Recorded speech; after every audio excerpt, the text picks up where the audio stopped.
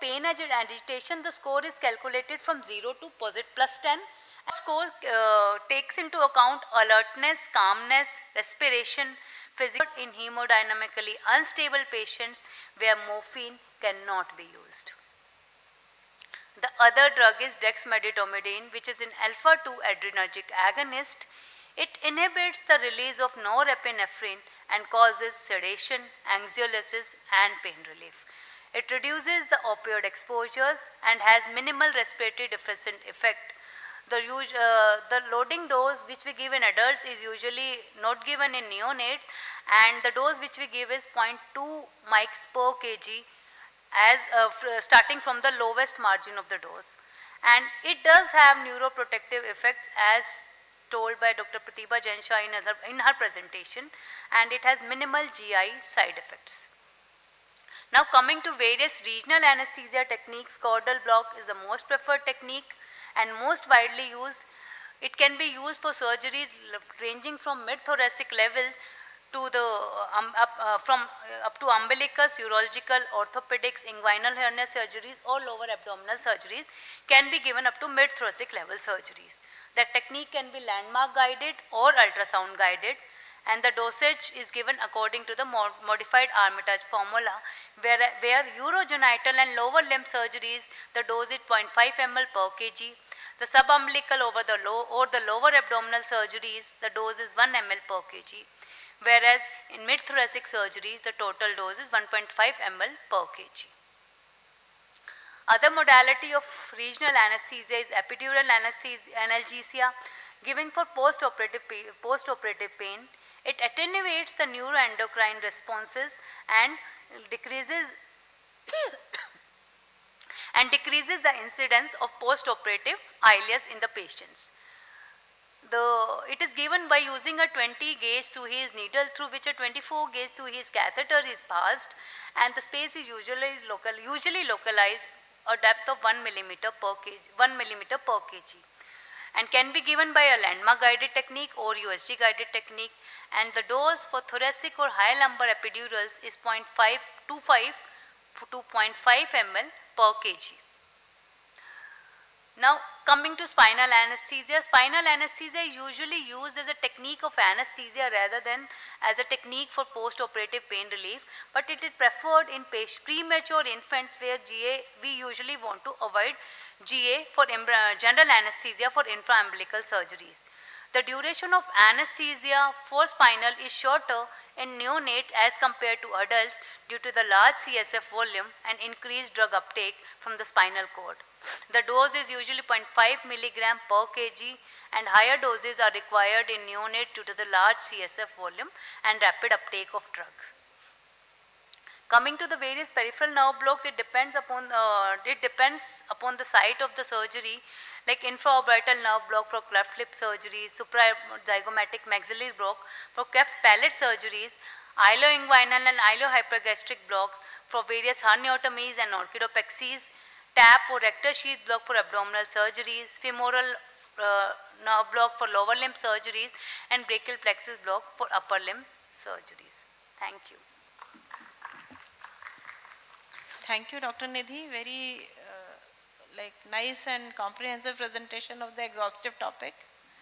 And with this, we will conclude the session. Thank you, ma'am.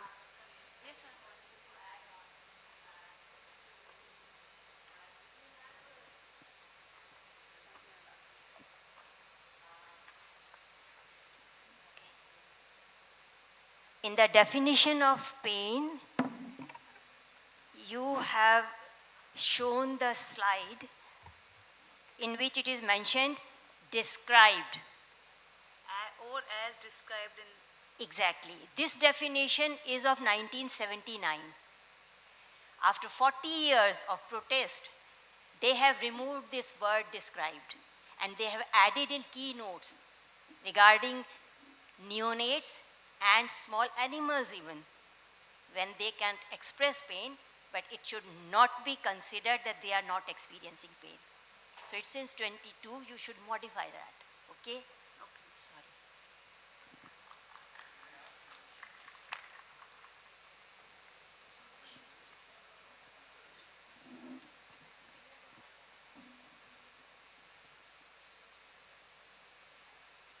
nicely presented, all of them. I don't remember the first speaker about sevoflurane and all.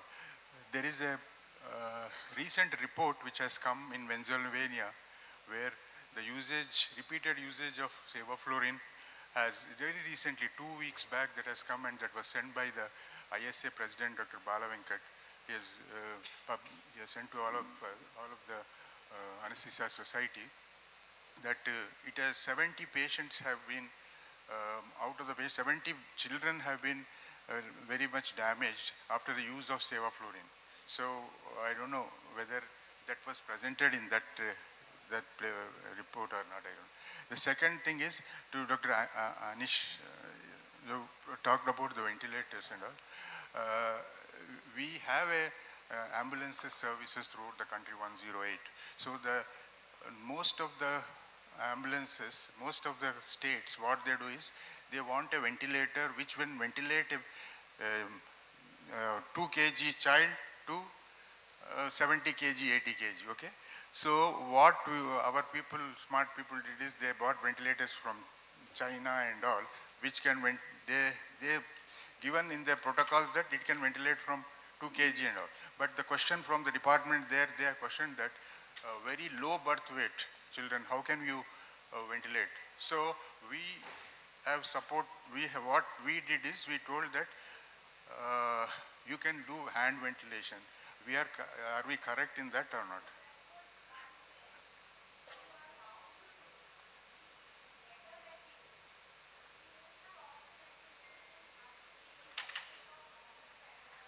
Yeah.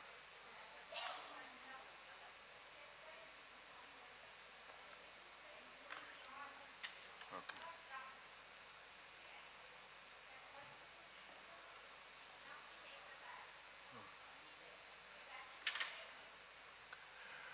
Another question is for the doctor.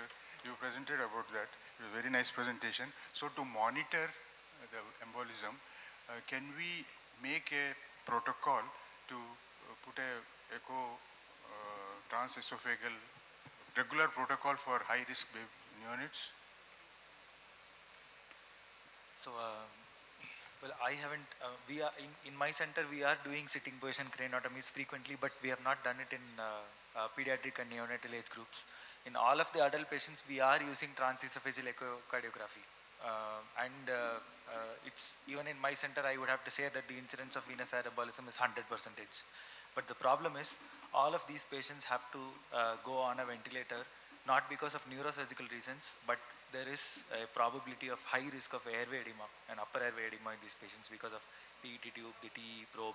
So in that respect, and also with managing the esophageal temperatures, I'm not too sure if TE will be absolutely required for all of these patients, but just proper timing of the surgeries and preventive measures for VAE should be a better option is what I feel, sir. Because a lot of centers have actually started to go away from the use of TE because they think ETCO2 will be a better option. But I think in neonatal age groups, I'm not too sure if we have adequate information to decide that whether it is required or not.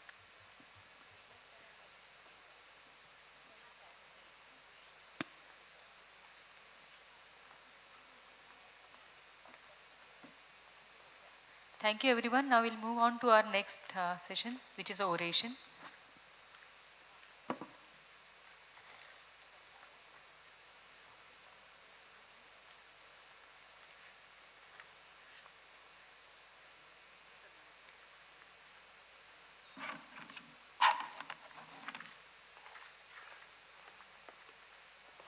Thank you, ma'am. We'll now proceed for the next session, for which I'll be handing over the mic to Dr. Bhuvaneshwari, ma'am.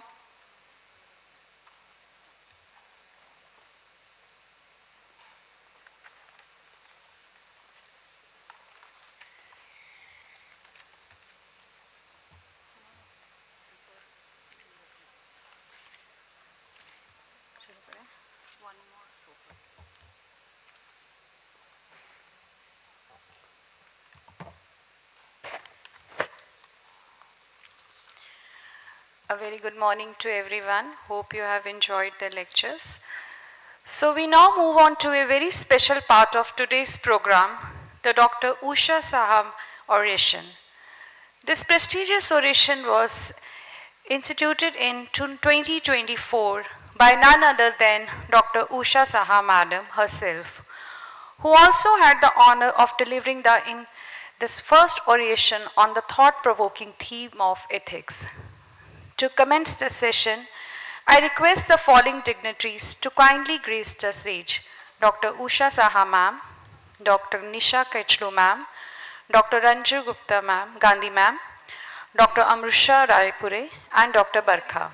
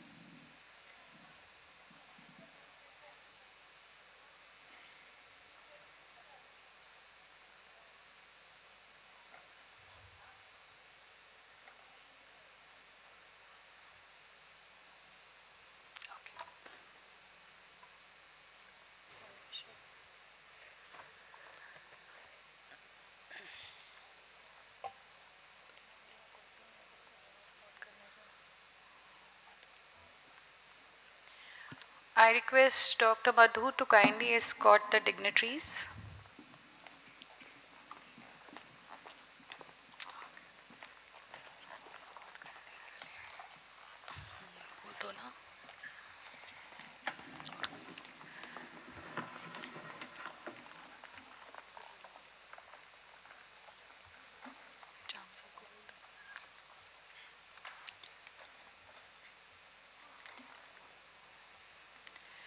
Today's oration will be delivered by a stalwart of our fraternity, Dr. Bhau Rajurkar sir, a name synonymous with excellence, leadership, and innovation in anesthesiology. Dr. Rajurkar began his academic journey as a lecturer in GMC Nagpur in 1982, and soon after he served as a dedicated consultant anesthesiologist in Nagpur. With his vision and determination, he went on to become the founder-president director of a 100-bedded multi-super specialty Getwell Hospital and Research Institute, where he continues to serve as the chief of anesthesia and pain medicine, as well as the director. His illustrious career is decorated with prestigious honors, including the Lifetime Achievement Award 2021 from ISA Nagpur City Branch and the President's Appreciation Award 2023 from the SAMS, that is the Maharashtra State Society of Anesthesiologists. Sir has led from the front, having served as the past president of Indian Society of Anesthesiologists, Nagpur City Branch, the Geriatric Society of India Vidarbha Chapter, and ISSP Nagpur Branch. He's also been an esteemed governing council member of the Maharashtra State ISA. A true academician and organizer, he has been the organizing chairperson for landmark conferences such as ISCCP 2013, Geriatric Society of India 2014 in Nagpur. His contribution to renal transplant anesthesia in central India are unparalleled, with the credit for more than 400 renal transplants to his name. Sir is also widely respected as a teacher and mentor, frequently participating as faculty in ISA, NARCHI, Hernia Society, and many other national platforms. His pioneering work is in neonatal and pediatric epidural is especially noteworthy, with active involvement in CME program and rural health initiative such as Hemal Kasa Surgical Camp in 2002. With areas of special interest in specialty, epidurals in neonates and pediatrics, Sir works continue to inspire and influence generation of anesthesia. We warmly we welcome Sir Dr. Rajkar, this sir to the stage, and I request Dr. Madhu to kindly escort sir. And I request the dignitaries on the dais to extend a green and graceful welcome with a planter. We welcome you, sir.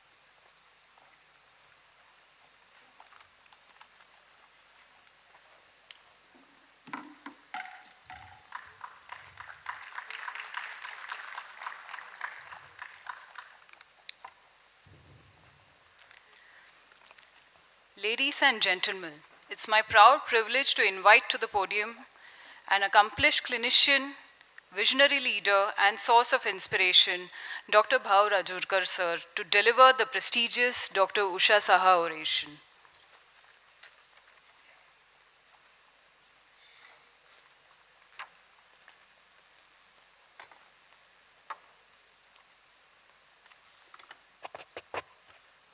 Hello. Truly, I am overwhelmed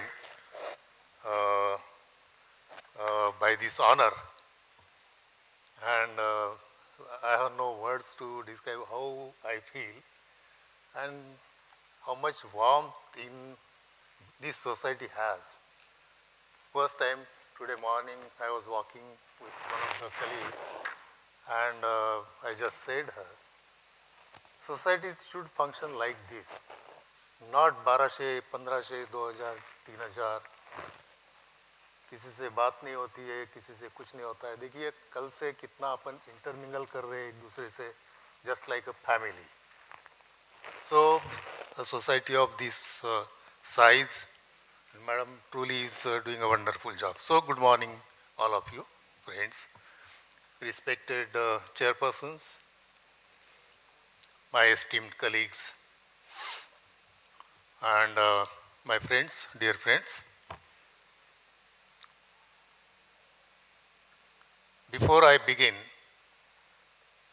I express my deep gratitude to the organizers of this conference and to the respected Saha Madam, who has given me this opportunity to talk on this subject at this forum.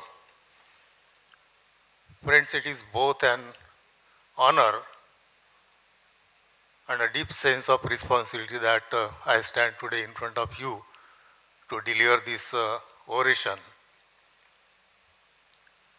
on a subject that tugs at both the scientific mind and human heart, and that is evolution of neonatal anesthesia, a domain that has seen a drastic transformation over the last several decades, primarily supported by advances in physiology, pharmacology, technology, and clinical insight. So first slide.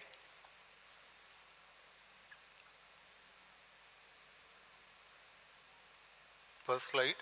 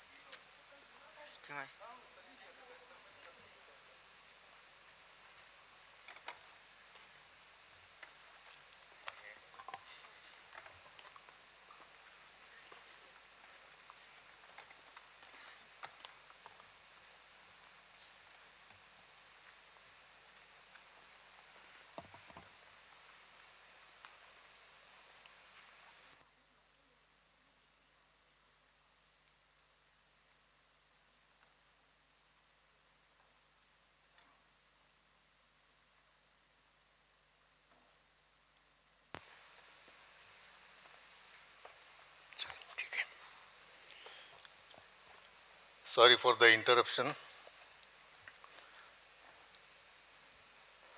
So, now true to this statement in the world of anesthesia, there cannot be anybody more vulnerable than a newborn baby who has just barely begun his journey, and he has to undergo certain complex and critical surgery. So with all those unique characteristics, neonate represent a very highly vulnerable population. And for decades, we carried certain clinical misbelief that these neonates have immature nervous system, hence they don't feel pain, they don't have any pain perception. And historically, these complexities were compounded by limited scientific understandings and inadequate resources and fragility, which made them more susceptible to accidents. And due to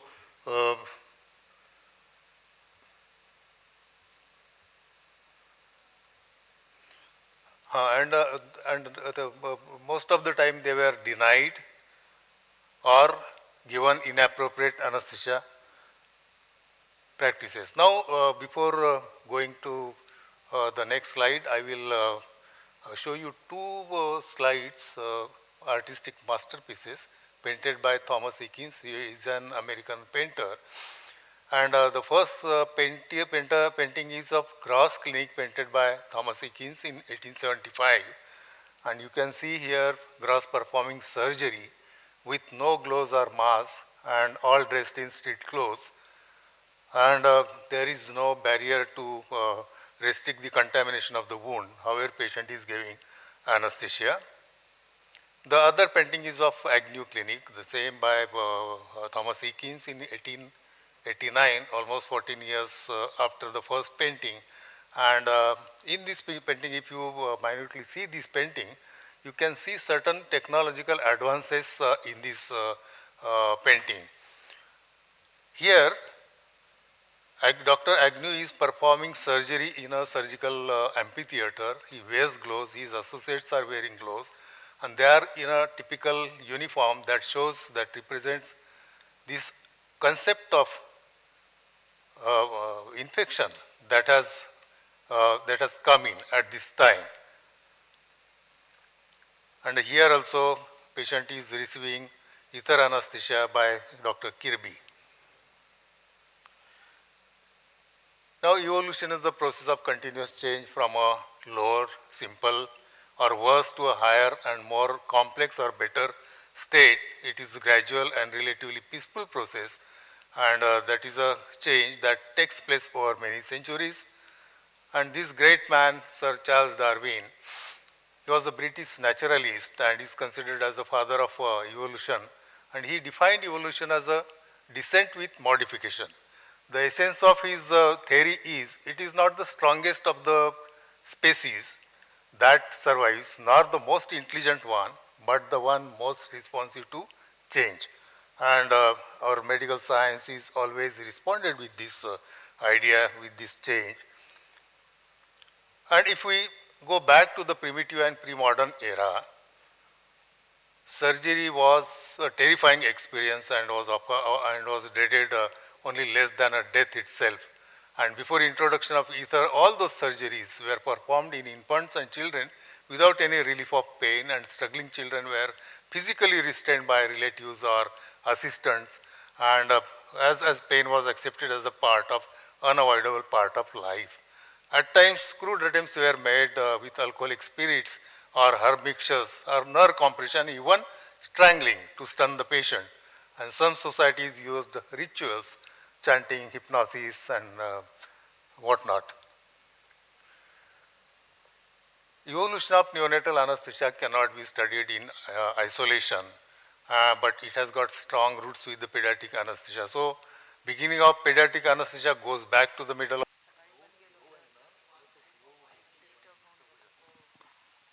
it will be just once and for 5 minutes between 9 and 2, time not known. So हम हर shutdown को बोल रहे हैं वो next 5 minutes. It's been happening many times already.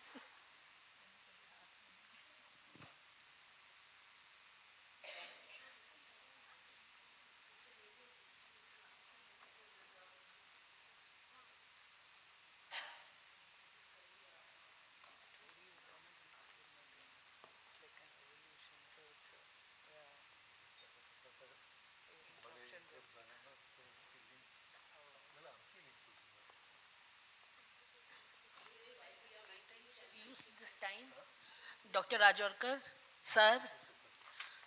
जब हम wait कर रहे हैं तो थोड़ा सा टाइम यूज कर लेते हैं.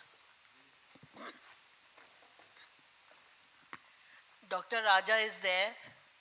Dr. Vrishali hasn't turned up.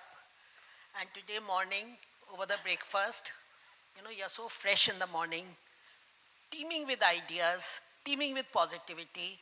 Dr. Raja got hold of me. He said, 27, I am conducting the Nascon at Hyderabad.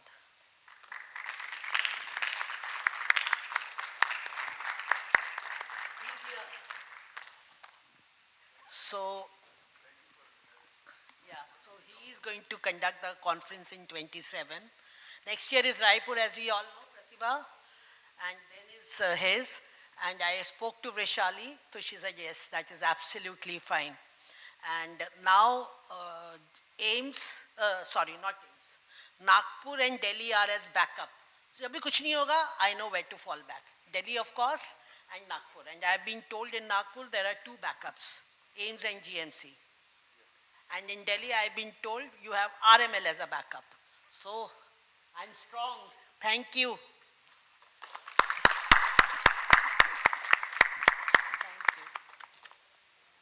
Thank you, Dr. Raja. Everybody would love to go to Hyderabad.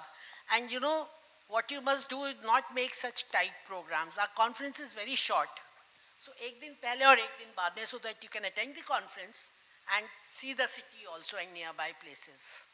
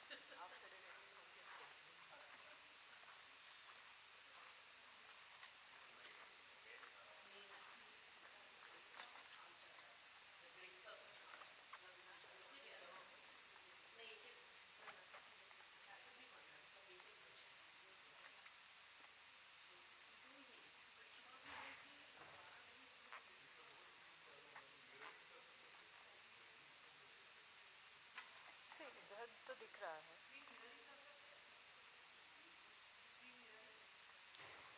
ये बंद है ना.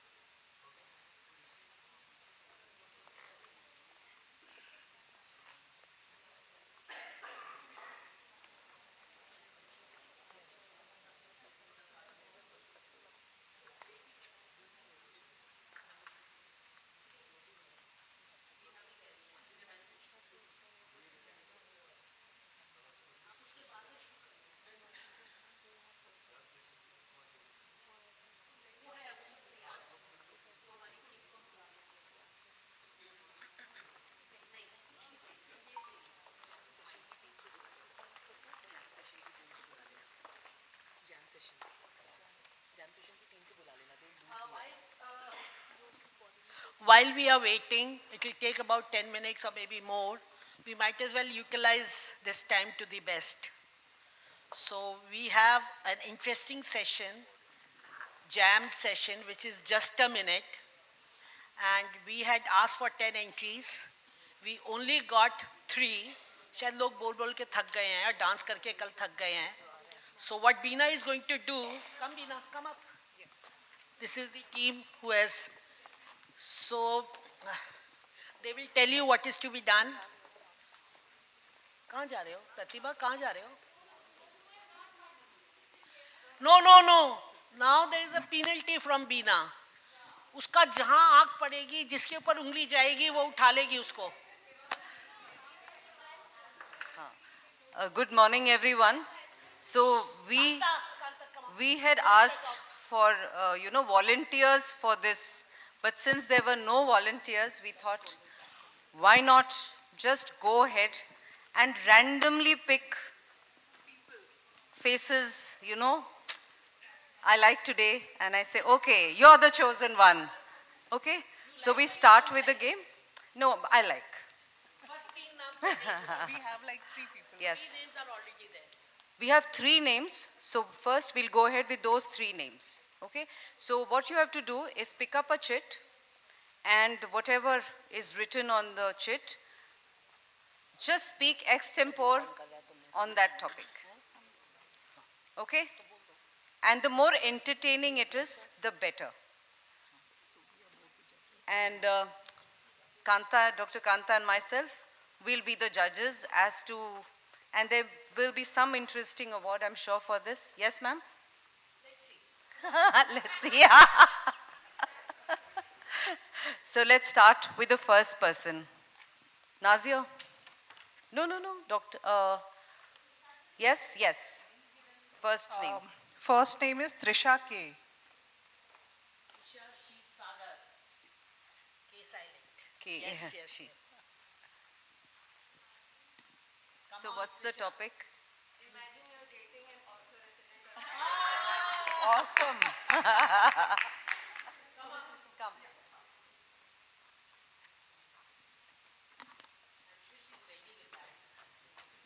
Personal experiences. Good morning, everyone. I am Dr. Trisha Shirsagar from AMU Aligarh. So my topic for today is quite interesting. That is, imagine that you are dating an ortho resident or a gynae resident. So in my case, it would be an ortho resident. As soon as I entered, gynae resident भी male हो सकता है, Dr. G. Yeah. So when I entered residency, everyone was like new and not talking to each other. But then there are these flamboyant people who are waiting in the PAC clinic that, how are you today? What's up? How's life here? And then they start talking about what difficulties they have had and how difficult their residency is going. And then they just ask you to do this one PAC. They're the ortho residents. Initially, it's all good. They all bond with you, they talk to you. And in the beginning, it's very easy to talk to them as well, because with their fresh knowledge, they're like, yes, hemoglobin 5 has to be rejected. ECG, yes, they understand the ECG and X-ray. But then as time passes, slowly they change. Then they reach the final year of ortho residency, and suddenly hemoglobin 5 is not even an indication for deferring the case. And an ECG can detect fractures. And then that is what, even ortho residents are afraid of commitment. So I cannot even imagine dating an ortho resident.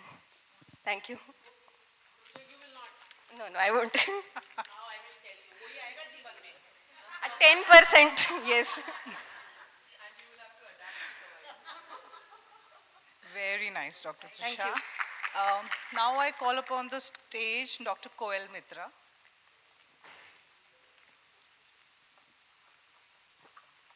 Let's see what she gets.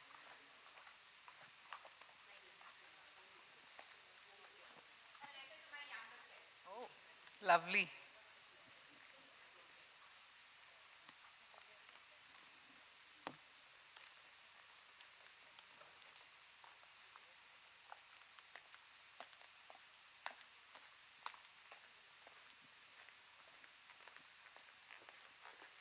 Hello, good morning. Thank you, ma'am, for having me here. And so the topic for today is letter to my younger self. Well, standing here at the age of 45.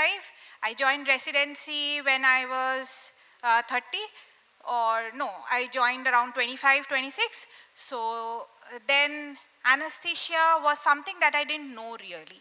But well, sometimes I saw the anesthesia when I was an intern. I always felt that, what are these people doing, man? They don't know what's happening. Everything is happening in the midsection. That is where either they're opening up the abdomen or they are doing something very important with the limbs.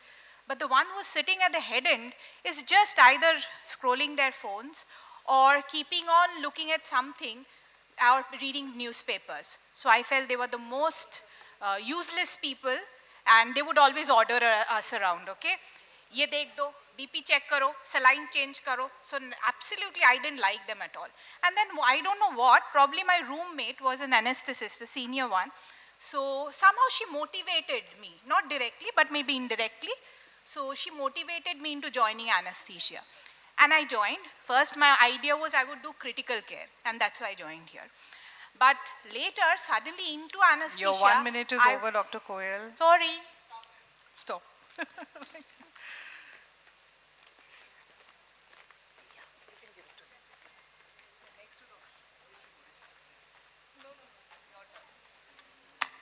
That is too much.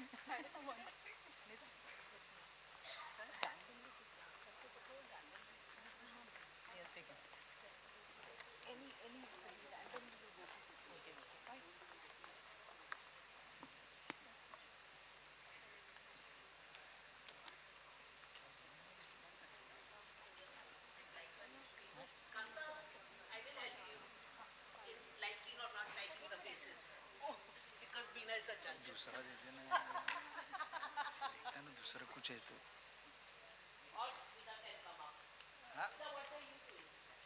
Pointing fingers at me or anybody, both of you. Okay.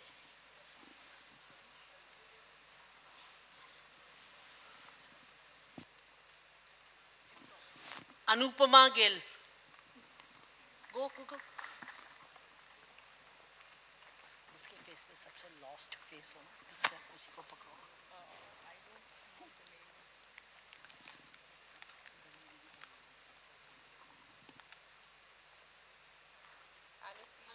Come up. You have to come here.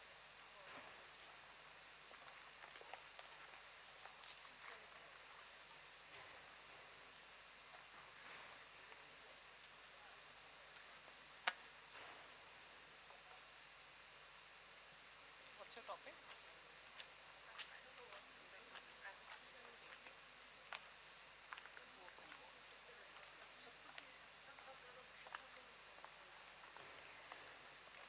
So the topic is anesthesia and dating, and both involve ghosting after 10 seconds. So it's a little unusual because when we used to date 20 years, सारे डाल दिए थे ताकि सब लोग पढ़ लें. this was not. तुमने नहीं पढ़े वो तुम्हारी choice है.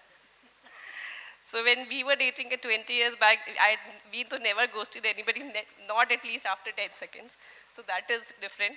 And anesthesia, also we don't ghost, I think. We are always there with our patients. But I cannot relate to this. But current generation, maybe, the ghosting is something which is there with everyone, with the Gen Z which is going on. And I hope they don't take it in anesthesia also. So let it be in the dating side only, not for the anesthesia. We should care for our patients. There's nothing more that comes to my mind. Thank you.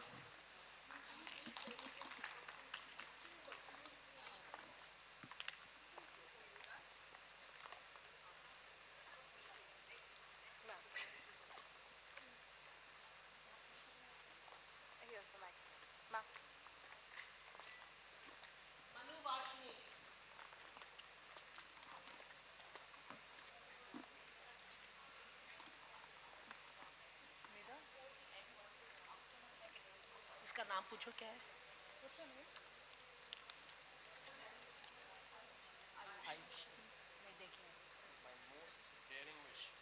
Manu पर आजा, पढ़ते पढ़ते आजा. क्या topic है? This is quite easy. Daring wish. आसान में क्या भाई?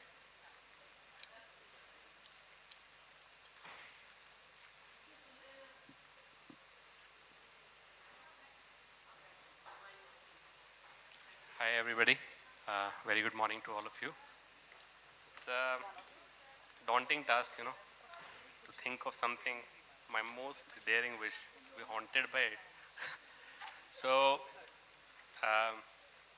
when I first given the entrance, the most daring thing I wanted to do was to become a surgeon. I thought that was the most difficult thing to do. But once I joined JRship in anesthesia, I thought they are all fools. And the anesthetist is the hero. They are most objective, and the most difficult thing was to do was to give little children anesthesia. So this was the most daring thing I did. The neonates, the preterms, and I always shied away from giving pediatric anesthesia, and I was always caught hold of in my residency, in my SRship, and now also. 1 minute over. So, 1 minute over.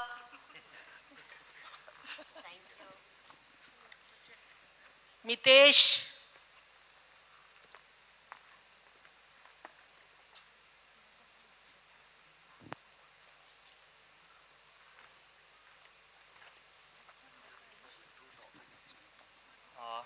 Good morning, everybody. My topic is my mirror and I are not on talking terms. Oh my God. Well, certainly we are not on talking terms. That's the true, actually. I don't like a person who looks into the mirror too much. I don't like it because I, I mean, I don't know what to say on this topic, but it's quite a true topic for me. Thank you. ये क्या बात हुई? Now you No, pay. no, नहीं. You are not dictating terms, Vanashri. Mitesh को दे दे ये कागज. He will write. He will give us a write up on that. Vanashri.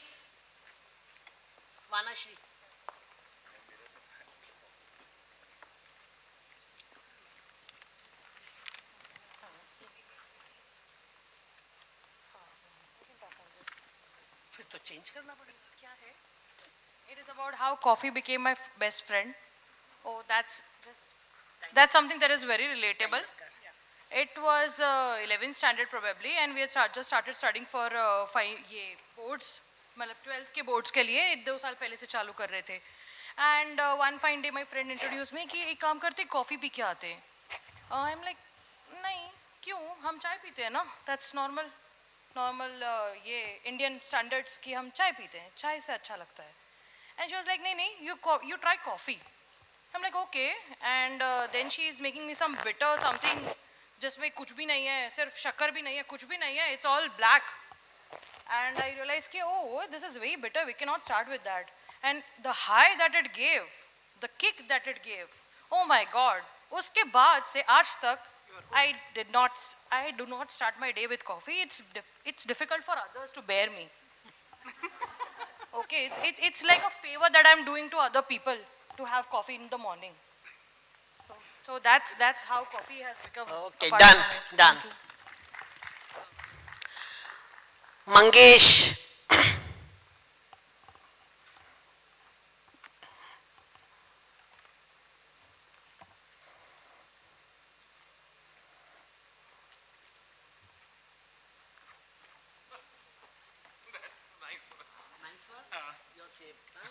How I survived my residency. Oh my God. I survived my residency. So that was not a horrible one. Sion Hospital, Mumbai is quite good for residents. I survived because of my very, very good seniors. I survived because of my head of the department, Dr. Bhati Tendulkar madam, and I survived because of my lovable, very, very dear friends, which I got. They are still throughout my life. They will carry. Thank you. 26 seconds. Ayushi.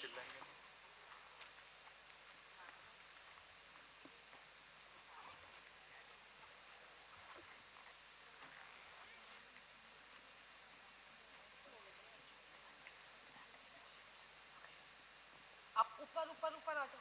किसी का mic नहीं लेना होता. हम देंगे.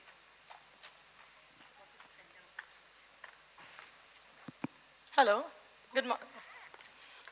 Good morning. Kanta, timer. This is Dr. Ayushi Singhal.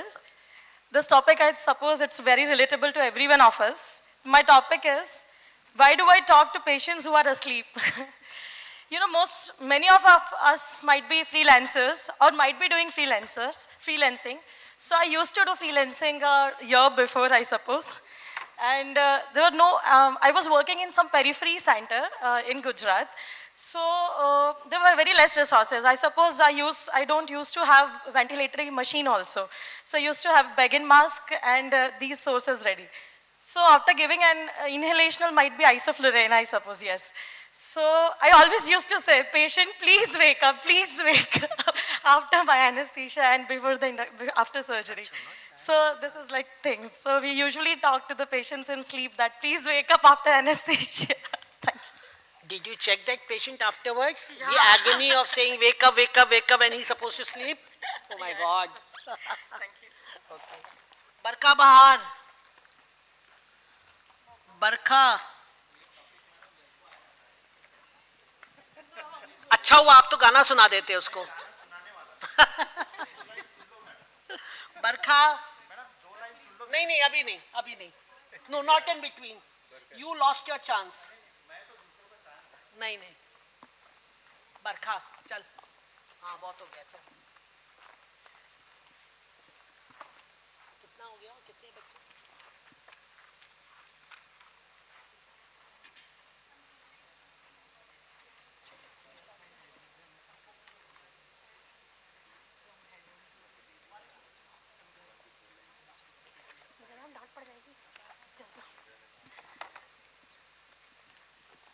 Hello.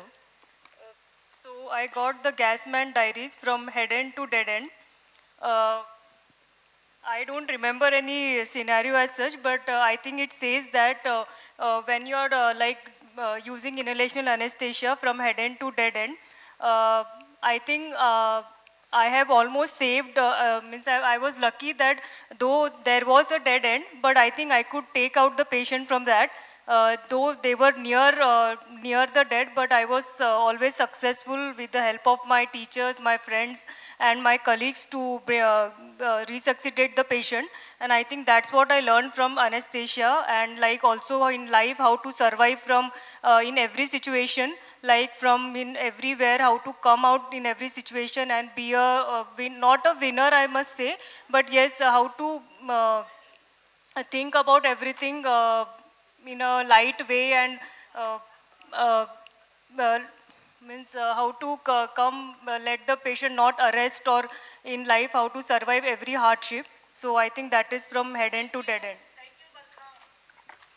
Last, Bhuvneshwari. Who is she? Who is she? Come here.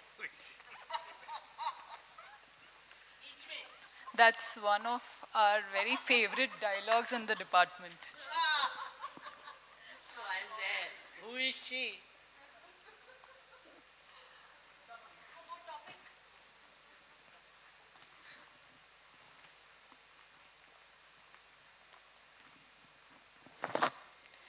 If my stethoscope can talk, then my stethoscope would be complaining a lot, because I keep choosing between different colors, different companies, different sizes, pediatric. I think I have 3 stethoscopes in my locker as of now, and I keep getting them out, and if I have to handle multiple OTs, I'm wearing them around my neck as if they are like I'm Shiva and they are my Sarp.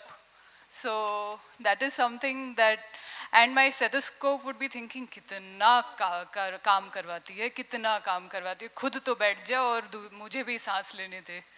So that is what my stethoscope would be crying about. Now we have our first 10 and the last 10. Dr. Beena, the judge, is going to make one line comment. She's promised. 1 minute. After this jam session, I think anesthesia हमारे cellular level तक पहुंच गया है, DNA में incorporate हो गया है. Because everybody went back to anesthesia no matter what the topic. Related, unrelated. हमने सोचा कुछ चटपटा होगा, मजेदार होगा, बट चलो एनेस्थीसिया कॉन्फ्रेंस है, एक्सेप्ट कर लेते हैं।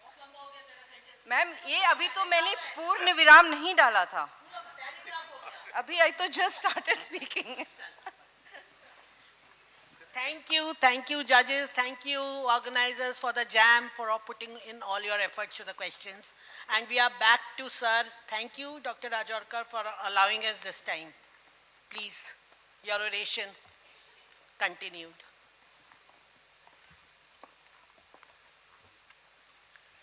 So I am back to the podium.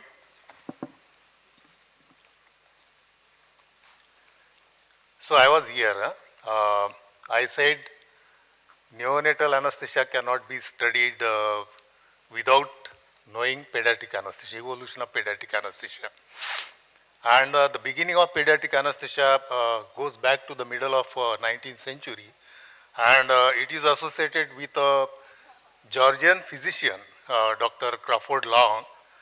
And he, on 3rd of July 1842, he recorded the first case of giving diethyl ether to a patient of 8 years for a painless amputation of a great toe. He didn't report this case then to the world, and all credit went to Sir W.T.G. Morton, who created history on 16th October 1846. And he gave first public demonstration of ether anesthesia to a patient for excision of mandibular tumor, and this was a turning point in the history of surgical anesthesia, and it also laid the foundation for modern anesthesia. And this day, every year we celebrate as a World Anesthesia Day all over the world every year. Now, at the same time, chloroform was also introduced to the practice, and this was first used by Dr. J.Y. Simpson on himself. And it established as a potent anesthetic with rapid action, but certain reports of certain deaths occurred, especially in children, and it came under question. So, by this time, certain reports came, and in 1846, Dr. Bigelow, he published a paper, and he warned of the use of ether in young children. And a series of deaths then proved that these ether and chloroform carried certain toxic effects on young children. Even W.T.G. Morton also expressed caution regarding ether use in pediatric anesthesia. So the debate between opponents and proponents intensified, and ultimately Dr. Killian, he settled the issue. He published a paper, and he statistically proved that chloroform carries a higher risk than ether. And then Boston Society declared use of ether was safer than chloroform anesthesia, questioning the efficacy of chloroform. Now, introduction of nitrous oxide in 1870 and ethyl chloride in 1900 also marked a new phase in anesthesia in children. Now, these agents were relatively safe and well accepted by children and good for pediatric use. And introduction of hexabarbital in 1932, it caused a gradual decline of chloroform uses because it was replaced by hexabarbital, and this chloroform was out in 1976. We all know this fellow, Dr. John Snow. He is widely regarded as the father of anesthesia practice, and we also know he famously administered chloroform to Victoria Keene in the birth of her 8th child, Prince Leopold. And he began giving ether and chloroform in children as early as 1847. Then he transitioned to giving chloroform anesthesia because it was more potent and fast acting, but soon he realized it carries toxic effects. So evolution of neonatal anesthesia is a story of scientific humility, clinical courage, and relentless innovation. And before 1950, neonates were thought to be immune to pain and were considered too fragile for surgery.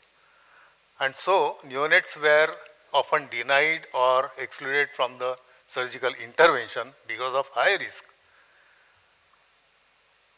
On rare occasions, if infant or neonate was to be operated, he was given very minimal anesthesia, either chloroform or completely anesthesia was omitted. Monitoring was almost rudimentary or altogether absent, and high perioperative mortality, anesthesia was seen as a risky in neonates.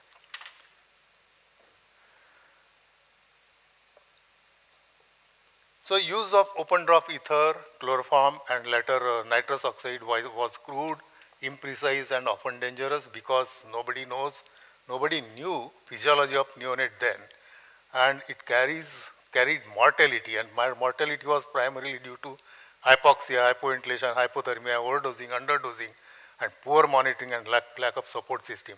Now this era can be labeled as an era of denial and neglect. The fear of anesthesia was such that 1910 surgical manual stated that neonates and children under 2 years should be operated on only in dire emergencies and preferably without anesthesia. So this period can be taken as an awakening period because pioneers started recognizing neonatology as a distinct field, and they started documenting differences in neonatal physiology and drug metabolism. The same time, pediatric anesthesia also saw some advances in the form of introduction of succinylcholine and halothane. And, but the doses were not refined and were extrapolated and empirically given to the child. So lack of dedicated anesthesia equipment then and monitoring still clinical and rudimentary, and no understanding of resuscitation techniques, lack of protocols and ICUs and NICUs. Surgery in neonate was reserved only for life-threatening emergencies, and anesthesia remained very much rudimentary. Now probably this was the first person to be labeled as a pediatric anesthesiologist. He is Dr. Charles Robson from Toronto, and he pioneered, he discussed certain clinical observations, and he emphasized the need for age-appropriate airway equipment, and he also advocated pre-induction fasting for the first time in the anesthesia history, and he also believed neonates do feel pain and they should be given anesthesia. Dr. Thomas Philip Eyre, we all know ISTPs. Earlier we used to use these ISTPs, and this was a very important personality in the field of pediatric anesthesia, and he developed pediatric anesthesia breathing system for use with tracheal intubation in infants for repair of cleft lip or palate, and it is called as ISTPs. It is a wall-less system and with a minimal dead space and with little with less resistance. And this was the first innovation, mechanical innovation added in the armament of anesthesia. Now this fellow, Dr. Gordon Jackson Rees, he was the director of pediatric anesthesia at the University of Liverpool. He contributed two contributions. First, he introduced Jackson-Rees modification for the ISTPs. What he did was he attached a open-ended bag to the expiratory limb, and then also introduced Curair and other relaxants into clinical practice.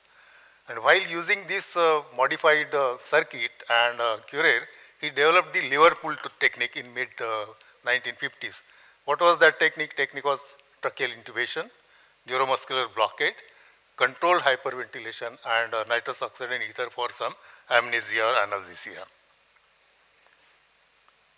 Introduction of halothane was another breaking point in the history of anesthesia, and it was introduced by Dr. Michael William Johnson from Manchester in 1956.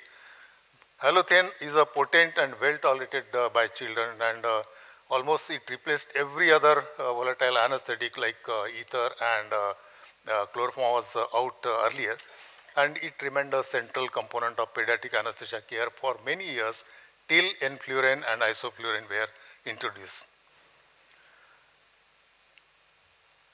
Evolution of neonatal anesthesia, this was a turning point, 1960 to 1980. And because of advances in neonatology and establishment and NICUs, survival rate of premature babies increased. And simultaneously, evolution of pediatric anesthesia, pediatric surgery created demand for neonatal anesthesia. And at the same time, introduction of halothane, suxamethonium, pancuronium, and certain physiological aspects were known. And monitoring was rudimentary that time and mostly relied on clinical science.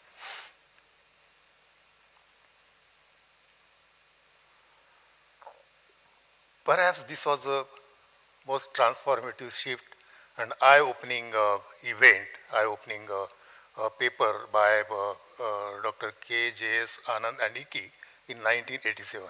They published a landmark paper in the New England Journal of Medicine that was titled as Pain and its Effect in the Human Neonates and Fetus, and they evaluated neonatal endocrine response to pain for the first time, and they observed in Liverpool technique signs of stress like high blood pressure, high steroid metabolites, catecholamines and protein metabolites were high, and neonates do feel pain. That proved that neonates do feel pain, and inadequate analgesia led to the increased morbidity with long-term neurodevelopmental consequences. So this resulted in the myth of neonatal insensibility was totally destroyed, and they suggested more aggressive use of analgesia in the pediatric neonatal group, and widespread adoption of opioids like fentanyl and morphine in neonatal anesthesia started, and pain management protocols were set. This emergence of neonatal anesthesia as a specialty during this period, 1980-2000, it appeared, and now anesthesiology started better understanding of physiology of neonate, and the monitoring was also improved, and there were neonatal ventilators and incubators and other paraphernalia, and safer anesthetic agents like halothane, sevoflurane, fentanyl, ketamine were also added, and along with the regional anesthesia, and the pediatric anesthesia become a subspecialty, and neonatal anesthesia found footing within it. Now, if we look at the evolution of regional anesthesia in neonates in the early era, that is before 1960, no regional anesthesia was given, but subsequently introduction of caudal anesthesia started in late 70s and early 80s, and it was widely accepted regional technique, and spinal anesthesia also was introduced, and Schultz-Steinberg, he was a German anesthetist, he cannulated thoracic epidural space via caudal epidural in 1988. That was the first case to be cannulated in epidural space from caudal space. And USG, arrival of USG revolutionized everything from regional blocks to peripheral blocks, and low-dose local anesthetic agents and dexmedetomidine and opioids, everything altered the picture of regional anesthesia in neonates. If we look at the Indian perspective, before 1970s, there was absolutely no neonatal surgery, or if at all it was there, general surgeons or general anesthetists were used to do it without any specialization. And this period, 1970 to 1990, we saw rise in tertiary care centers in AIMS, PGI Chandigarh, CMC Vellore, and neonatal ICUs, ventilators, and then demand for neonatal anesthesiologists increased, and use of regional anesthesia increased, and there was a growing academic interest with dedicated pediatric anesthesiology training program emerged, and anesthesia protocols were set. Now these societies, Indian Society of Anesthesiology, Neonatal Anesthesia Society, and IIP, Indian Academy of Indian Association of Pediatric Anesthesia, they are playing a vital role in standardization and training of the anesthesiologist. Now, advances in the 21st century, we saw introduction of safer agents like sevoflurane, remifentanil, dexmedetomidine, ropivacaine, target controlled infusion. We saw that is a computer-based injection method, and TIVA, total intravenous anesthesia protocols were set, and low flow anesthesia was also introduced to reduce volatile agent consumption, thereby lower greenhouse effect. Now, with this all development going side by side and advances going side by side, in 2016, FDA issued a warning regarding impaired brain development in children below 3 years following exposure to inhalational agents like isoflurane, sevoflurane, and desflurane. Probably somebody has raised this question earlier. But these studies, gas, panda, and mass, these are very reputed studies, and they inferred that single shot exposure to GA in early life is safe and not linked to long-term neurocognitive impairment.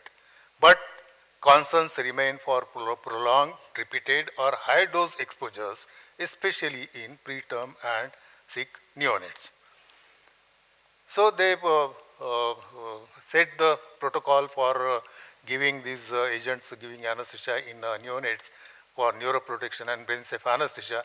Use only lowest effective dose of anesthetic agent. Short-acting agents like sevoflurane, remifentanil for fast in, fast out approach, and limit the duration of exposure and avoid repeated exposure to the same general anesthetic in early life. And use of neuroprotective non-GABAergic agents like xenon and dexmedetomidine should be used. Monitoring was really, it has taken off. The bispectral index monitoring, although it is not very helpful in neonate, but it can be used as an adjunct in neonates. Near infrared spectroscopy is a real-time tissue oxygen concentration it shows.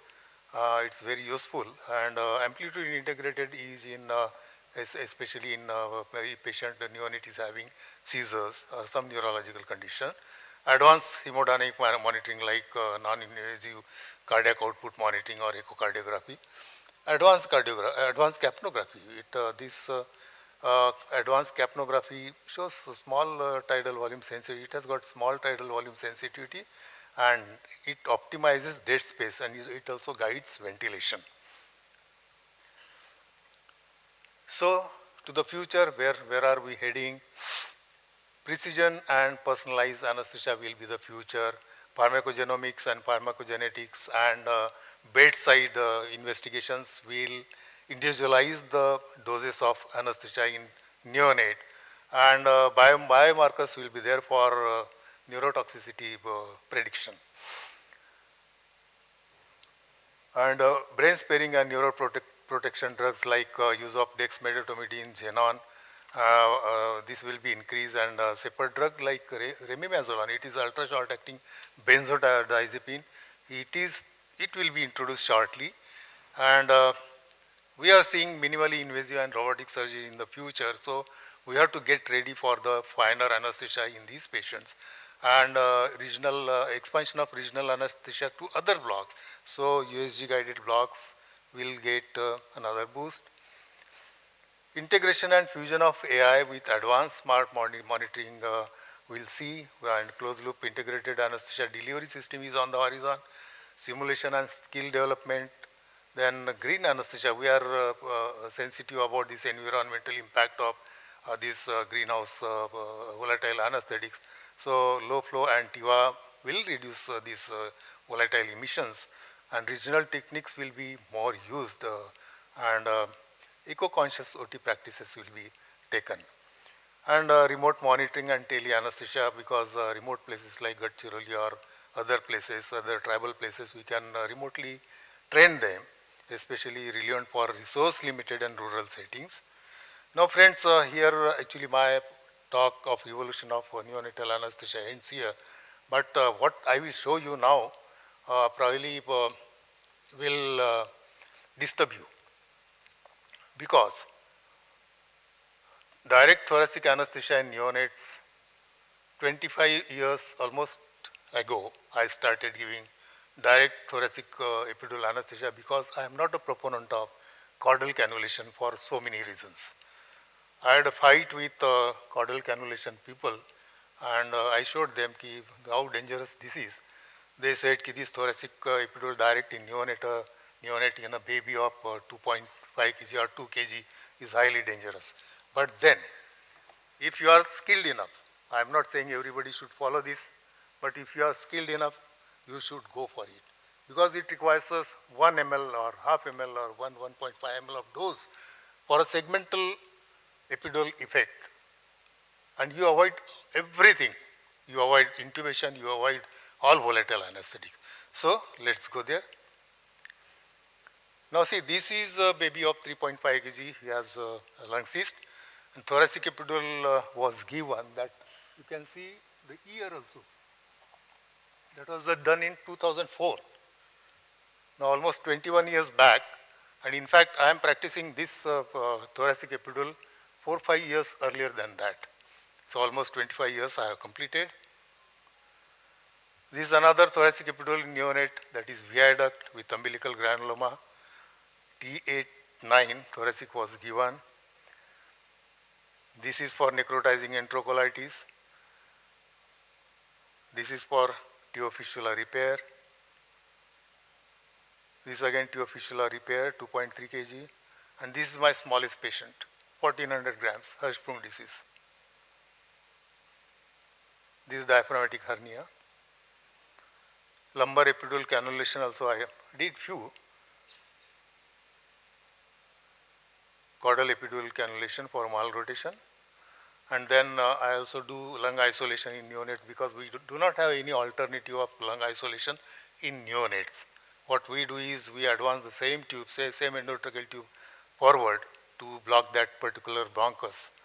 But with the availability of these smaller sizes bronchial blockers, I now use this I started almost 10 years back. I am regularly using these blockers to isolate lung for thoracotomies and other surgeries on thorax. So to conclude, the neonatal anesthesia has transitioned from empirical practice to a precise evidence-based subspecialty. And with technological advances, pharmacological innovations, and better training today's anesthesiologists are better equipped to handle the unique challenges of neonatal care, thereby ensuring safety, pain control, and neurodevelopmental protection. The future lies in refining safety, ensuring equity, and integrating innovation. So let us honor the past, embrace the present, and inspire the future. Thank you, my friends.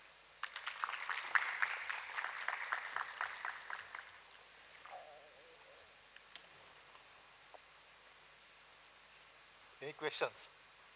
Questions on a narration? No. You can ask me. Very nice talk, and really through and through. And when I was listening to him, I was remembering my days when I was PG at AIMS. Then where the concept of NAS arose, and then back to Harding, back to primitive area, and then progressing. So actually it is all, we have all probably gone through all those stages. I just want to say I have truly seen transition of anesthesia. I am practicing anesthesia last 44 years precisely. The year I got into anesthesia, that year chloroform was out. So 79. So I had to see only this bottle in the museum, chloroform. So chloroform was out that year. I got into the anesthesia department as a first year PG student. And I have seen transition from those ether days to now, this lung isolation and epidurals. And still working, I am still working. No, and like you said, awake, even in 82, 83 or 81, even at AIMS, they were operating because my husband was there in surgery. He said, हम बच्चों को पकड़ के एक left flip करना होता है, पकड़ के और काट देते हैं. I said, my God. He said, now I realize how inhuman we were. So when they are young, they don't realize the inhumanity. And one statement he made is, younger a person, more cruelty is there. And as you grow, empathy comes on you. It takes time. So thank you very much, sir. Thank you for taking, and we are sorry for all the glitches, unavoidable. Thank you for allowing us to complete one more session in between. Thank you. So just a small thing for your honor. Yes. Thank you, sir, for your insightful, inspiring address. And neonates are special and specialty needs recognition and vision. And this vision was well executed by Usha ma'am.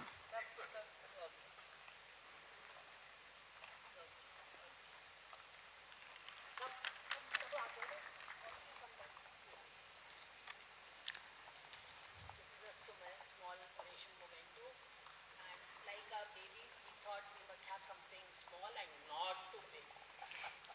So Usha has special instructions not to have anything small and delicate to remind you of our babies.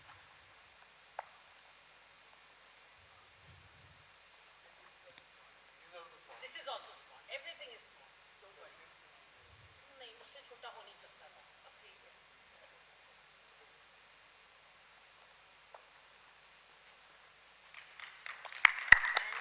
Usha has written this, but we are short of time, so she will put a picture of this for everybody to read in the group, and this is for sir. And this is a small gift. I know. यही हम दिखाना चाहते थे. Okay, for you to connect with the small. For you to connect with the younger ones. And this is for you to complete your book now. ये भी instructions हैं, देखो. Anita ma'am आपको हेल्प करने वाले हैं to complete that book. She was writing the book. चलो. So thank you so much. Thank you so much, sir. Thank you for being with us. Thank you, sir. We are very short of time. Chai is anyway going on the side. People are having chai, so no chai break. Don't look like that. And Hanigay, the next is a panel discussion with Dr. Hanigay and the team at 2:30. And this team came last, he was very I'm glad he accepted to be a panelist. So we'll have panel discussion now. We'll also finish so that you can leave on time. मेरी आवाज़ वैसी ही बुलंद है. ये हटा देते हैं. Session close कर दो.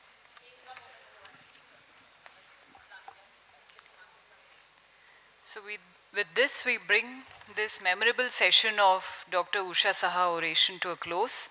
On behalf of the organizing committee, I extend heartfelt thanks to our orator, dignitaries, and to all of you for your gracious presence. Thank you.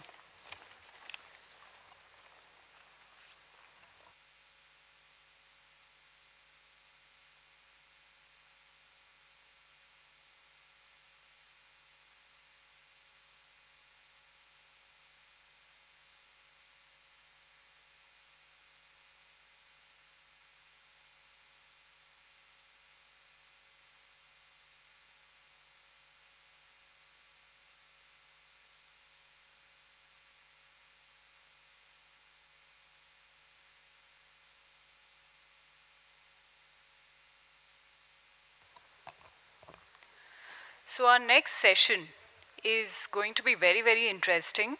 This is a panel discussion on vein of Galen anomaly, implications for the neonatal anesthesiologist. The moderators of the session are Dr. Priya Thapa and Dr. Chainika Kutum. I request both of them to please come forward.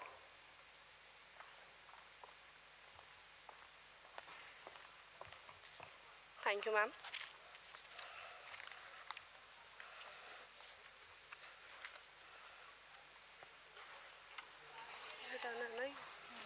किसका है?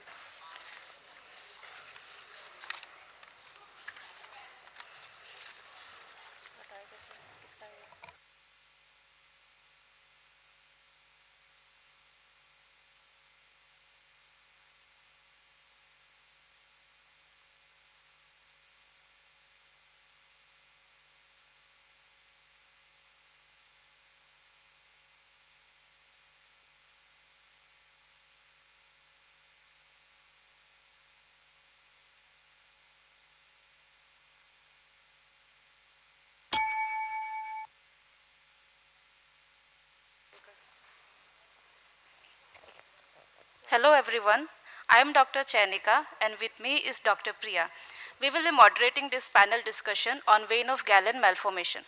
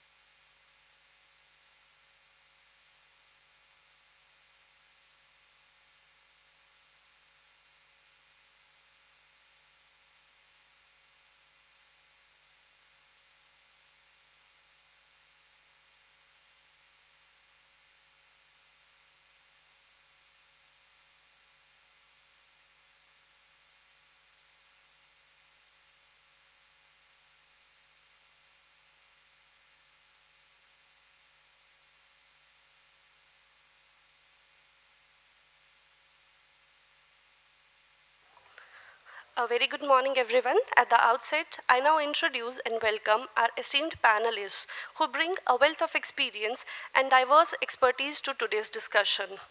I welcome Dr. Vivek Rayadurg, sir. Sir is currently working as a senior consultant neuroanesthetist in KIMS Hospital, Bangalore. We welcome you, sir. I welcome Dr. Gunjan Bardwig, sir. Sir is working as a professor, Department of Anaesthesia in the Datta Meghe Medical College, Nagpur. Sir has many publications to his name.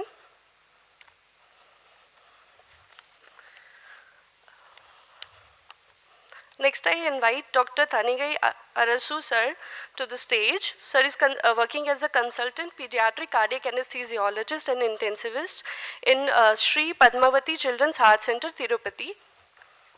We welcome you, sir. And at the last, I would like to welcome Dr. Anil BC, our in-house neurosurgeon specializing in endovascular intervention. A very warm welcome to all of you, sir.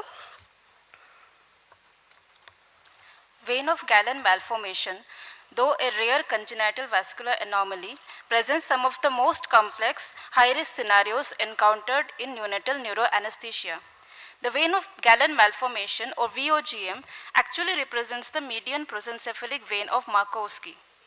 There is an aneurysmal dilatation of the vein, which is fed by various abnormal arteriovenous connections. The condition most commonly presents in the neonatal period or early infancy, often with signs of severe high output cardiac failure, pulmonary hypertension, and multi-organ compromise due to the large volume of blood shunting through the malformation. In these cases demand a very meticulous planning, precise execution, and seamless coordination within the teams of neonatology, anesthesia, neurosurgery, and interventional radiology teams. The intricate vascular anatomy poses challenges not only in maintaining the cerebral perfusion, but also in avoiding fluctuations that can precipitate catastrophic hemorrhage or ischemia. So before we dive into the discussion, let's take a moment to walk through the case scenario together. So it is a case of 2-day-old male child born by lower segment cesarean section. The gestational age was 32 weeks, birth weight was 2.2 kilograms. The child cried immediately on birth. The Apgar score was 10 by 10 at 5 minutes. Then after 4 to 5 hours, the mother noticed abnormal breathing pattern and the child was immediately shifted to the neonatal intensive care unit, where it was seen that the patient was maintaining a saturation of 78 to 82% on room air and oxygen supplementation was started, but the O2 demand kept on increasing. On examination, the patient had tachycardia, tachypnea, hepatomegaly. On auscultation of chest, there were coarse crepitations. Then CPAP was initiated, but adequate oxygenation was not attained, and hence the patient was intubated. Also, the patient developed hypotension and was started on infusions of NORAD and adrenaline. Lab showed all normal investigation except for platelet count of 70,000 and urea and creat of 78 and 2.2 respectively. Then the 2D echo was done, which showed that there was enlarged chambers and there was LV hypokinesia with an ejection fraction of 35% with severe pulmonary arterial hypertension. Dr. Thanigai, given this clinical presentation, could you share your approach to formulating a differential diagnosis? What are the key features that would guide your line of thinking? So, if you take this in a broad sense, it can be a respiratory, it can be a cardiovascular, the mainly, can be a miscellaneous also. So, first, as you said, preterm patients. So, as you said, the preterm patients, so the common is always common. Respiratory distress syndrome or meconium aspiration, that has to be ruled out, but it has a clue that in your clinical scenario that the patient demand has kept on increasing, it has went into the requiring a mechanical ventilation, and already you have seen the echo. Let's say we don't know the echo, we just hypothetically. So how I know quickly if the oxygen demand is increasing itself and not improving? The one thing which I wanted to know is where the saturation was measured and what is the improvement from the oxygen, no matter whatever CPAP or thing. If it is not improved, like so to consider hyperoxia test, so if it has not improved, that itself clues to the cardiac. So when it comes to the cardiac, I would like to differentiate. In my mind, it will be a cardiac or extra cardiac. So when it comes to the cardiac, structural normal heart or not. So could you elaborate on this hyperoxia test, please? Yeah, if you give oxygen, if the the patient would have been desaturating, either it can be a V/Q mismatch from the respiratory cause or maybe shunting, right to left shunt.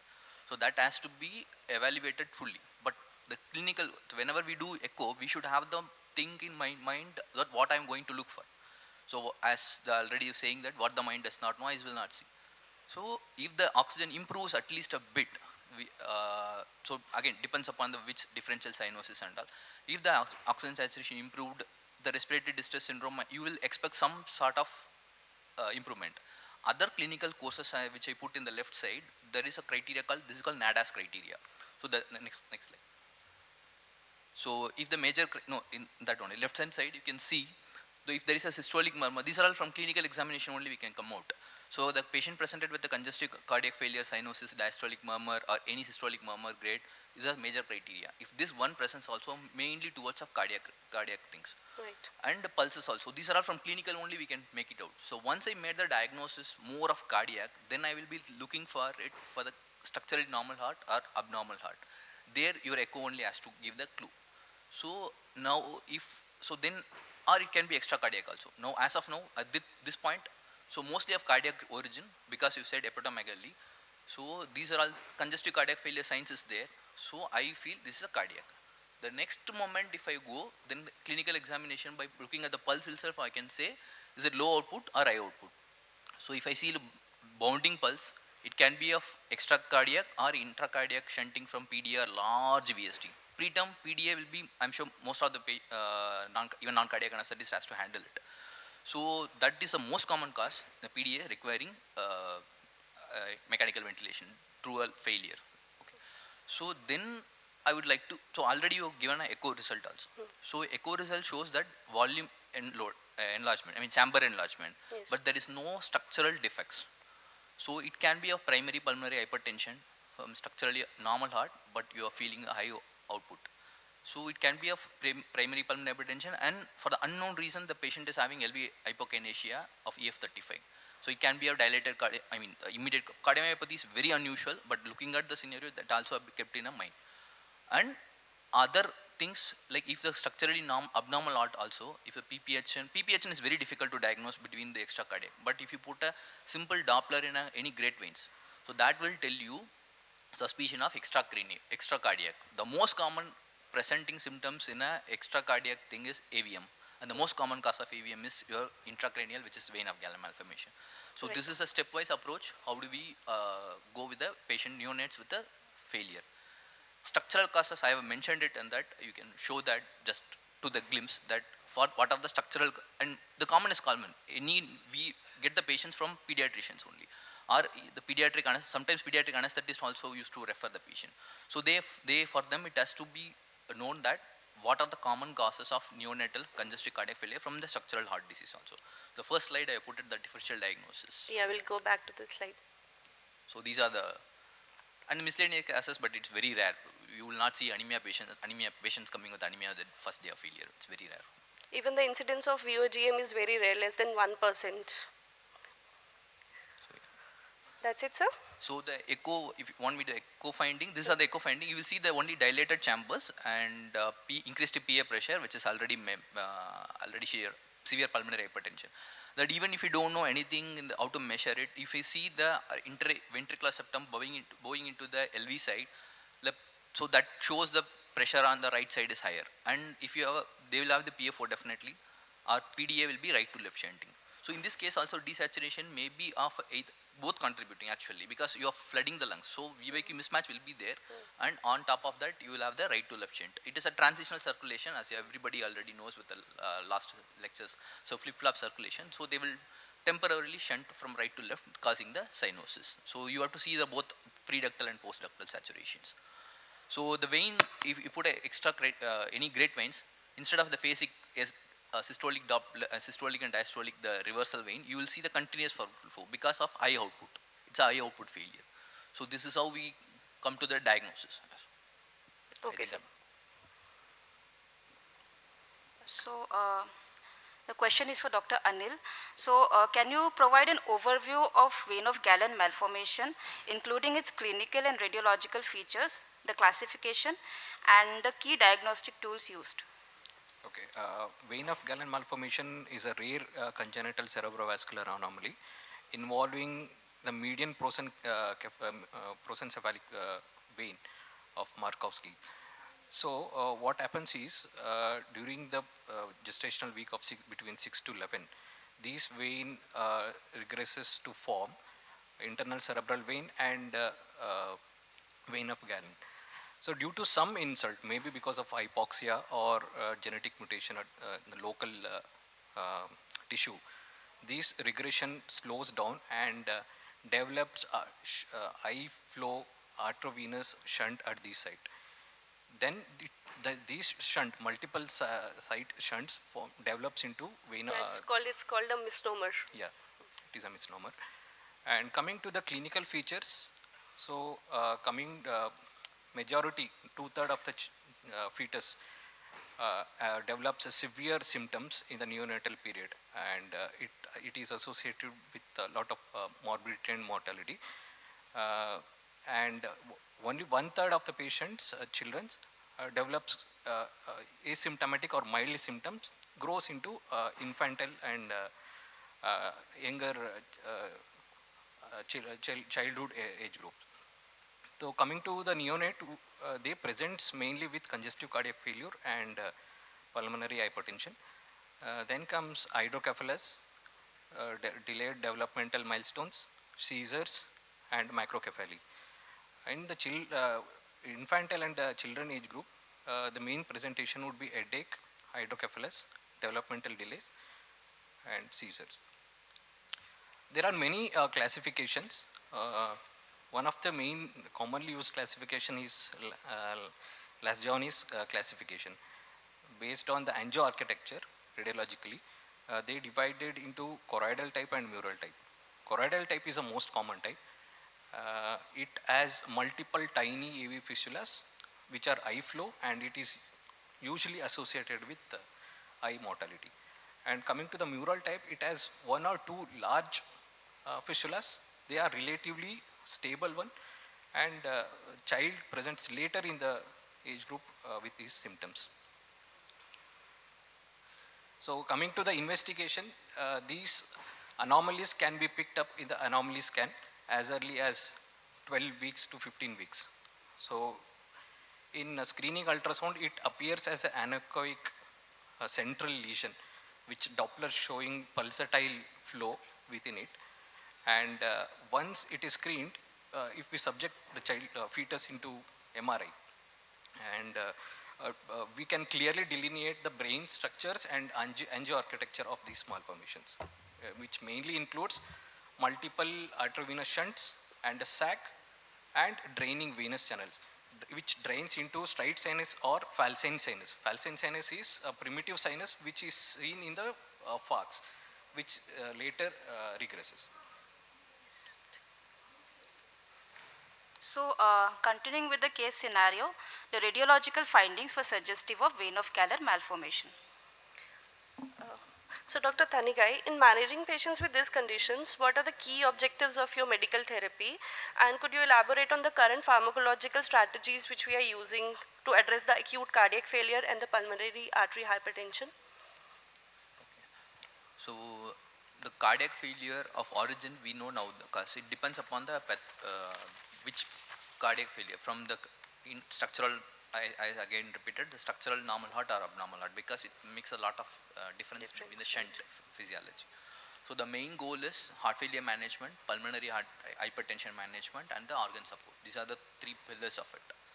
So before treating, if the patient comes to you with this condition, as we already clinically diagnosed, so we will, anyway patient already intubated, first we will monitor with the invasive lines and start diuretics, infusion, and then now comes to the big question is that whether should I start inodilator, inotrope or inotropes or vasopressor. There are three different things.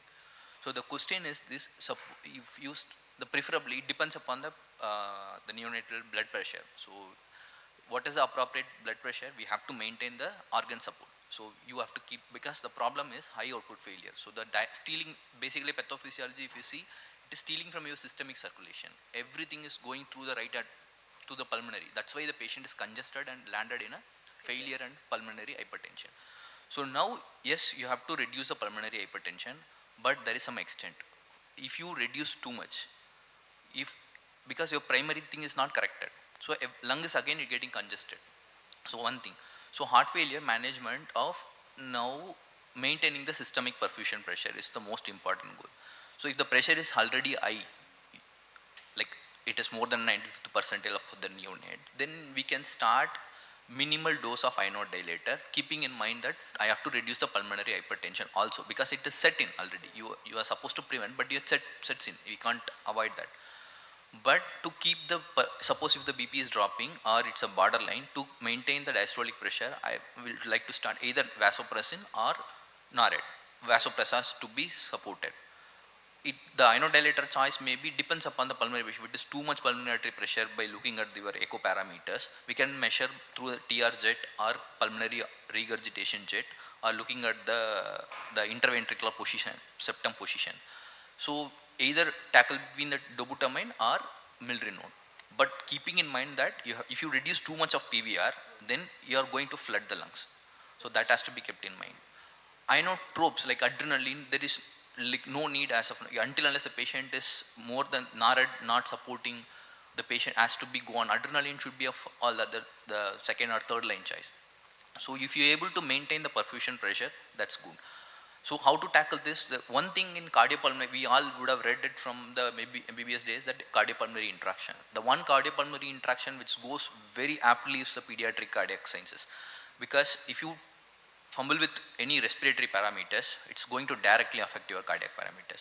So try to avoid IFiO2, and as yesterday Dr. Arti ma'am very nicely said, oxygen mate or nemesis. It's a very good topic actually. So oxygen IFiO2 should be avoided. Keep the minimal ventilatory pressure so that the right heart is not failing, one thing. So respiratory also you can manage it. So for cardiovascular wise, this is how we have to. So the point is, the one goal is maintain the organ perfusion pressure without overdriving the shunt. Right. That's the crux of that. So if somebody understands what is the difference between inotropes and vasopressors and inodilators, so your goal is fixed, because nothing is fixed in medicine. So your goal is fixed. So you try to tackle that. Organ perfusion pressure should be maintained at any cost, and don't reduce the PA pressure too much drastically. Yeah. Try to push for surgery until unless you correct it. It's a very nightmare situation actually. The same thing goes for the PDA also. So basically we have to individualize according to the patient condition. Yes, all become PVR, SVR balance. We can just mix and match. Yes, right. Yes. Okay, so Dr. Anil, when it comes to choosing the definitive management approach for these patients, what would you say is the primary factor that guides your decision making? As I said, there are a lot of factors associated with vein of Galen malformation. One primary factor is the congestive cardiac failure and pulmonary hypertension. So we can give it as a two case scenarios. One child, a neonate, who presents with severe symptoms of congestive cardiac failure, and other infant neonate who has mild symptoms or asymptomatic and has little cardiac failure symptoms. So the child who has severe symptoms should be given immediate endovascular intervention. So pre-operative step cardiac and pulmonary heart hypertension stabilization is given a more priority. After that, immediately endovascular intervention is chosen. If time permits, if it is less than 12 hours, we can either go through umbilical artery or femoral artery. So as we can see, these neonates are very sick and they have fragile vascularities. There is always a risk of injuring these vessels, which in turn leads to vasospasm or intracerebral hemorrhage or IVH. So this is one factor, and other factors are that angio architecture. If it is a choroidal type, then it is obviously there is high risk of mortality, because there are multiple eye flow shunts, and mural type has a better prognosis overall. And other thing is to be addressed is hydrocephalus. So usually this child has hydrocephalus. Hydrocephalus should not be treated in immediate set. Initially, child should undergo intervention for vascular malformation, then only later on hydrocephalus should be addressed. Because if we put a shunt, then there will be a sudden decompression which leads to change in hemodynamics of the cerebral vessels, which in turn leads to hemorrhage. So is there any role of stage embolization? Yeah, definitely. As neonates, they can't tolerate dye in the large amount. So because if we do endovascular plan for endovascular therapy, we have to do stage wise, because initially diagnostic angiography should be done. It requires a lot of dye, more than 10 ml, so which neonate cannot sustain. So ideal would be to do a stage embolization. So we have an approach for endovascular. So what other approaches are there? So over the last 20 to 30 years, endovascular therapy has been progressively used. Before 30 years, surgical intervention was done, but it was associated with a large amount of like mortalities. We can say 90%. Like, is there a role for gamma knife surgery? Gamma knife. So gamma knife is usually tried for AV malformation in other sites, but it is not a pure malformation because it may be associated with venous varix. So vein of Galen varix.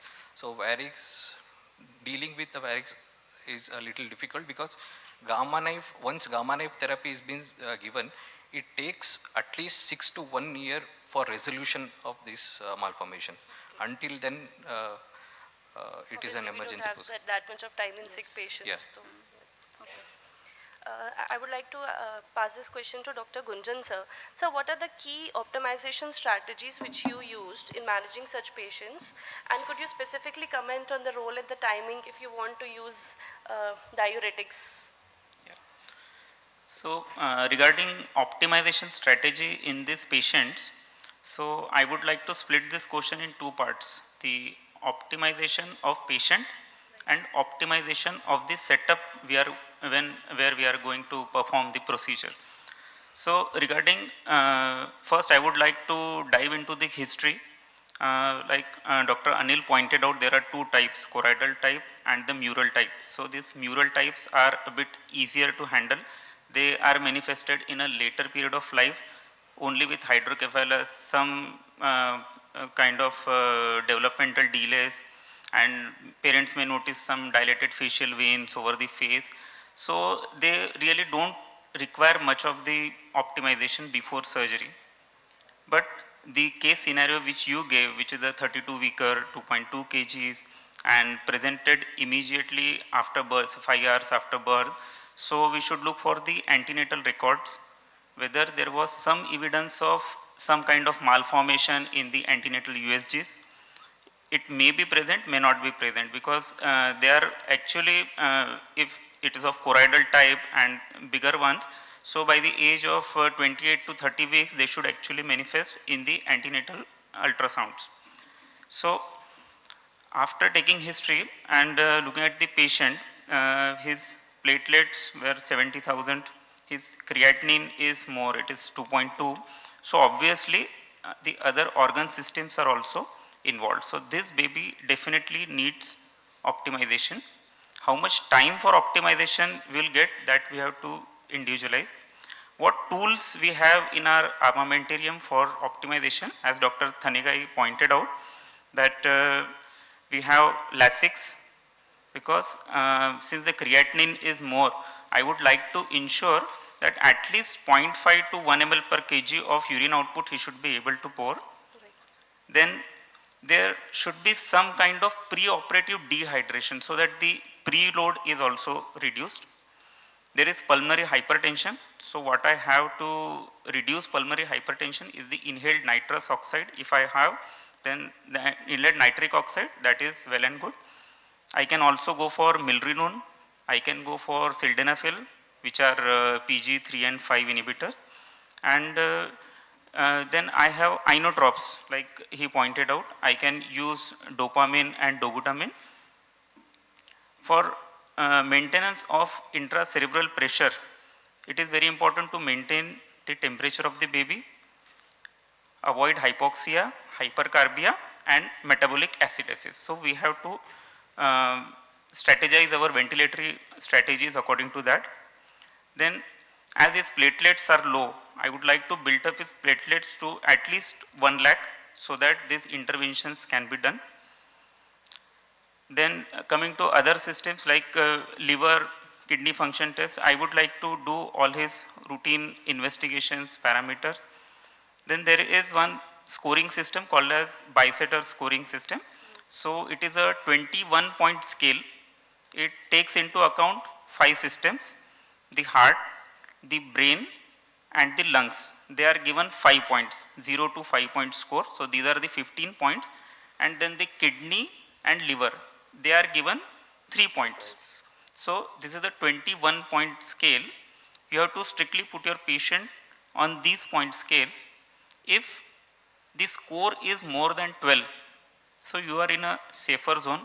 Actually, your baby is responding to the medical line of management of cardiac failure. So you can actually wait for 5 months for this baby to be posted for endovascular embolization. If the score is less than 8, so he is in a gray zone. So you have to discuss the outcome with the parents, and it is their decision whether they want to go ahead with this or not, because you cannot ensure the outcome of the patient when the score is so less. Even after embolization, you are not sure whether these baby are going to do good or not. Now, the score between 8 to 12, these are our target patients who actually require emergency embolization after stabilization. So we have to focus on these patients. The score of more than 12, why we need to wait for 5 months is because when we are embolizing, we take every precaution not to embolize any feeder which is providing the normal parenchyma of the brain. Right. Because under embolizing or doing a partial embolization is always acceptable. But embolizing even a single artery which is actually providing a normal parenchyma is detrimental for the baby's growth. So in that situation we have to wait for 5 months so that the neurointerventionist, he is also able to identify the vascular architecture and correctly embolize the vessel. Coming to the second part of optimization is the optimization of setup. So as Dr. Raja, he pointed out that there is a network of ambulances in the hospital. I am sure many of you are working in big institutes where the IR setup and the NICU, they are in the same building, but the setups like where I work. So there is a trend of opening mother and child hospitals across the country. So these hospitals are very good in conducting high risk obstetric cases. They have obstetric ICUs, they have very good NICUs, but then they lack in cath labs. So they have tie-ups with the nearby cath labs. Now my problem is I have to shift this patient from NICU where he is on a neonatal ventilator, and then I have to shift him to IR. The support which I will get in that hospital, I am not going to get in that NORA setting. Obviously, I will shift this patient after intubation. If suppose this patient is already intubated, but then most of the patients who are stable, they are on nasal CPAP, I will never accept to shift this patient on nasal CPAP. I will always intubate this patient in the in-hospital setting, and then I will shift this patient in a cardiac ambulance. Now this cardiac ambulance is synonymous with adult cardiac ambulance. As sir pointed out that their ventilator, they only provide you with some of the infusion pumps, some oxygen and some kind of ventilator, which is not at all suitable for these tiny and these delicate patients. So obviously I will prefer hand ventilation while shifting these patients. Coordination with the IR team is also very important so that the IR room is kept warm, the table in the IR is kept ready, the flush, the contrast, whatever the surgeon is going to use, they are warm. There are every facilities to provide a comfortable atmosphere for me and for the surgeon to handle such a tiny patient. So these points are very important in optimization of setup also. Thank you. So this question is for Dr. Vivek. So could you please outline the primary goals of anesthesia management in these patients? Also, what are the key challenges faced during anesthesia, and how do you determine the most appropriate anesthetic technique? So when these children come to me, they can come for two two things. One could be diagnostic. If the child was stable at birth and has gradually improved over with medical management, this child could come after 4 or 5 months for a diagnostic procedure like an MRI or probably a CT, where we still need to provide sedation. In this case, because the child has come up to 5 months, we will assume that the child is hemodynamically stable, and we just need a small bit of sedation for imaging procedure. So there it will depend again on what is the institutional practice and how stable the child is. In our setup, we usually sedate children for MRI with target controlled infusion of propofol. Because they have gone through and their cardiac failure has now settled, they do not need a ventilator. They can be left spontaneous with oxygen supplementation with a small dose of propofol infusion for imaging procedure. CT usually doesn't need. CT is most usually enough. MRI is not routinely required for diagnosis of these cases unless a detailed angio architecture needs to be studied. CT can be done awake or probably with a little bit of oral sedation. The other thing for which these children may come to me is for definitive intervention. Again, they can come immediately immediately after birth, once the respiratory and cardiac parameters are slightly stabilized, or they may come later for intervention of the malformation. When they come as emergency, like all anesthetists here would agree that whenever you receive a patient, your first plan is airway and lines. Now, fortunately, when they have come from emergency, Dr. Tanika has already done both the things. The patient, or if he hasn't done, Dr. Gunjan has said he will not shift without intubation. So the airway and lines are already secure. We just need to make sure that they are working well. I just would like to add that if the child comes without tube or lines, the first thing would be the other thing is it is not done in an OT, it is in a cath lab where the procedure is done, and we would not like to secure airway and lines in one place and then shift. So if the setup is ready and if you have enough exposure and experience, we would like to do all the interventions in the cath lab itself with adequate support in the form of staff and places. So in that case, because especially in an emergency where the patient may be on inotropes or inodilators, we wouldn't want to use too much of anesthesia where the heart is already compromised. So a bit of inhalational support and a generous opioid based anesthesia is what I would do.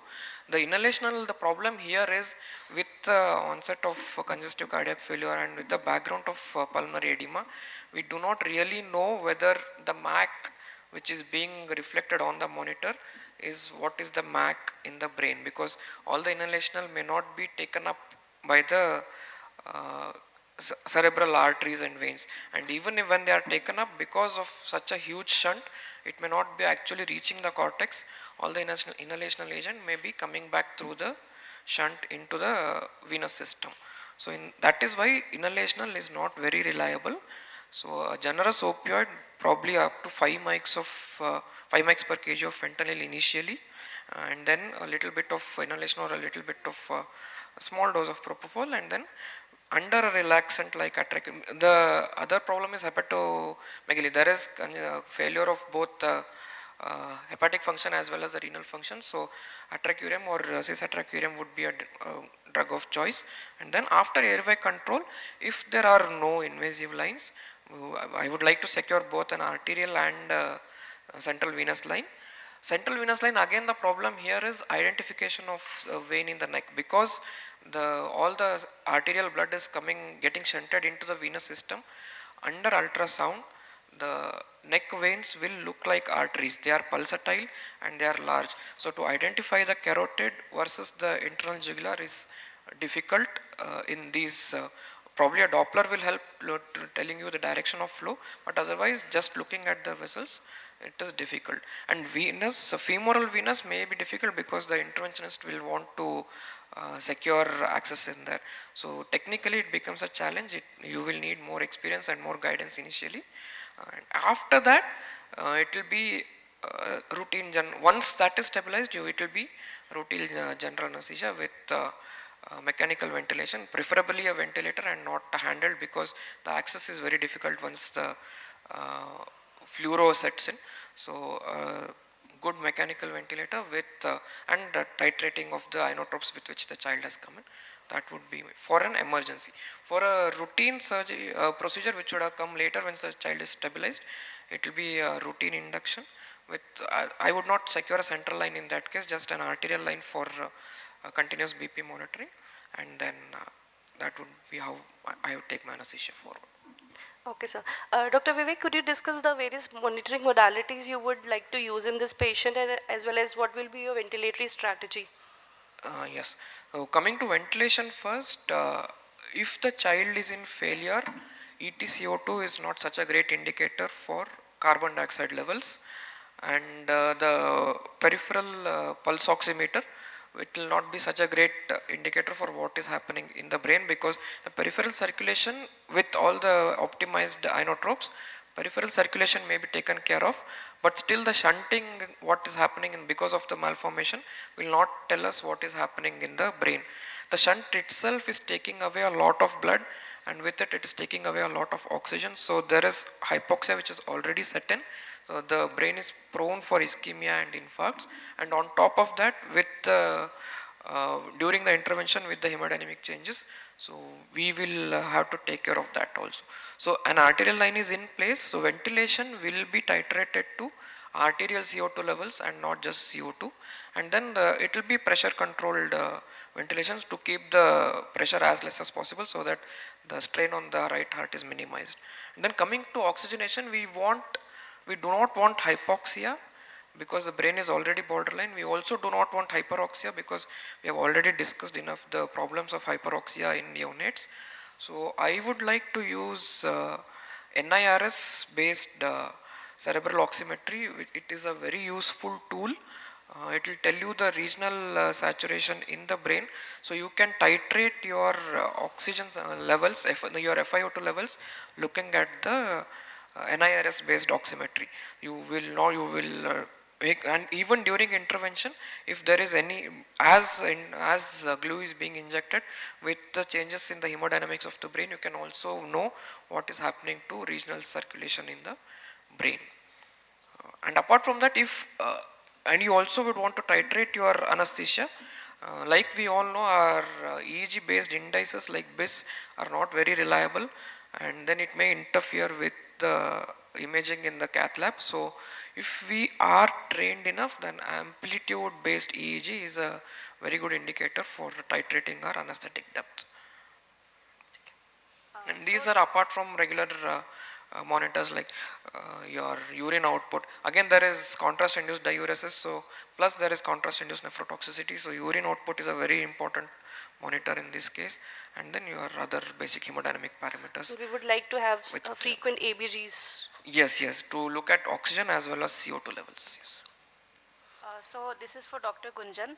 From an anesthesiologist perspective, what are the anticipated complications you prepare for managing these patients? So the first problem, securing of line, as Dr. he told that the veins would look like an arteries. The same struggle will be there for the neurointerventionist also, because getting a femoral puncture can itself take an hour or so in such patients. It's difficult. So there are complications related with the prematurity, which we all have discussed in last 2 days, so we will not touch that. Complications pertaining to vein of Galen embolization only. So you will have procedure related complication. You can have bradycardia, hypotension, and all those associated with the vagal stimulation while your microcatheter is there. You can have complication associated with the glues and the contrast which you are injecting. So you can have allergies, you can have anaphylaxis. The thrombus, it can migrate distally, and you can have embolisms. Then if you are planning partial embolization, so after the procedure there can be increase in the preload, whereas when there is complete embolization, so there will be sudden increase in the afterload, it will increase the intracerebral pressure. So this will cause sudden bradycardia and hypertension. Though these things are momentary, but still the neonatal neurovascular, it will take time to adapt to this situation. So you have to manage these complications accordingly. Then there will be problems like hypothermia. So these procedures will take long time, probably 1.5 to 2 hours. So hypothermia is there, hypoglycemia is there. Obviously, these patients are on digoxin, these patients are on Lasix, so there will be hypokalemia. So due to that, there can be dyselectrolytemia and arrhythmias can be there. And in a rare situation, because of anaphylaxis or because of all these complications, you can encounter cardiac arrests also intraoperatively. So we have to manage these complications accordingly. And desaturation also, these Yes. kids, they desaturate very rapidly. Yeah. Right. Dr. Anil, I would like to know what are the major challenges you face during these procedures and how do you navigate through these problems and the anticipated and unanticipated complications? So as already discussed, these neonates are very sick babies. Pulmonary and cardiac management has been discussed in detail. But related to endovascular technique, I would say these vascular malformations are very, arteries and veins are very tiny and fragile. And using the normal microcatheter leads to, sometimes leads to injury, resulting in IVH and ICH. So to overcome that, there are soft tip microcatheters which we can use. So secondly, depending on the angio architecture. So we already discussed about choroidal and mural type. Choroidal type often requires multiple embolization. In spite of multiple setting, complete evolution of vein of ganglion malformation is sometimes difficult. Mural type usually resolves in 1 or 2 settings. And coming to the management of hydrocephalus. So once the child is stabilized, like appropriate time would be 3 to 6 months. Once getting repeat MRI, see for the evolution of hydrocephalus. If still ventriculars are dilated and persistent, then shunting can be planned. And other thing we have to prognosticate is the MRI findings. If initial MRI shows that brain parenchymal injuries in the form of ischemia or gliosis, encephalomalacia, parents should be prognosticated regarding the child development. And in spite of this, there will be associations of neuro deficit with developmental delay even in an asymptomatic child. Would you like to add something about the most dreaded complication like perforation of the sac or the pulmonary embolization? Yes. Recently we did one vein of adolescent who presented with vein of Galen malformations with symptoms of raised ACP and hydrocephalus. Initial shunt was not planned, so he underwent embolization using onyx. So that onyx blocked thalamoperforator vessel, which was not intended. So later on he developed weakness, gradually improved over next 2 months, but residual weakness still persisted. So we have to be careful while embolizing. Do you use the same contrast agents and the embolization agents in neonates as well? As we said, there are 2 type of contrast available, Omnipac and Visipac. Visipac has less osmolality compared to Omnipac, so it is preferable in neonates. And coming to the agent, glue agent, there are NBCA, Onyx, and even we can use coils. So NBCA has a this one property of that it polymerizes rapidly once it comes in contact with the blood. So NBCA is preferred over Onyx, and coil can also be used to make it the glue to stay in at the point. As a scaffolding agent, you mean to say, right? Otherwise, this glue agent can cross into systemic circulation into the pulmonary arteries, which can cause embolization. So, Dr. Anil, can you share something about the recent advances like the prenatal management of VOGM? We can if we can see the evolution of treatment initially before 30 years, surgery was the only available treatment option, where craniotomy and ligation of these arteries causing fistulas were done, but it was associated with a lot of morbidity and mortality. And over the last 30 years, the endovascular therapy has been progressed. There is improvement in the type of dye used and type of material, glue material, or either coil used. And one recent advance is that intrauterine fetal interventions are being done, where intrauterine, transuterine, transcranial catheterization of straight sinus is done. Through the straight sinus, vein of Galen is approached, and through the vein of Galen, arteriovenous fistula has been coiled. So for fetal intervention, coil embolization is preferred over glue embolization.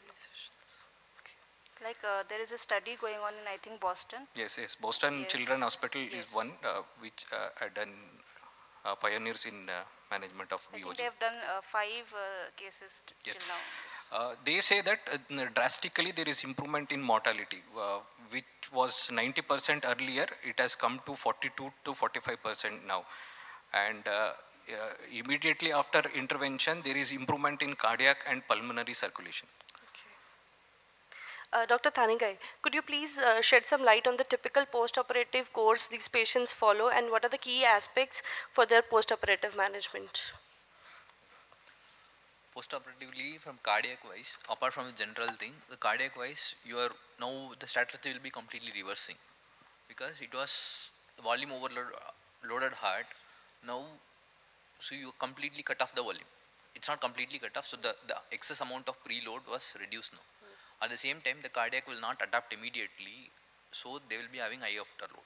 This is for low output. So once you decided this is low output, as I said, it is can be purposefully or inadvertently. Residuals also can be there. In that, we have to try to see whether it is high output and low output. But most commonly, if intentionally done, we will come to know the intervention is anyway going to tell us. So if it is a low output, so the problem is less preload and increased afterload. This mismatch will be there. Previously, we are doing ulta, so we have the increased preload. Now, so you essentially you continue the care. And the serial echo will tell us the definitely pulmonary hypertension is just secondary. It is not the primary. PVR is increased, so it will take time to adapt. Till the time, you will just have to support it, continue the diuretics, and as already sir rightly said, avoid rapid swings, because when you handle the preload and afterload with vasopressors, even sometimes, see, most common trick is even when you change the pump, the 0.1 ml purge will make you the patient to go on a cerebral bleed. So avoid the rapid swings in blood pressure, so to maintain the cerebral perfusion pressure. And now pulmonary hypertension management go on a vigorous. So if the patient, because they will be still in a transitional circulation, their PVR will be high for the initial 3 weeks. So it will gradually start coming down. But now the pulmonary vasculature are exposed to the high circulatory pressures. So now you go on vigorously. Now we can use, if you have very high pressures, we can use inhaled nitric oxide or IV sildenafil. Or if this is okayish patient, then you can start as oral sildenafil. Start with the oral PD inhibitor. If not able to go, we can add on secondary line of drugs. So the crux is like preload and afterload mismanagement. Okay, and since these patients, they are having chronic hypoxia for long, so their blood vessels are acclimatized to that blood Yes, pressure. yes, but the thing is that the neonates don't, as already we keep insisting that don't target too much of oxygen. So yes, we have shortfalls with if you see SpO2, as we know very from a basic ODC curve, is saturated, so you cannot know what is happening. So now we have the tools like NARS and all this, but try to, and we have the invasive lines, try to target the absolute PO2 of keeping in a normal range. It's okay, it's completely okay. There are instances in a cardiac surgical setting that sisters will come and say that for example, this is out of complete topic, just to give a glimpse of that. Sisters are done that, okay, patient is saturating 85, so let me put oxygen from completely good point. But she put the patient after that at a arrest. It is a post-OB patient, we don't want oxygen. So it is your mandatorily, we have to know the things to take care of this delicious patients. Otherwise, delicate patients is very difficult. So keep in oxygen, don't target too much. At the same time, hypoxia is killing. So we have to keep it in mind. So this is very important point I wanted to highlight this point. One of the major complications which we are looking for in the post-operative period is the normal pressure breakthrough bleed.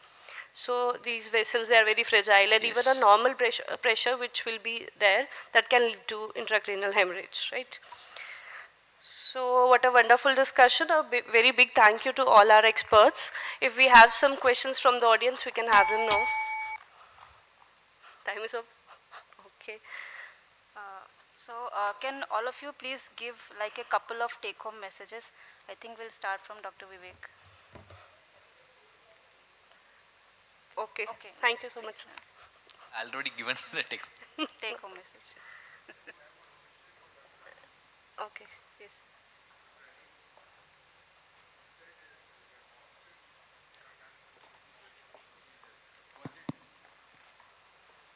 In Boston, they have done some 4 to 5 come out. Was it done by a interventional radiologist or a fetal medicine person? Who has done this?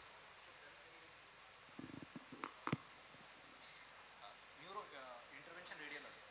Okay. So interventional radiologists are taking out everything from other departments. Neurointervention is a gray area. Intervention radiologists, neurologists, and neurosurgeons are. And these subspecialties being being used by neurointervention, intervention neurologist, neurologist, and radiologist, and neurosurgeons. So in Boston, this intervention was done by intervention neurologists. Rather than who doing it, actually they have devised a very good scoring system. So in Boston, what they are doing, they are identifying the area which is getting shunted in the fetal MRIs.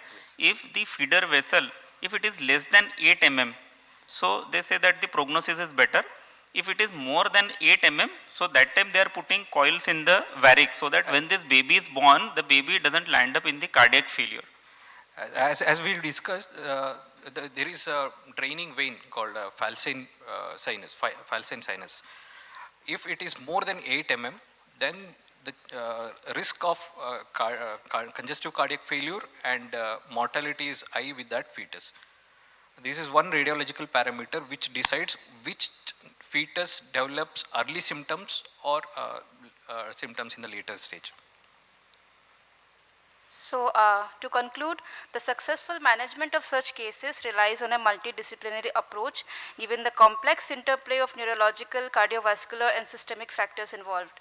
So a close collaboration between anesthesiologist, the neurocritical care team and the neurointerventional team is vital for optimizing outcomes during endovascular treatment of VOGM. I hope this discussion has enhanced your understanding of the anesthetic implications in the management of a case with VOGM, and it will contribute to the informed clinical decision making, ultimately improving the patient care and outcomes. Thank you. Thank you so much.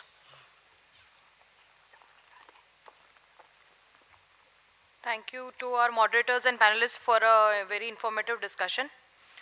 Up next is session 10, which is on ophthalmic interventions in neonates, which is presided over by Dr. Vrishali Panchalwar ma'am, Associate Professor at GMC Nagpur, Dr. Anushri Chaudhary ma'am, Associate Professor at IGGMC Nagpur, Dr. Preeti Varshne ma'am, Professor at Pediatric and Neonatal Anaesthesia, LHMC New Delhi, and Dr. Anu Chaudhary ma'am, Assistant Professor at IGIMS Patna. We welcome you on the stage, ma'am.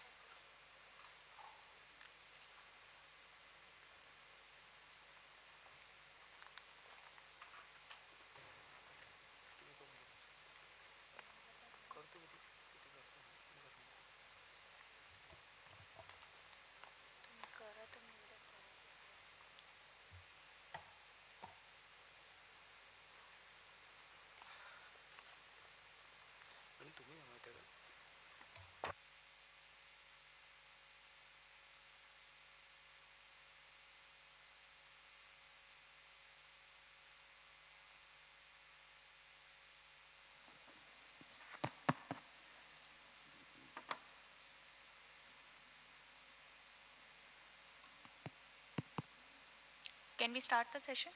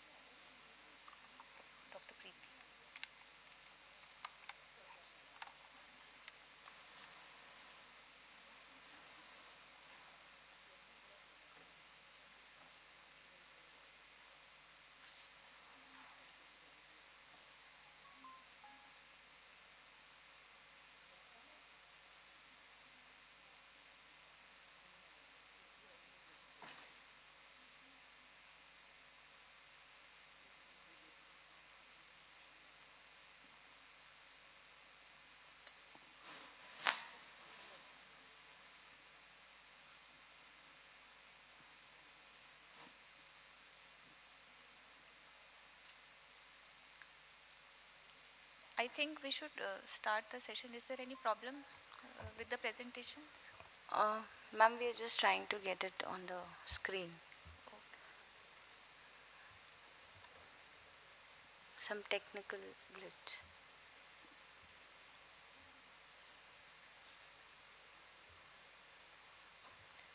So this session is regarding ophthalmic interventions in neonates, anesthetic perspectives, and we have some very interesting topics. We're just waiting for the screen to have the presentation so that we can call upon our first speaker.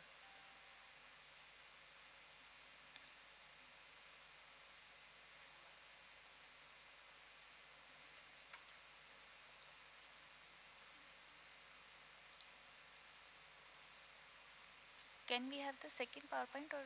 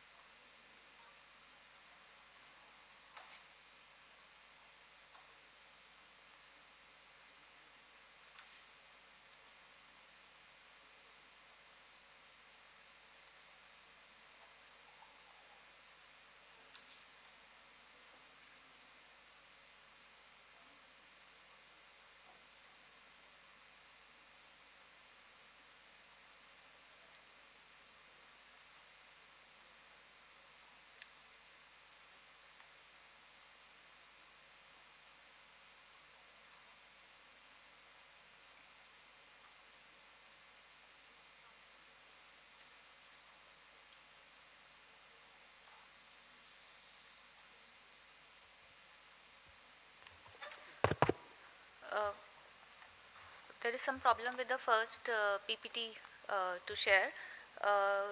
Do we have our second speaker here? Dr. Raja? Dr. Raja, is he here? Dr. Raja Hadigai. So I think we can start with our third speaker.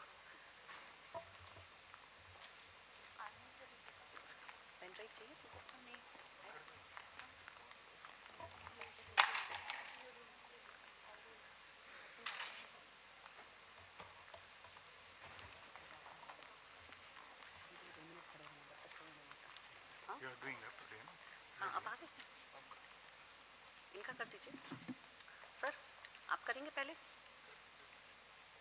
क्या करना है बताओ बोलिए ठीक है मेरा कर दो इनका लग गया देख लो जैसे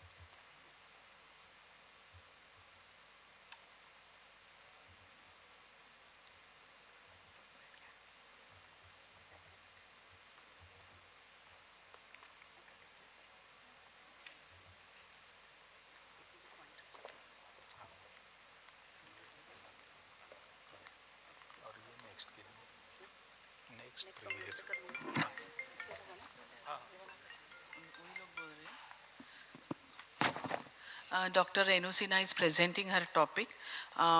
Madam is professor at Department of Anesthesiology, Pain Medicine and Critical Care, AIIMS New Delhi. She has more than 140 publications in national and international journals, and she has many achievements in her account. She has won AIIMS Excellence Research Award in 2014. She is having certificate of appreciation by Stanford India Biodesign. She is editor-in-chief in Indian Journal of Ophthalmic Anesthesia, also associated editor in Journal of Neonatal Critical Care and Anesthesia. Madam is active member of IPA, IAOS, IDA, IJA, JOACP and NAS. She is reviewer of many prestigious journals. Welcome, Madam. Good afternoon, everyone. So, first of all, I want to thank the organizers and the AIIMS Nagpur faculty for inviting me. So, today's talk is optimizing anesthesia for retinopathy of prematurity interventions. So, I brings my greeting from Dr. Rajendra Prasad Center for Ophthalmic Sciences, which is a premier institute in India. So, ROP is a vasoproliferative retinal disorder that affects the developing retinal vessels. And if it is severe, then retinal detachment and blindness can occur. And now it is one of the significant cause of preventable childhood blindness worldwide with the incidence of 20 to 30%. And in AIIMS, we do around 400 to 700 cases per year. So this is the type of cases which are coming once they are preterm. So risk factor apart from prematurity is oxygen supplementation in NICU without SpO2 monitoring, apnea, mechanical ventilation, anemia and many more. So the screening is done at 4 weeks of birth, but in high risk cases it can be done early. There is many classification which are accepted by ROP teams and their group, but the most common is zone and plus disease, and there is many severity and other things also. So we all are understanding that preterms are having immature systems, so they have problems. The problems depend upon the post-conceptional age. We get to have patients who are 32 weeks or 34 weeks for interventions and surgery. They also have comorbidities like PDA, hydrocephalus, and we have no time to optimize these patients because many times after 3 days their eye will go blind. So we do something, but we cannot go for extreme optimization of these kids. We all know they perceive pain, and if there is pain, there is increase in cardiovascular instability and more prone for apnea and bradycardia. They have post-operative apnea, and as these babies are less than 42 to 44 weeks or having previous history of apnea or anemia, they are having more chances of having the post-operative apnea, and they should be shifted to NICU or any monitoring facilities. In ROP treatment, there is examination which can be repeated. Intravitreal injection is one of the modality. Laser indirect ophthalmoscopy is also done, and ultimately VR surgery is the last option for the treatment. All three procedures can be done in OT, but intravitreal injection and LIOs are also done in NICUs. In NICUs, topical and sedation is used with or without intubation, but in OT we can also use supraglottic device and inhalational agents. So if the surgery is or the intervention is under topical, it can be done on same day. But for sedation and general anesthesia, we need some investigations to know that how is the patient sick. In all three anesthesia techniques, some has some advantage, some has different advantage, but under general anesthesia, patient is immobile, but chances of intubation and prolonged ventilations are more. So initially, now after the advancement in ROP treatment, early intravitreal injection is the norm. There is no need of pupil dilatation. It is minimally painful, and in adult it is done under topical anesthesia. It is a short procedure, but draping of eye is needed. Literature says that it can be done under topical with fructose pacifier. Some places in NICU it is done under sedation with fentanyl and midazolam. In OT it has been done under sevoflurane with induction and maintenance only with sevoflurane or mask or LMAs. But once we are doing these cases under topical, then one should be very careful regarding the draping of the baby, because many a times these drapes are too big and it can obstruct the nostrils also, and patient will have problems. Oxygen supplementation is done with nasal prong or with the cannula. So this is a small video. These patients are wrapped and immobilized, and after the draping you cannot see the baby. This is done under microscope in the OT, and it should be done under microscope to prevent any injury. We use pacifier in the form of 5 to 10%, and we make this assembly because, as you can see, this patient is having ascites and too sick, and we cannot give general anesthesia, so they suck, and many a times there is no much pain or movement is happening. In general anesthesia, initially we pursued the ophthalmologist not to drape this patient.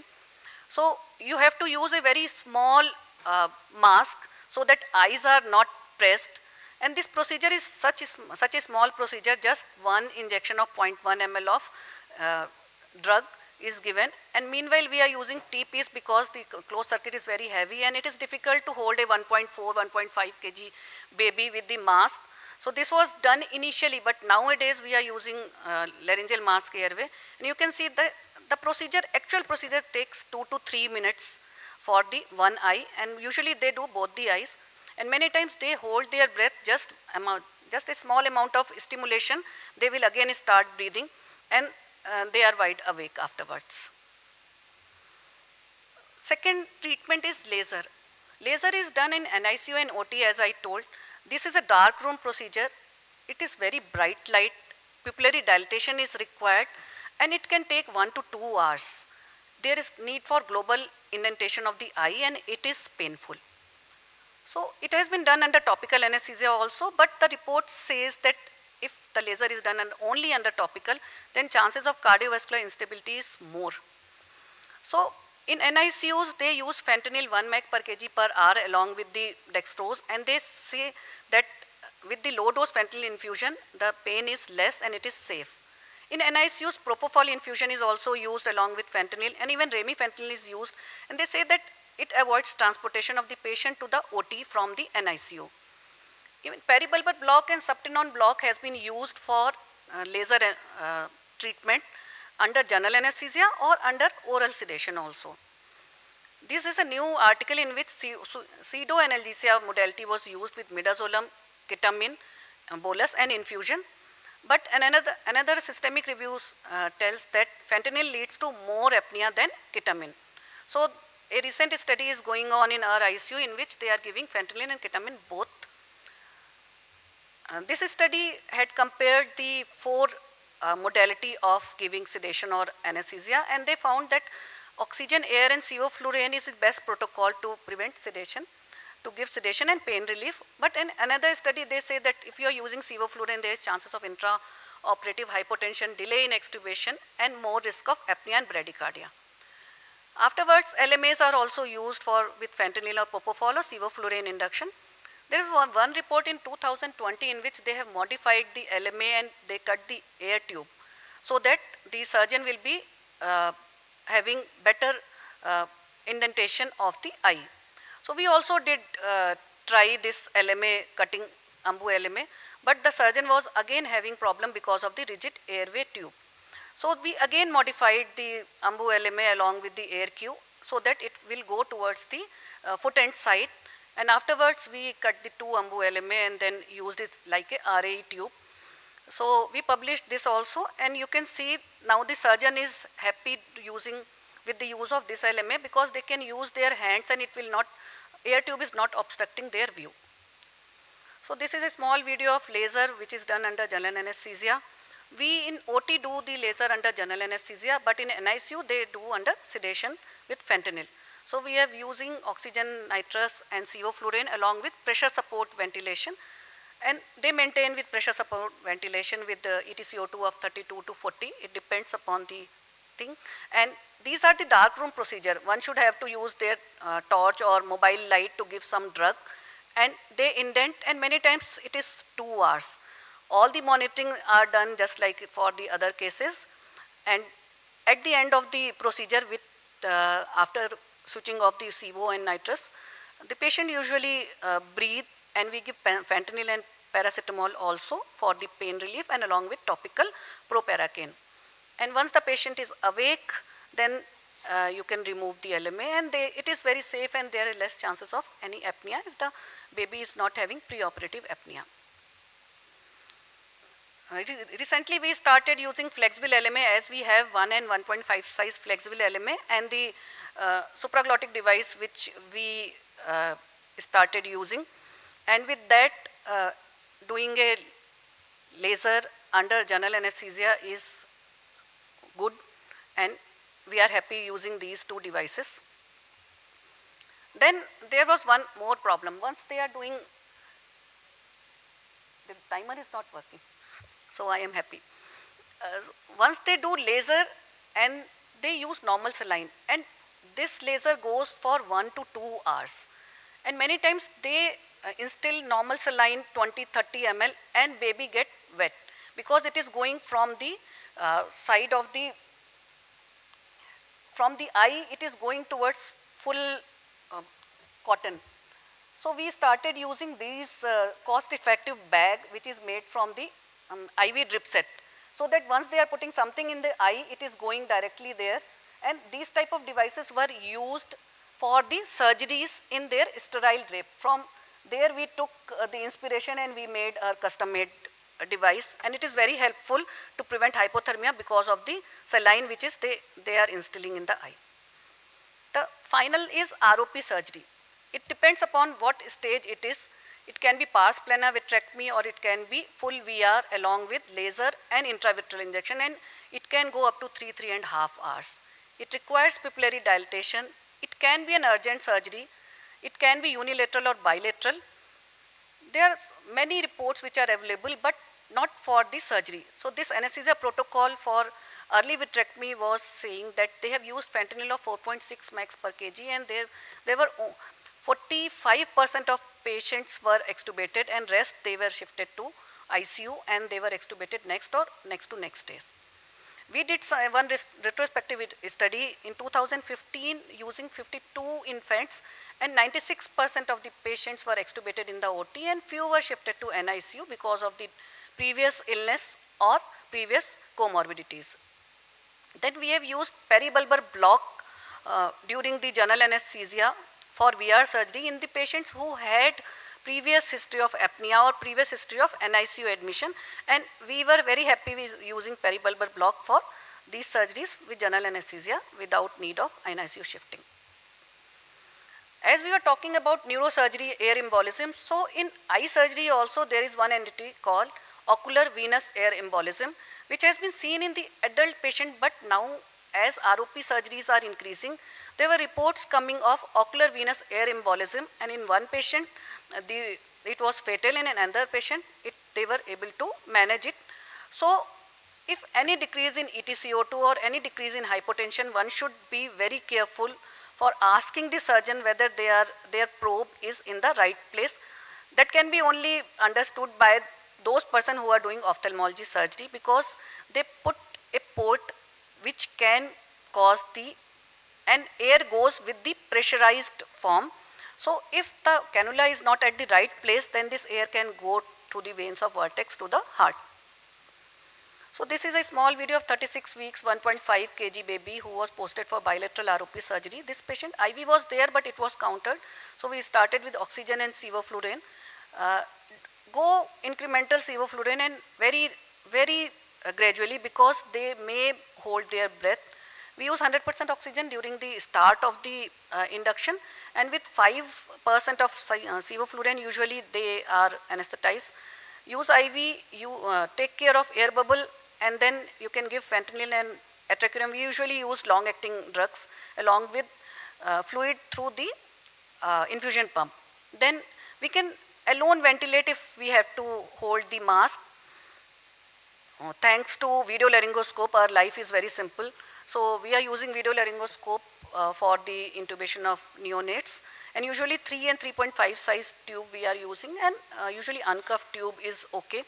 So using silicone tape is very good for neonates and infants because it is not causing any rashes on the soft skin. Then we use oral airway in the form of gauze pieces which we make, and after that topical proparacaine is instilled.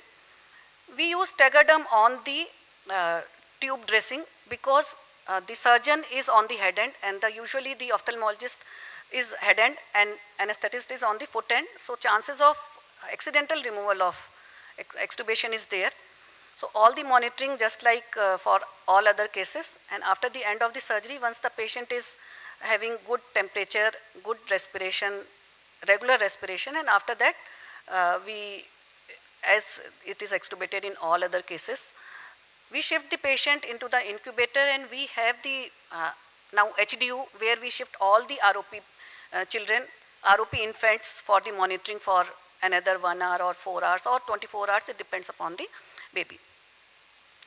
Of late we started using flexible LMA for the surgery, even for the 3.5 kg baby, and we are happy using flexible LMA or the LMA which we are using for the laser also. So as I said that initially high risk patients were shifted to PHDU, but now we are shifting all the patients to PHDU, and we are thankful that we are having PHDU in one floor downstairs, so there is no problem of shifting from one hospital to another or one block to another block. So this was the ROP. So how to optimize?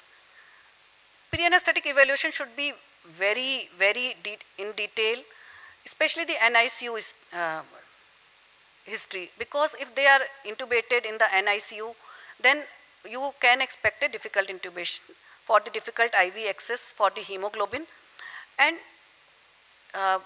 many a times for the ROP, they are coming straight from the NICU from another city or another hospital taking LAMA. So one should be very careful in taking the history. One should very careful to do the dose calculation, because the residents who are coming to the ophthalmic theater, they were the younger population who is coming. So one should take care of all those things. Parents should be counseled by the anesthesiologist also about the visual prognosis and ventilatory support in the post-op. For the pupillary dilatation, they use phenylephrine, and phenylephrine has problems. So one should be careful to see their heart rate. Fasting as for the all other cases. We usually start the IV fluid in the ward because we have 3 to 4 ROP kits in one day. So we start IV fluids. Prefer the foot for the IV cannulation, because as baby is small and the table is big and we are on the foot end, so it is difficult to give drug once the IV is in the hand. And we use 1 to 2% of dextrose with the ringer lactate. Hypothermia, we have lots of gadgets to prevent hypothermia. Radiant warmer, we use the clean sheet, clean film also. We have one 3M, this one is another gadget which is used in NICUs, we took from them, and this has a U-shape hot air is coming from that, and then we put a transparent dressing on the above. Choice of airway, I will not say that use supraglottic device by seeing or by listening my talk, because you have to have experience in using supraglottic device in children, and then only you can use it in a preterm neonate.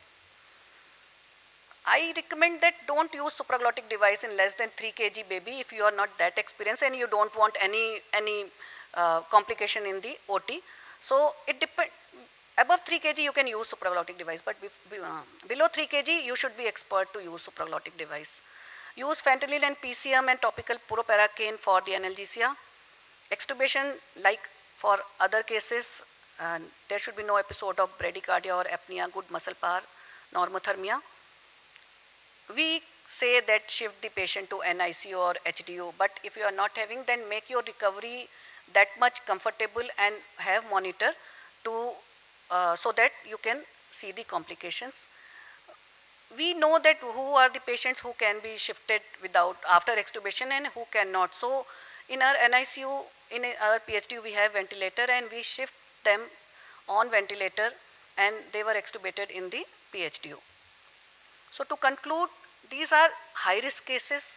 Normally ophthalmic center is away from the main hospital.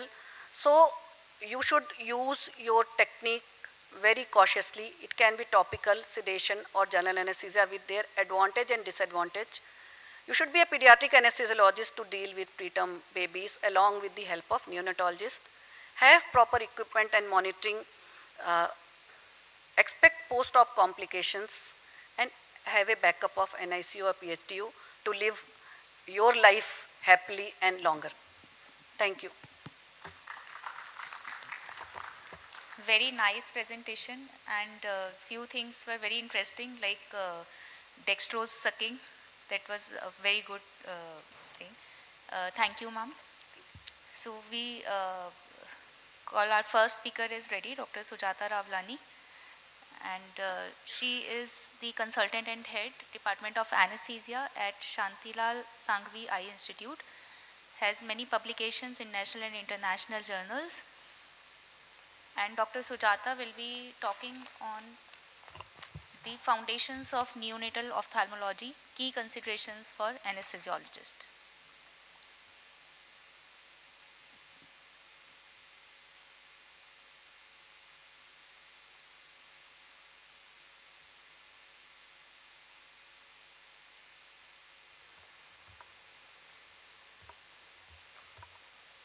Very good afternoon, everyone. Today I'll be talking about the key considerations for anesthesiologists who practice neonatal ophthalmic anesthesia. With advances in perinatal care, surfactant therapy and ventilation, more preterm neonates are surviving today. India shows about 70% reduction in neonatal mortality rate, and this improved survival rate comes up with growing responsibility. So what brings a neonate to an ophthalmic OR? Retinopathy of prematurity requiring laser ablation or vitreoretinal surgeries, congenital cataract, congenital glaucoma, torch infections affecting the ocular structures, and examination under anesthesia for diagnosis and planning. ROP, as discussed, is a multifactorial vasoproliferative retinal disorder. It is more common in low birth weight infants. About 80% of neonates born less than 1 kg will develop some degree of ROP. So what are the red flags for ocular morbidity? Any child born with any of these associated conditions are prone to have ocular morbidity, and this is where screening comes into picture. It is important that the NICU has tie-ups with ophthalmic centers and ophthalmologists for early screening and diagnosis. It is very important to know that systemic readiness of a neonate outweighs the surgical urgency. Eye surgery in neonates must wait until systemic stability is ensured, for which we as anesthesiologists have to do a detailed pre-anesthetic evaluation, which involves detailed history, physical and systemic examination, ethical and legal consideration with pre-op instructions. In the history, it is important to know about the gestational age, birth weight, Apgar score and duration of mechanical ventilation. Know the NICU course of your neonate, history of blood transfusion, anemia, sepsis, hypoglycemic episodes, or if the baby has undergone any other intervention in the past for hydrocephalus, IVH or NEC. I know I don't need to remind this audience about the basic neonatal physiology, but there are few critical aspects that truly shape our anesthesia plan. I will quickly run you through those. In the airway, neonates with history of prolonged mechanical ventilation are predisposed to airway complications such as tracheomalacia, tracheal stenosis, and subglottic stenosis. It is prudent to anticipate these risks and investigate airway problems pre-hand. Look for obvious syndromic phases which can predict airway difficulties. In the respiratory system, look for any acute signs of respiratory distress, associated conditions like bronchopulmonary dysplasia, history of recent URI, and also we know physiologically they have stiff and non-compliant lungs.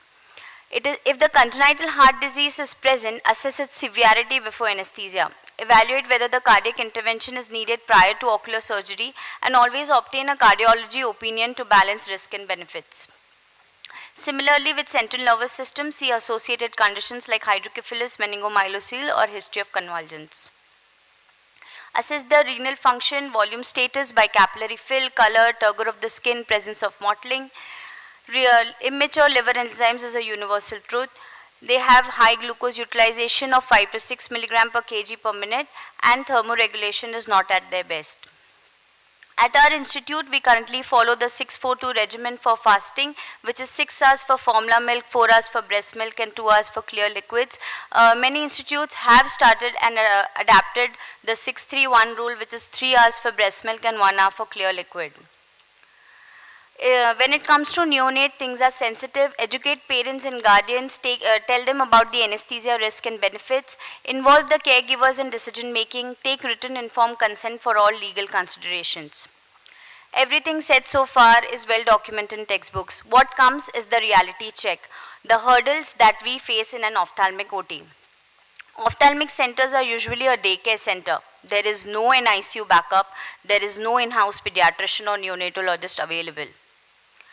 Our babies are in transit on the day of surgery. We receive them early in the morning. If the baby is coming from the ICU and is not ventilated, there are chances that he is accompanied by a junior personnel or a sister. Inadequate, unclear handover, limited knowledge of baby's current status, inadequate minimal monitoring, which prones them to risk of hypothermia, hypoxia, and clinical deterioration. If the baby is ventilated, then it requires transfer in a well-equipped neonatal ambulance. Again, prone to hypoxia, hypercarbia, and most importantly, accidental extubation if the tube is improperly secured. Risk of hypothermia persists, and vitals and ventilator settings must be continuously monitored. If the baby is a direct to OR case, there are chances that the baby is inadequately fed or excessively fed, leading to electrolyte imbalance, dehydration, or unrecognized hypoglycemia. How do we deal with this? Keep the transit time as minimal as possible. Shift your baby to the nearest NICU. Request a neonatologist or trained NICU nurse to accompany the baby. Ensure clear communication. Provide a concise yet complete clinical handover. Obtain an ICU summary about the respiratory status, comorbidities, recent events, last feeds. Pre-transfer stabilization is very important. The thermal stabilization, glucose and cardiorespiratory stability, and maintain a two-way communication. If the baby is directly coming from the home, then we make sure that we speak to the referring pediatrician or the parents before they start. Confirm the last feed timing to avoid over or under fasting. Actively prevent hypothermia. Educate parents the need to prevent hypothermia. When you receive your child on the day of surgery, it is very important to do a quick pre-op survey. Run the drill all over again. Confirm the gestational age, birth and NICU history, current feeds, fasting status. Always mandatorily check the glucose of the baby on arrival. Review recent investigations, baseline vitals and airway assessment. Plan your monitoring and IV access, and always transfer the baby under an overhead warmer to the OR. I come from Shantilal Sangvi Eye Institute, a relatively new setup where we recently marked our second anniversary. When I was planning my first case here, and I realized that many essential instruments and resources were still missing and were needed for successful management of neonates. I believe a thorough pre-op check should extend beyond the patient to the operation theatre as well. One must ensure that all age-appropriate instruments, emergency drugs and equipments are in place before starting. When I say age appropriate monitoring should also be available. Pulse oximetry, non-invasive blood pressure, capnography, 2 sets of pulse oximetries, temperature, neuromuscular monitoring if available, and precordial stethoscope. Maintaining a stable intraocular pressure is a critical concern in ophthalmic surgeries, making it essential for anesthesiologists to understand the impact of drugs on IOP. All inducing agents will decrease the IOP except ketamine when given in a dose of more than 5 mg per kg. Non-depolarizing drugs have minimal effect except scoline, which increases the IOP up to 8 mmHg for around 10 minutes. Volatile agents will again decrease IOP. Nitrous oxide, outdated, but if used, it's contraindicated in presence of initial intraocular gas, but if it used, should be used in caution. Opioids, atropine and ondansetron have minimal effect. Our anesthesia goals in an ophthalmic OT is to maintain smooth induction and emergence, maintain airway and oxygen, avoid hyperoxia, prevent apnea and hypoglycemia, and provide analgesia without respiratory depression. Plan of induction is usually inhalational. Sevoflurane is the agent of choice. If the baby is coming from NICU, you're lucky you have IV line, central line and C2. But if you don't have a trained pediatric anesthesiologist, then finding a vein is a challenge, which again multiplies when they have thin fragile veins, prolonged fasting, dehydration, multiple prior attempts due to their NICU stay. This is where technology comes to our rescue. We have options like vein finders, fiber optic cold light sources and ultrasonography. Given that cases of thermal burns have been reported with infrared vein finders, their use in neonates should be approached with caution. Ultrasound, on the other hand, is both safe and highly effective and preferred for intravenous cannulation. Know the pharmacokinetics of your drugs. Although in preterm infants it is not fully understood, small incremental doses of drugs are usually required in preterm infants because of their long-lasting effects. Sevoflurane is the induction agent of choice. Propofol, studies around it have said that smaller incremental doses of propofol should be started and should be used until the desired effect has been achieved. Airway, if you ask me, please prefer an endotracheal tube unless very experienced and confident in using an LMA. If you have an Orogain LMA size 1, would prefer that, as intubation is also possible. This is a small video demonstration on how intubation can be done through an Orogain LMA. Preparation is important. Make sure that the tube is passing through the LMA and the fiber optic scope. Then fix your tube on the fiber optic scope and do the fiber optic endoscopy through the LMA.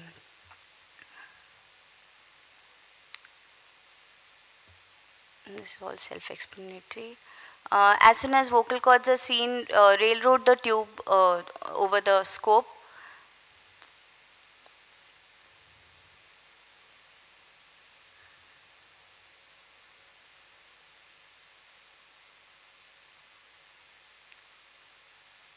So you know your tube, you can see the carina, you can remove the tube, and also can be confirmed by the capnography trace. This is how you remove your scope gently, connect the connector and see the capnography trace. Then the challenge is to remove the tube from the element. It's not seen. Okay, that video is not seen. Okay, no problem.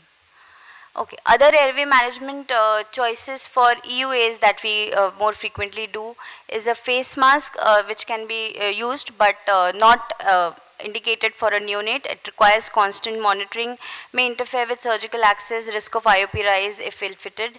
Then in the second photo we have used a dual nasal cannula. Again the picture is not showing a neonate.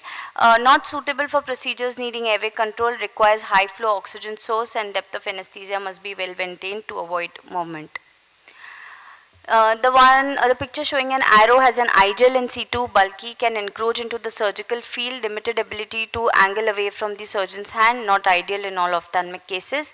Then we have the supreme LMA which is placed, high vertical profile, may interfere with surgical access, not ideal for shared head-in. So if LMA is to be chosen, go for Procil LMA, has a lower vertical profile compared to the second generation supraglottic airway devices. Peribulbar block in neonates is debatable. We do not follow in our institute, but if at all given, the maximum dose is 3 milligram per kg. Convert the milligram into volume. Ropivacaine 1% is preferred. Divide the total volume in both eyes and inject 0.15 ml per kg. Benefits are it decreases the incidence of oculocardiac reflex and post-op apnea to an extent, but the orbit is really tiny. We have to be very cautious. There are chances of globe injury, and we have to inject very slowly. Intraoperative strategies other remain that key consideration in neonates is the need for utmost gentleness. Even the weight of surgical drapes or positioning devices can cause displacement of the endotracheal tube. Atracurium is the preferred muscle relaxant. Maintain oxygen with air, avoid hyperoxia and maintain normothermia, blood sugars and intravascular volume. Nitrous oxide and ophthalmic surgeries, talk of the OR in ophthalmic anesthesia. As said, it is outdated, but few people still use it. It is contraindicated in patients where in recent intraocular gas has been injected. We are not supposed to use it for 12 weeks at least. If there is a pre-existing bowel distension, it will risk or worsen the condition. Possible uses to reduce FiO2 requirement, max pairing with SIVO. You have to be very cautious, be in continuous touch with the surgeon. Ask when the surgeon is trying to inject the gas, you have to discontinue your nitrous oxide 15 to 20 minutes before. And alternatives is air and oxygen mixture preferred for precise FiO2 titration, especially in ROP cases. So what all events can we expect in an intraoperative period of an ophthalmic surgery? Oculocardiac reflex, we as anesthetists have to anticipate, prevent and manage. OCR is triggered by traction on extraocular muscles. For neonates, even a speculum placement can also trigger OCR. May cause bradycardia or arrhythmia. Ensure adequate depth of anesthesia, keep atropine ready and keep your neonate crash cart ready. Oxygen is a double-edged sword in preterm neonates. Excess oxygen hyperoxia causes vasoconstriction of immature retinal veins, halts the normal vessel growth. Whereas if the oxygen is decreased, hypoxic retina vessels will secrete VEGF and lead to fibrosis. So titrate your FiO2 to keep the SpO2 at 90 to 94%.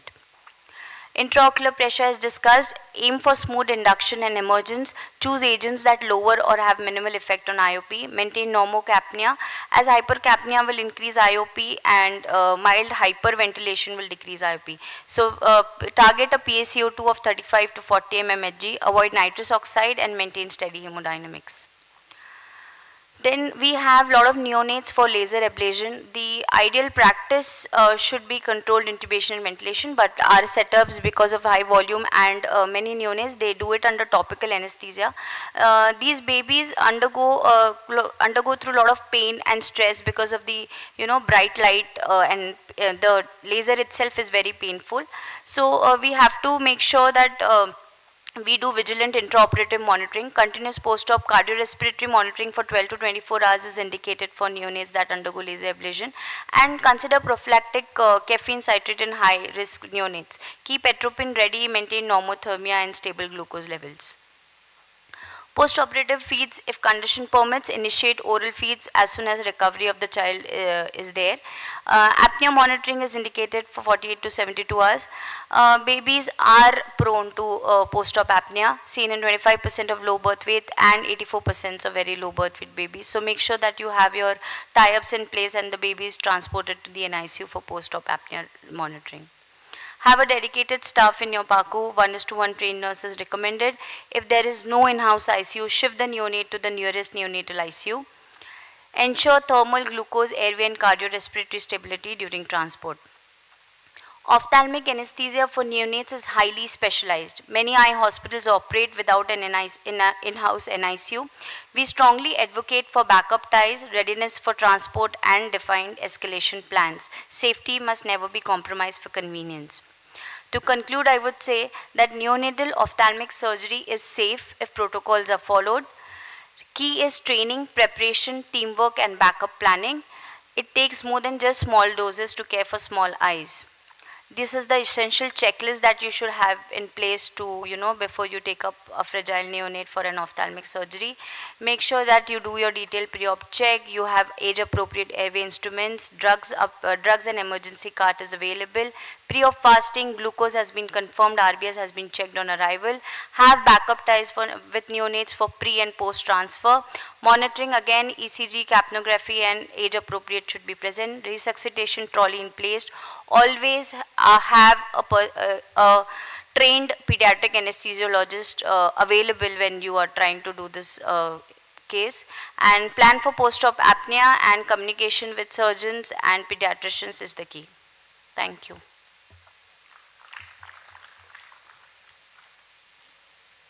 Thank you, ma'am, for a wonderful lecture. Now we'll proceed with the third lecture. I invite Dr. Raja Narsingh Rao for his session. Sir has done MBBS MD anesthesia. He is working as senior consultant anesthesiologist, and he has many publications and awards in his account. He has major achievements on his behalf. He was president of World Congress Ophthalmic Anesthesia. He was state president of IPA, president-elect at AIOA, state secretary at SOOPPA, and speaker and award winners for many of the state, national and international conferences and CME. Welcome, sir.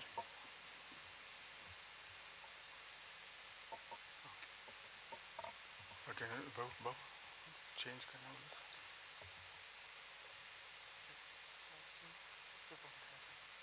Change.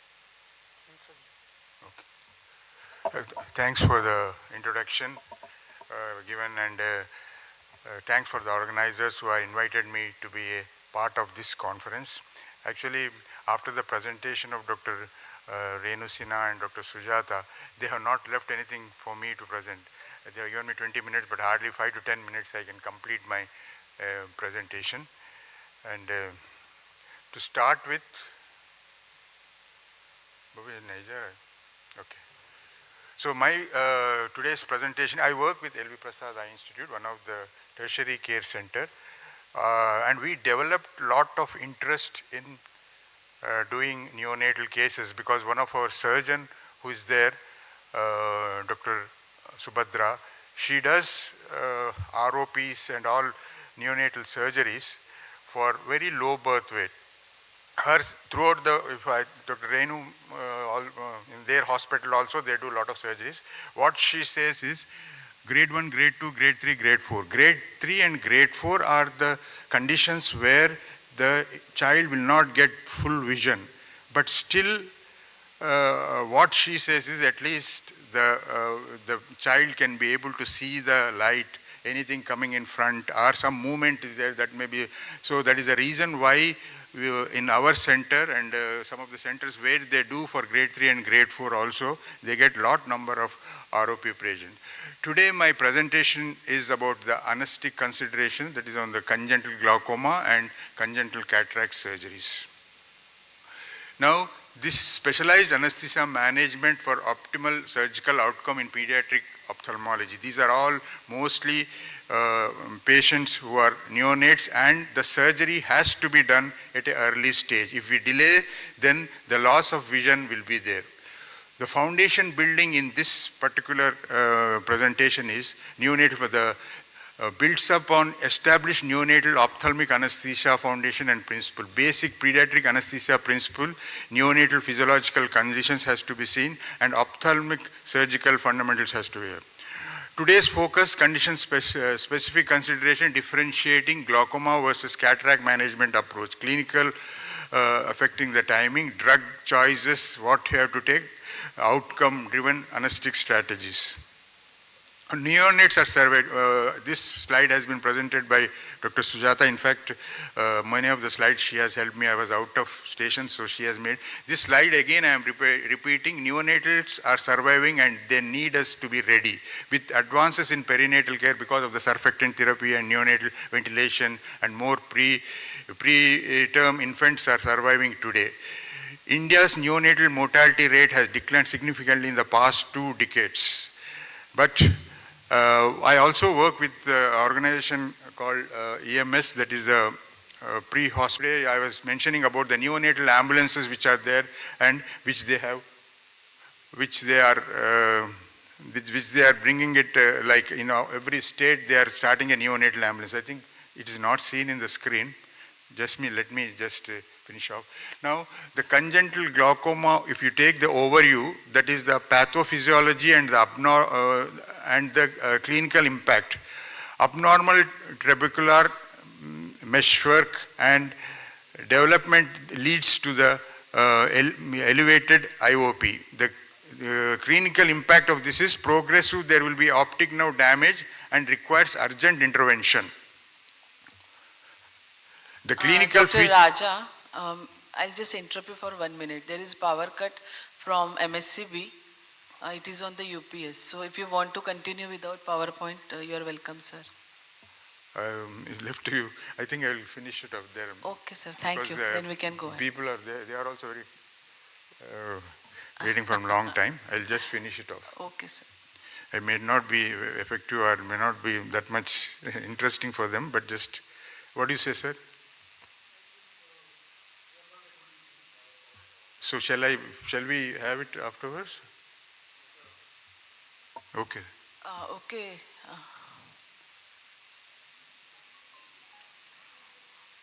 So I think we can break for... We can take a lunch break, I think, and after lunch we can have these two sessions.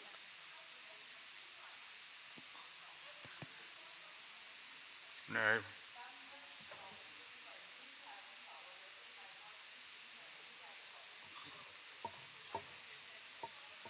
Sir, organizers want us to continue the session. Okay, I'll continue. So the clinical features of this congenital glaucoma is photophobia, corneal haziness, and are the most characteristic signs. And the treatment, so the surgical treatment for this is trabeculectomy and goniotomy. Early diagnosis and intervention will prevent the irreversible damage of this congenital glaucoma. Ideal age of glaucoma surgery, the timing critical is surgery should be performed as early as diagnosis is confirmed, typical within weeks to months of the detection.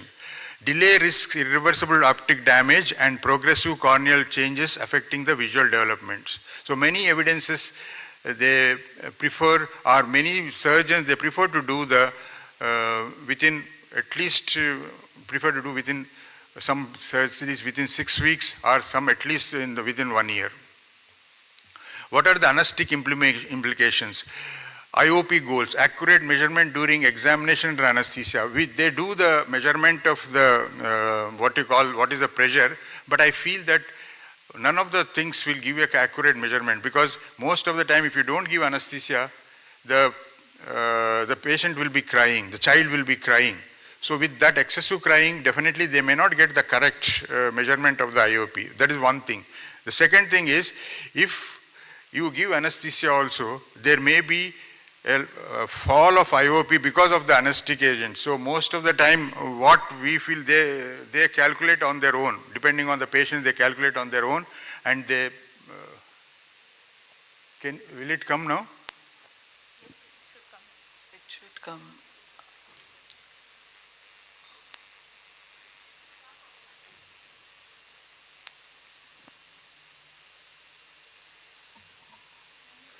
So the measurement will be, the measurement will not give the accurate results for the IOP, how much IOP is there.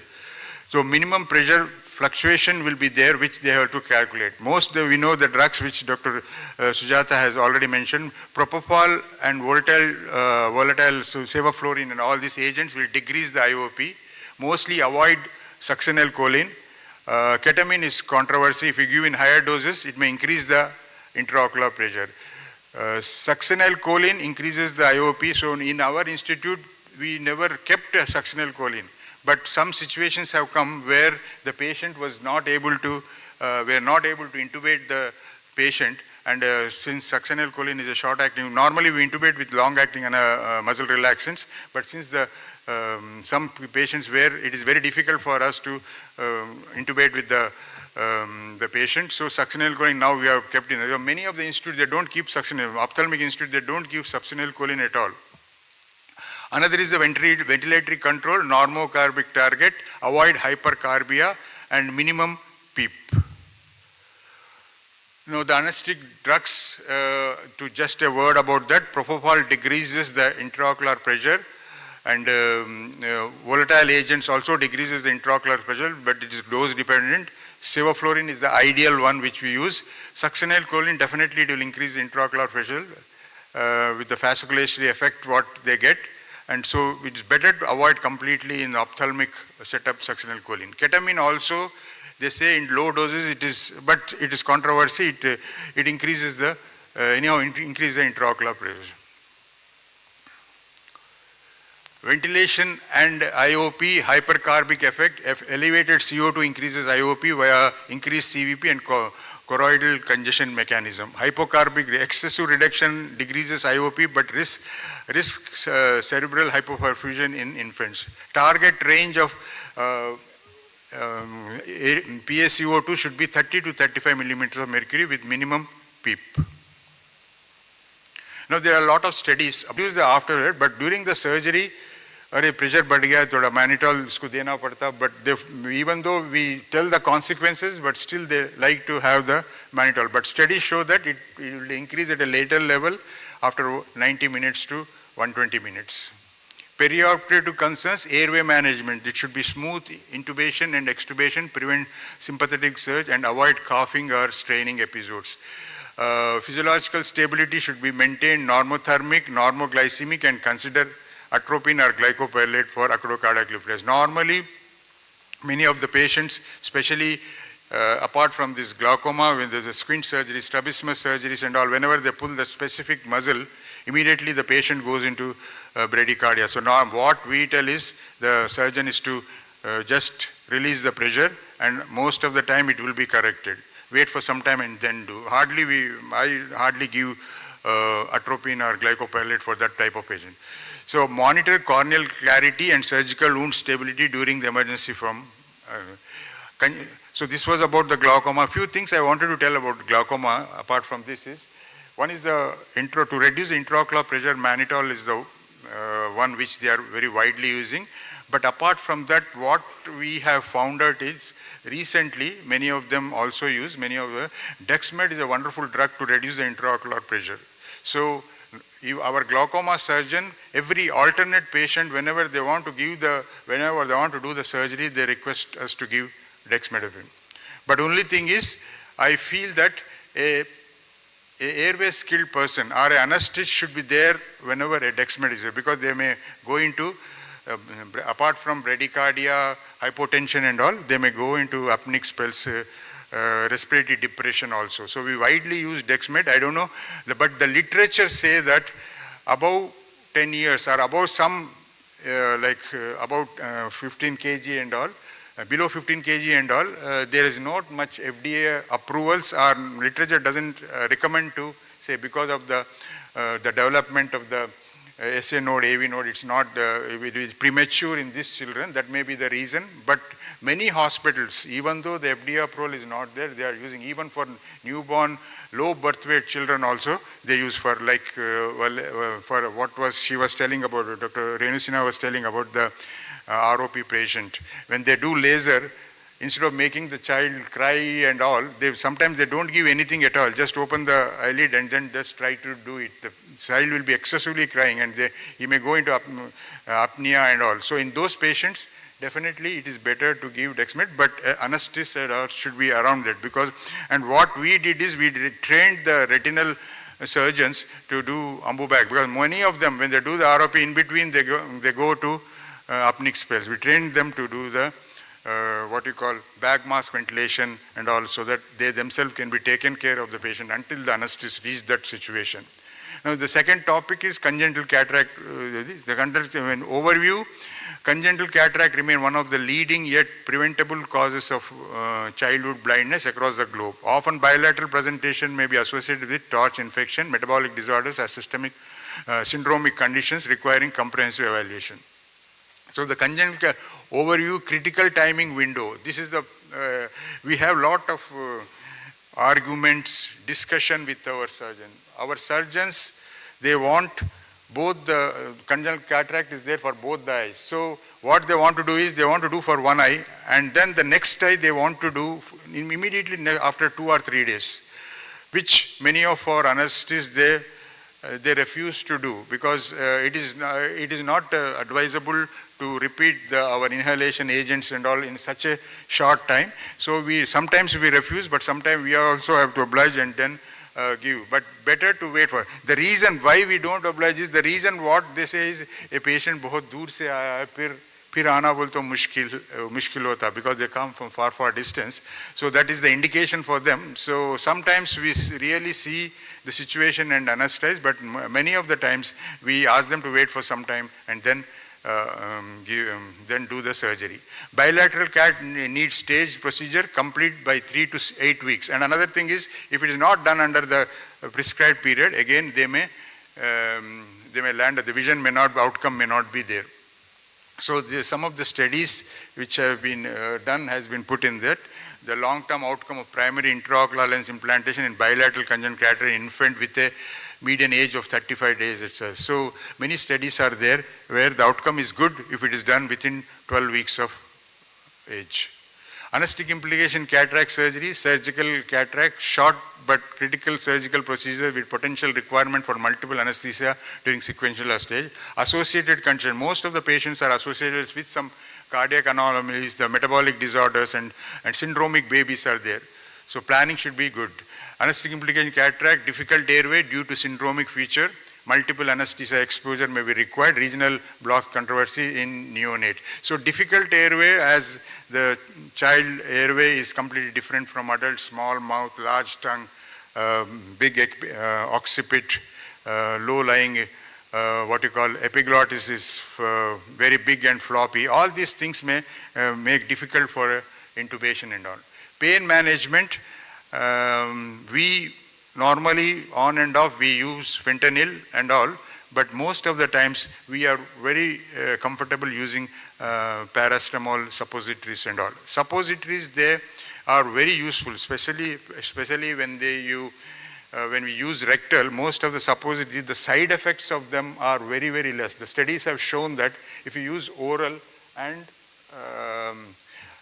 perrectal, the side effects when used perrectal is very less. So many of them, even not only paracetamol, many of the drugs, for example in pregnancy for PPH, they recommend misoprostol perrectal. So it may be, the reason why they mention is because of the low side effects, the nausea, the basics, like in misoprostol there will be nausea, vomiting and all. So here also is the same thing, paracetamol will be absorbed very well, it will be very presdectal and the action will be very good. Regional anesthesia, subtenal and peripulbar block is again debatable, as Dr. Sujata has already made. Recovery planning, here I say always, whenever I take a pediatric, some high risk patients, definitely I see the staff, see the surgeon, mostly I see the post-operative care, how it will be, because how long we cannot spend the time for, after doing the surgery, we definitely we'll shift the patient to the post-operative ward, and always the nursing staff, the people who are taking care of the child in that area is very important. And the setup may be there, but the skills are also very important. Especially special consideration, glaucoma surgery, cataract and glaucoma. Glaucoma surgery performed at diagnosis confirmed weeks to months of age.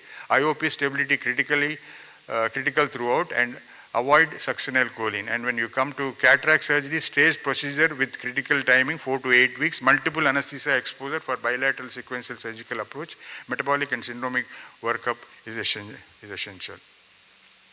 So post-operative consideration, as has already been mentioned by all the speakers before, and I also have mentioned, NICU monitoring should be good. Most of the hospitals, as Dr. Sujata has already mentioned, many of the ophthalmic hospitals, they don't have a dedicated NICU.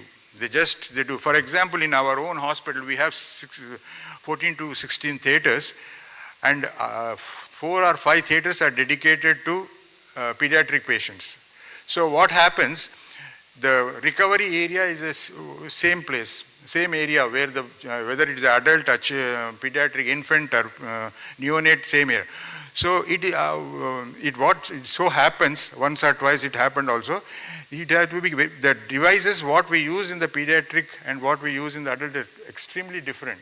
So the recovery sister may not be also ready with a warmer, then suction, basic thing, suction apparatus. When you suck the patient, the pressure what we use in an adult is minus 400, minus 300, something like that. The pressure that has to be used in a neonate is, it should not go more than minus 50 or minus 100. So a previous patient, they might have been adult patient, they might have used the same pressure, and suddenly when a pediatric patient comes, if it's sucked with the same pressure, it is very disaster. So we are recommending our administrator, our higher authorities to have a dedicated, because almost every day 30 to 40% of the patients are what you call pediatric patients. 30 to 40% of our patients are pediatric patients. So we are asking them to have a separate block of pediatric so that everything can be separated from this. So NICU monitoring, PACU and oxygen saturation and ROP risk assessment. Temperature, glucose. Many of the times patients are in starving and children, and they may have hypoglycemia episodes. So we have to be very careful, and that was a wonderful slide which Dr. Renu Sinha has shown. At least we also give some glucose, but what happens is we have to give a glucose which is what you call, normally our people, they try to give 25% dextrose and all, just put over the lip. But what we have seen is it becomes sticky after that. So we have to be very cautious while giving glucose and all, and something has to be found out where it does not have that sticky and still it help the child.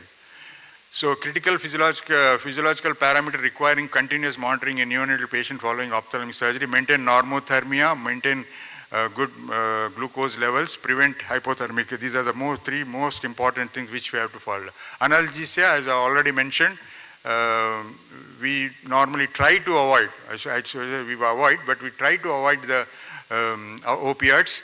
Mostly we try to manage with paracetamol and all when we're comfortable. And some, as she showed, regional blocks are controversial, but still many of them, they do give the regional block.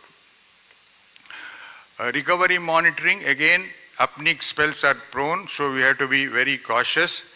Oxygen levels assessment and early feeding. So to conclude, congenital glaucoma and congenital cataract are sight-threatening conditions requiring timely surgical intervention, often in the neonate or infant period.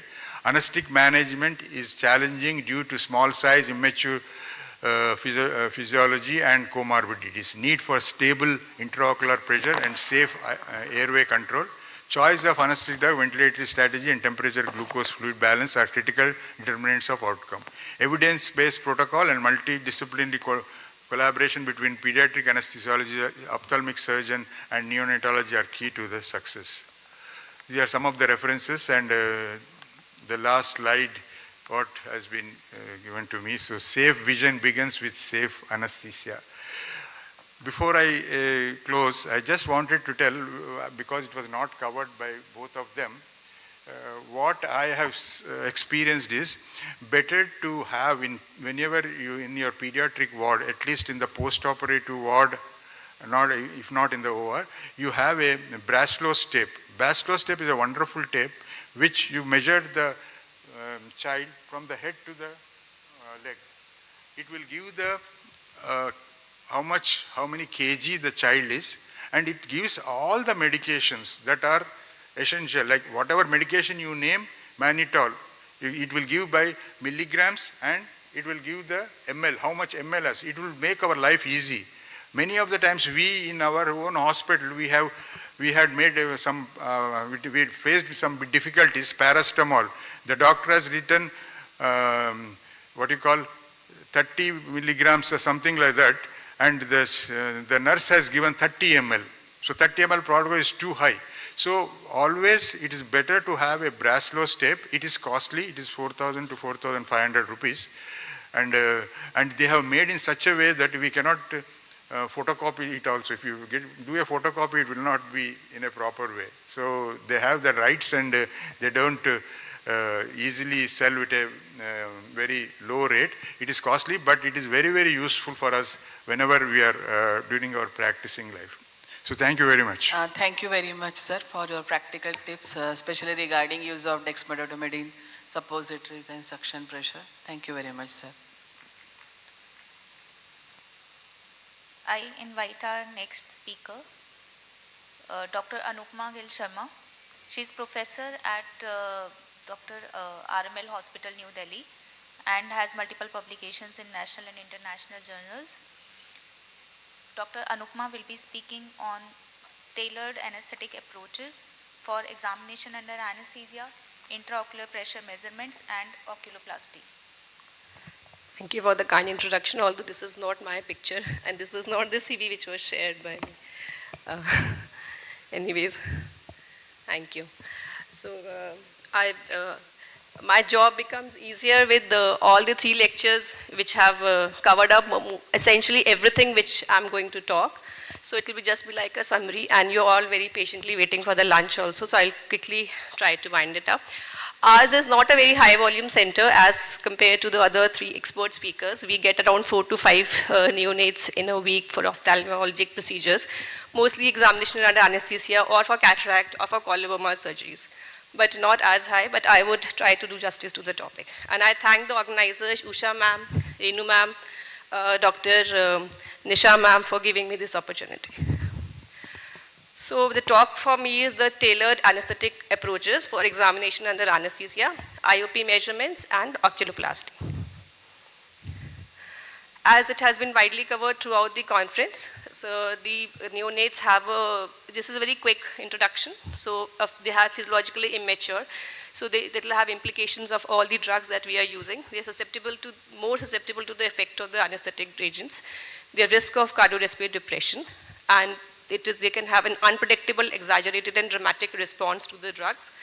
There's a minimal post-op nausea, vomiting in neonates, and then there's also risk of IOP, which I'll just go further, in further slides. So first is examination under anesthesia. So many of these neonates come to us for a complete ophthalmologic examination, but it should cover a holistic eye evaluation. So that they don't have to come again and again, and every time it is done, it should be a detailed examination. And many times they come to us every 3 to 4 weeks. So the experience of the child should be good, so that it should be consistent. So we have to be very careful what kind of care we are giving them.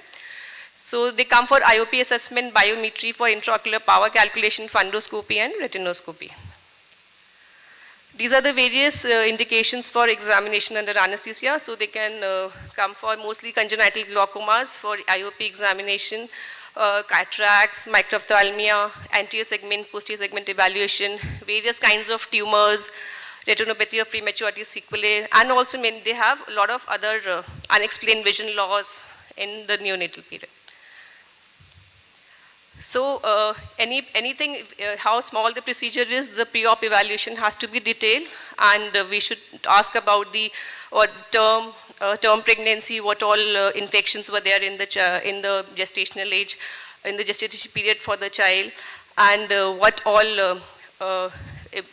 the family history. This will all tell us about what all we should look for in the patient when we are taking the child in the OT.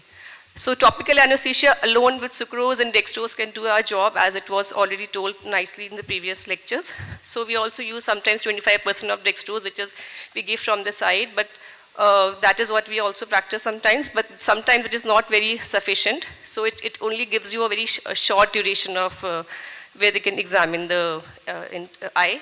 So IOP should not be checked when the neonate is crying, obviously, because then it can cause a spuriously high reading, and it will not give you the surgeon also very stable feel. It should be, it has to be done as an inpatient procedure, and with the need of an ICU post-op is also required. Our hospital has a very good NICU cover. So we have all the weight and other parameters calculated. Everything, we have very good neonatal ICU support with us.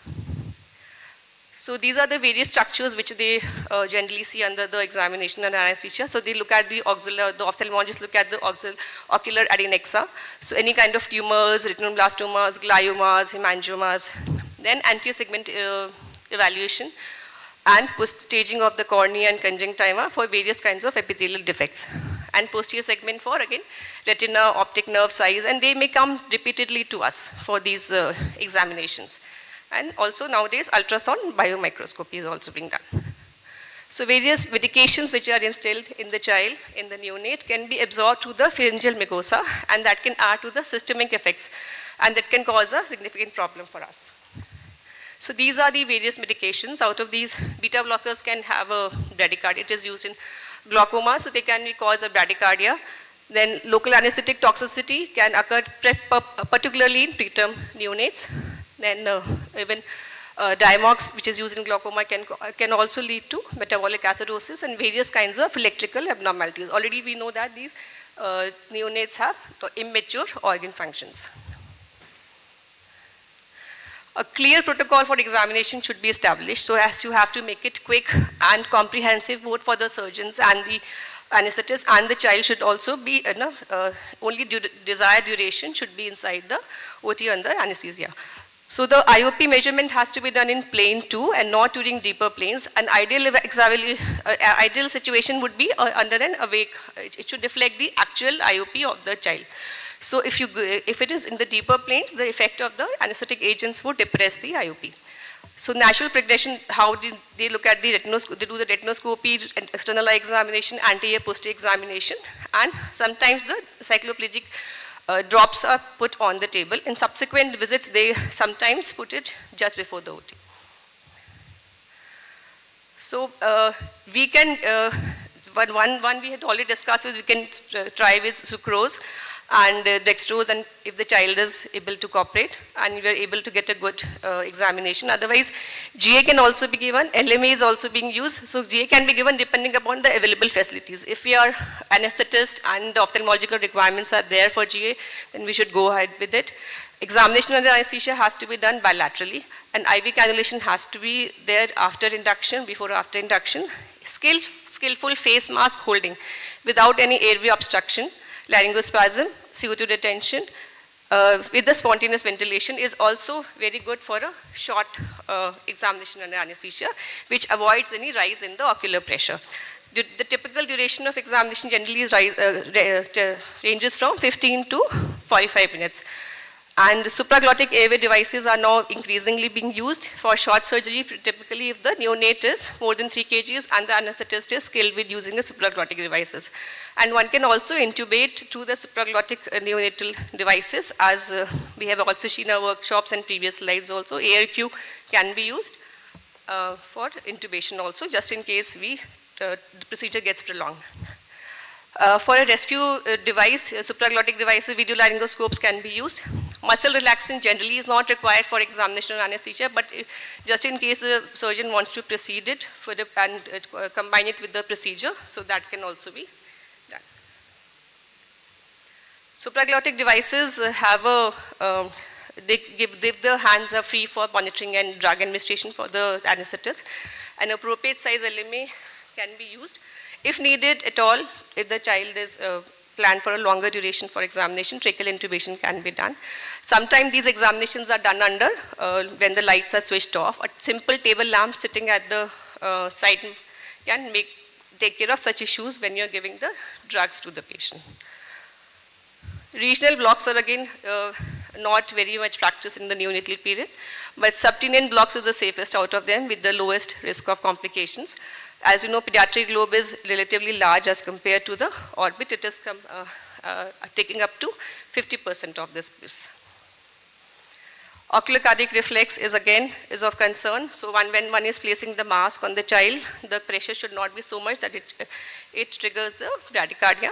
Even sinus arrest can, because one should be ready with atropine and other measures. Next, we go to the intraocular pressure monitoring. So these are various indications, as I have already described.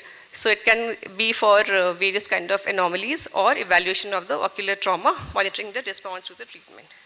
Normal IOP and term can range from 5 to 10 to, they say around 8 to 16 millimeters of mercury, more in the preterm. The goal here when we are seeing the IOP is to detect the congenital glaucomas and to ensure that whatever value that we are getting is accurate despite the effect of the drugs that we are giving. Traditionally, Perkins handled plantation tonometer is used. Nowadays, eye care rebound tonometer is used, which adds to the accuracy and the speed, and the procedure is done in a very short time. These are the normal values. So inhalation induction can be done, and the ophthalmologist should be ready by the side of the OT to take the IOP under the plane 2 and not during the deeper planes, as the anesthetic drugs will depress the IOP. The care should be taken not to apply external pressure with the eyelids, and so that the readings are not altered. And in one reading, it is always good to take, they always take multiple readings and rather than applying on a single reading. An IV access point should always be there. Ketamine can be given, although these reports are there, it increases the intraocular pressure, but sometimes if it is balanced with the anesthetic agents which you are giving. So small increase in IOP with ketamine can, given in high artificial reading, can avoid the danger of artificial row reading that we are getting with other agents if the patient goes into deeper planes. So that also is also practiced sometimes.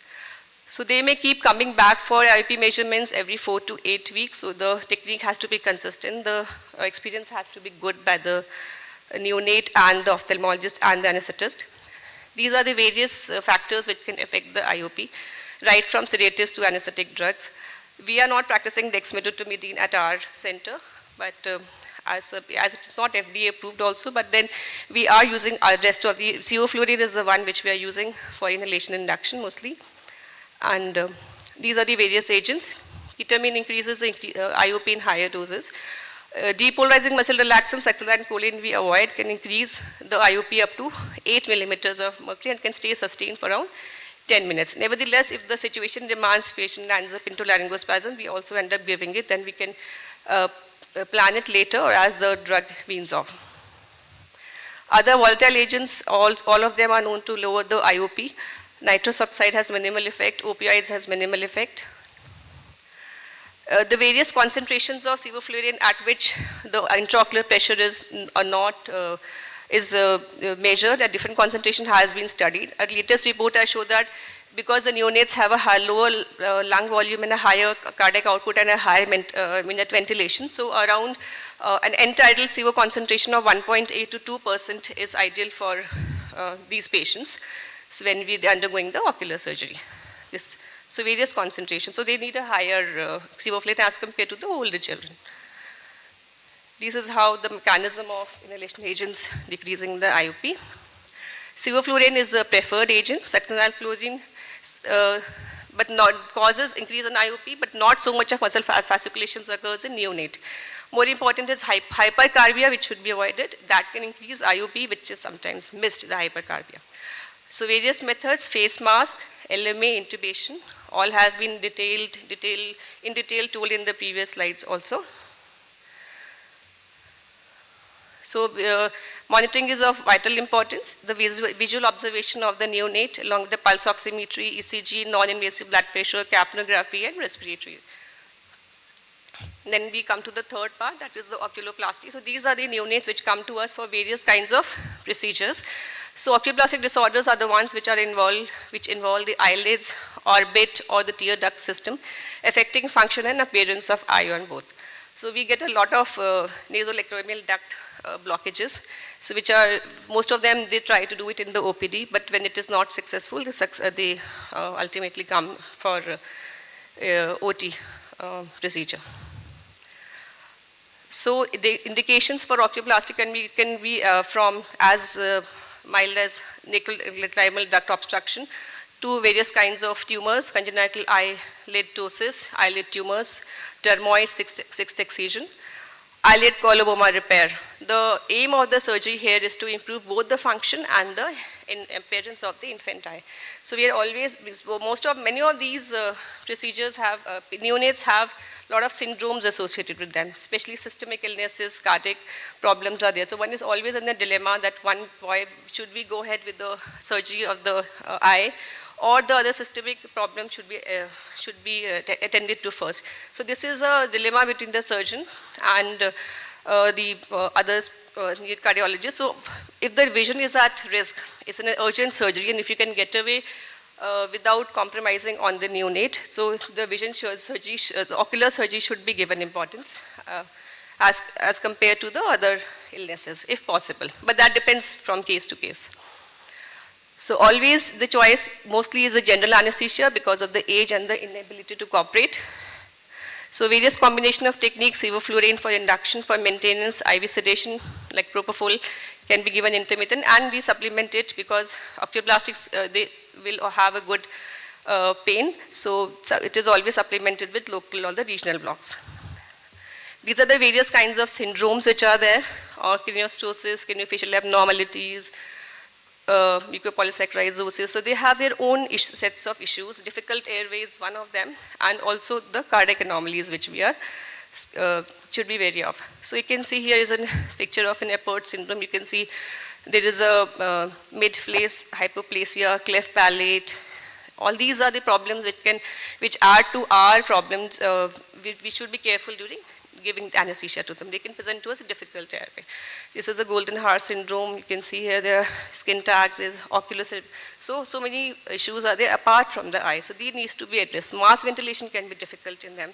So RBS mask would be a better option as compared to the normal mask, and we should always be prepared with a backup plan just in case we are not able to secure the airway with the conventional laryngoscopy intubation or so. We may have to use a supraglottic device or sometimes even a pediatric fiber optic. These are the other syndromes which can be associated, and they so like Marfan syndrome will have cardiac lesions, aortic root dilatation. So one has to decide between how urgent is the procedure for the eye, what is the risk of the child losing the eyesight if we plan up for the cardiac procedure. Because after cardiac surgeries also, these patients will be on multiple drugs which will make it difficult for the eye surgery, especially anticoagulants, which will make it difficult for the patient to come up for the surgery, ocular surgery. So pre-op care, the congenital syndromes have to be evaluated, as I have already told, and fasting for breast milk 4 hours. So nowadays, now that everything is detected early, so even the ultrasound in the antenatal period can detect congenital cataract. This was a case of a newborn who had a family history of congenital cataract. So the surgery was planned even before the delivery was done. So so it can even be planned even before the child is born. These are the various lab investigations, depends upon the pre-op status. Routine investigations of CBC, blood sugar, and saturation should suffice. But if the child is for a major oculoplastic surgery, other investigations, bilirubin, electrolytes, calcium, BBG, and specific investigations like 2D echo and ultrasound abdomen if it's a syndromic child. As for any neonate, OR preparation has to be complete. It is to be warm, the warming devices and fluids. Eye protection during mask ventilation is a must, especially when we are putting the mask. Airway equipment should contain all sizes of LMA, microcuff tubes, advanced air maze, backup rescue devices. IV induction is preferred with big orbital masses where you have a difficult airway, and succinylcholine can be used if the chances of high increase in IOP, expulsion of ocular contents is not there. Otherwise, atracuriums, cisatracuriums are also the relaxants of choice. And dextrose containing fluid should be there in IV, and oxygen sevoflurane is the one that we use for maintenance. So intraoperative, only one eye usually operated at one time because of the risk of infection. Temperature monitoring, one should take care of not rising in the IOP, ocular cardiac reflex, prevent coughing and straining. There should be a motionless eye for the comfort of the ophthalmologist, and with a low intraocular pressure, or maintain the intraocular pressure and the smooth emergence of the child. Nasoclear, drug blockage. So these also come to us. So if it depends upon if it's a small procedure, you can get away with mask holding or a LMA. But if it's a more complex procedure which is requiring fracturing of the inferior turbinate, then it will need an intubation and some short-acting opioids. A neck roll can be kept under the shoulder to drive the irrigation away from the larynx. They instill the fluorescein dye that can, so a suction can be put in the throat, in the pharyngeal cavity so that the dye can be sucked. And some anesthetists also prefer to put a tube instead of an LMA because of the dye which they sometimes twice or thrice they put the dye to check the patency. Any airway should be shut under direct vision to remove any clots before extubation.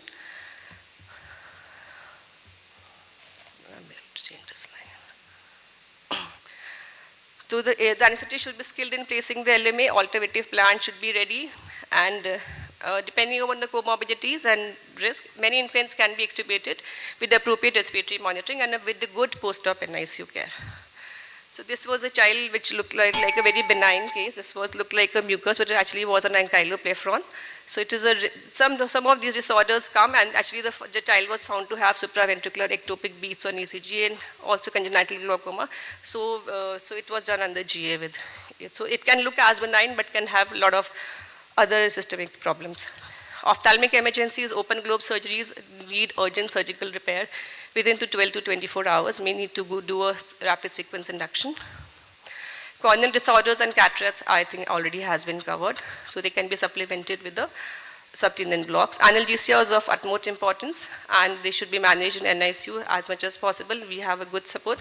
And analgesia with paracetamol, NSAIDs, and if the surgery is major surgery, small amount of opioids can also be given in the post-op with monitoring. These are the post-op concerns, as we have already discussed. Take-home message is the close communication with the ophthalmologist is important to decide on an optimal plan of anesthesia.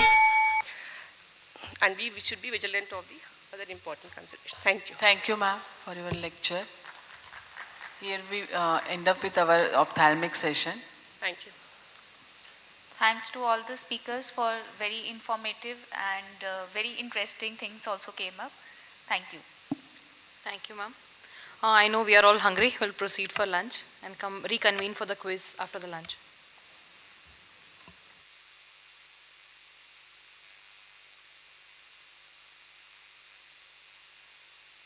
Thanks to all the speakers for very informative and very interesting things also came up. Thank you. Thank you. I know we are all hungry. We'll proceed for lunch. Reconvene for the quiz after the lunch.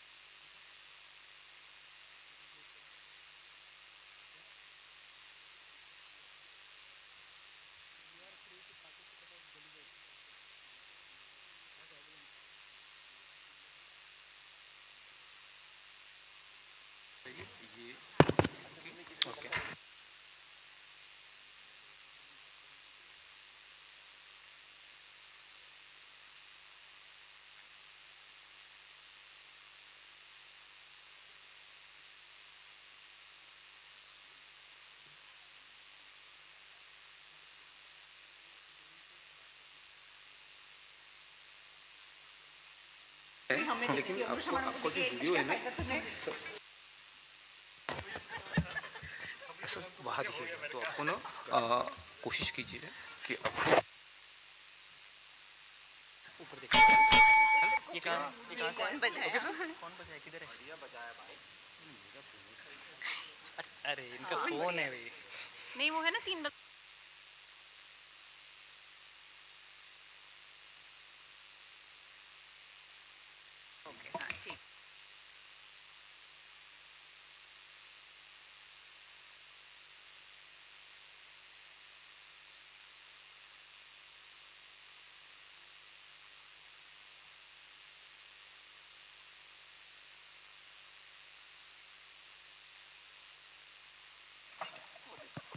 Hello.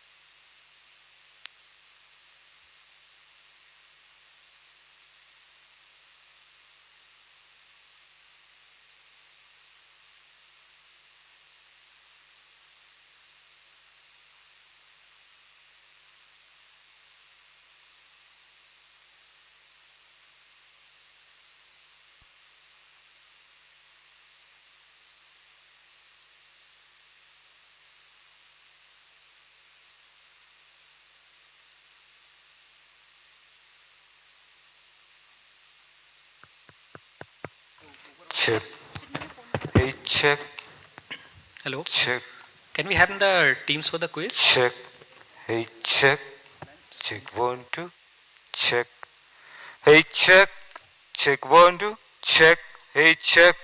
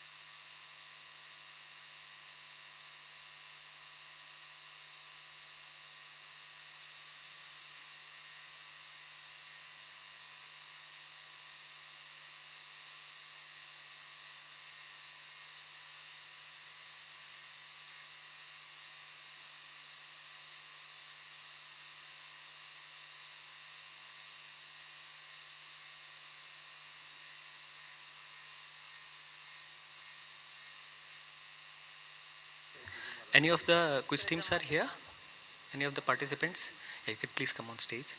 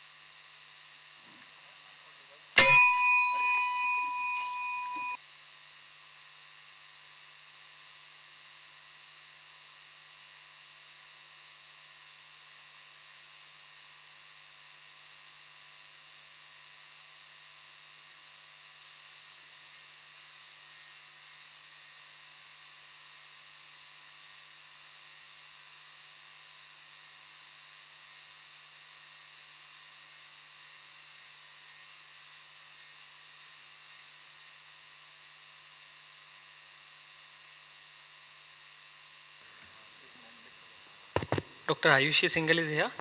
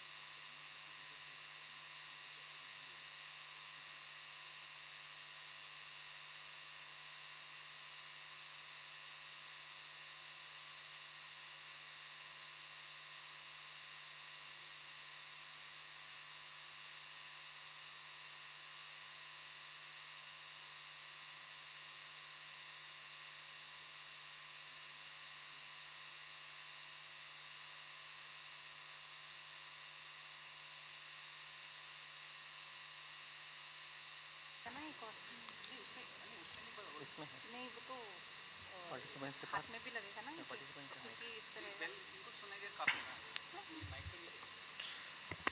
Marks बताएगा ना तब दे देंगे A very good afternoon. So we are going to start with the last session, that is the quiz.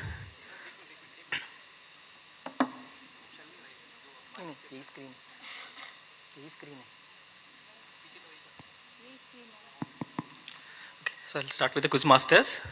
We have Dr. Barnali Chakravarti. She is a senior consultant at the Department of Pediatric Anesthesia at BJ Wadia Children's Hospital, Mumbai. And we have Dr. Himangi Bokare, who is Assistant Professor, Department of Anesthesia, AIIMS Nagpur.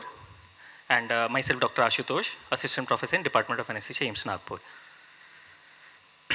So we have scorekeepers, Dr. Revant Babu and Dr. Deepak Modi. Both are our faculties at Department of Anesthesia, AIIMS Nagpur. Okay, so coming to the teams, we have 3 teams. Team 1 is Neuro Ninjas, Dr. Vanashri Pabari. She's a PTCC Fellow at Pediatric Anesthesia at AIIMS Nagpur. And we have Dr. Ayushi Singhal. She's a Clinical Associate at Jupiter Hospital. Team 2, we have Little Neuro Stars, Dr. Soumya Andankar and Dr. Neha Netham. I hope I am pronouncing the names correct. Pardon me if it is wrong. And team 3, we have Premi Protectors, Dr. Snehal Mahatme and Dr. Rashmi Kumari.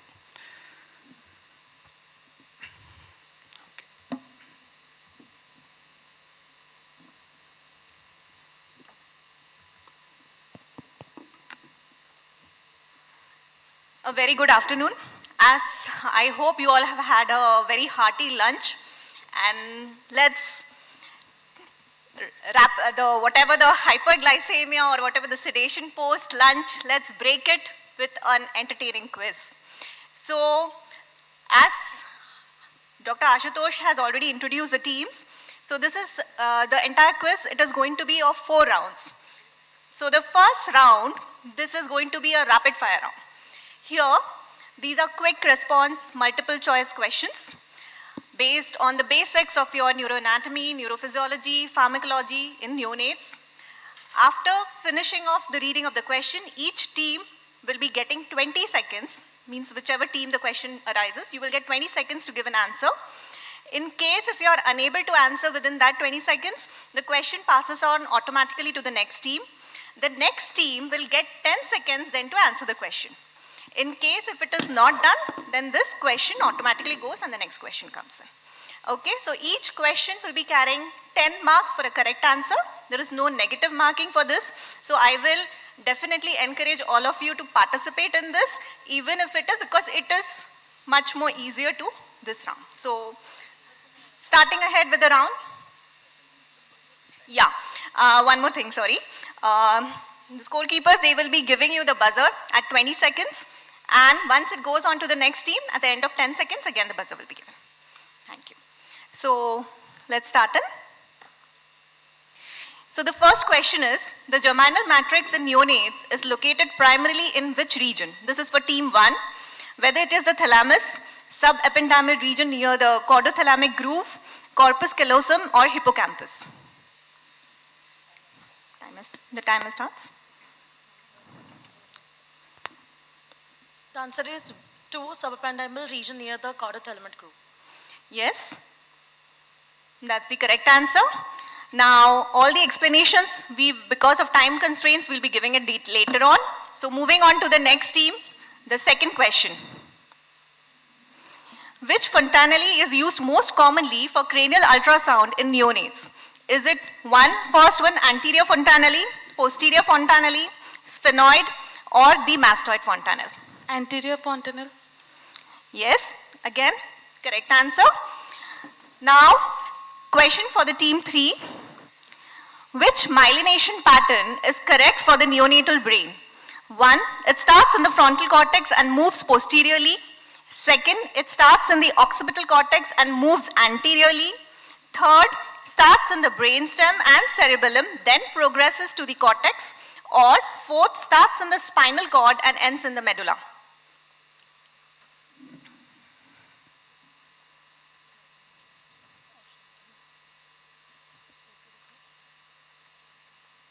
Option 3 starts in the brainstem, cerebellum, then progress to the cortex. Very good. It's the correct question. All right. Now coming back to team 1 again. Why do neonates show exaggerated responses to pain? First, because of hyperexcitable spinal neurons and immature inhibitory control. Second, because of complete absence of C fibers. Third, pain perception is absent until 1 year of age. And fourth, pain is only a reflex, not centrally processed. The answer is option 1, hyperexcitability of the spinal neurons and immature. Yeah, that's the correct answer. Moving on to team 2, the next question. Which factor most strongly influences neonatal cerebral blood flow autoregulation? First, whether it is serum sodium. Second, the arterial CO2 tension. Third, the heart rate. Or fourth, the glucose.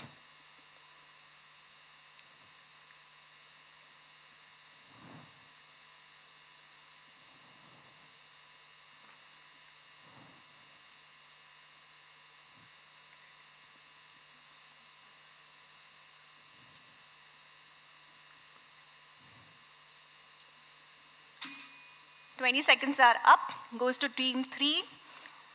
Arterial CO2 tension. Yes, it's arterial CO2 tension. Thanks. Now, coming to the next question.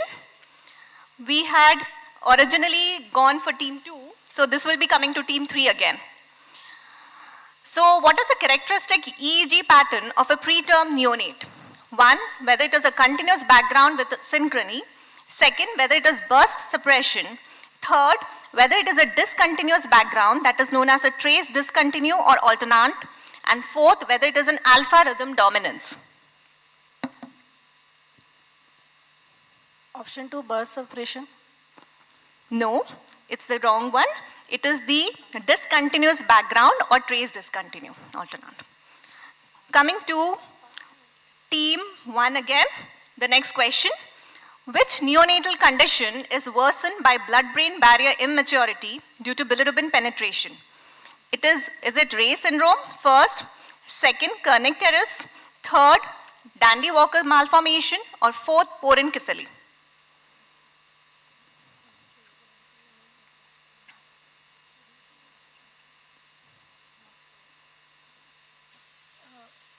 Option 1, Rey syndrome. No, it is the option 2, kernicterus.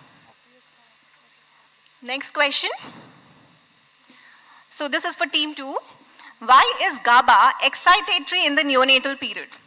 First, whether it is because of low GABA receptor density. Second, because of increased NMDA receptor density. Third, because of high intracellular chloride due to the immature transporters.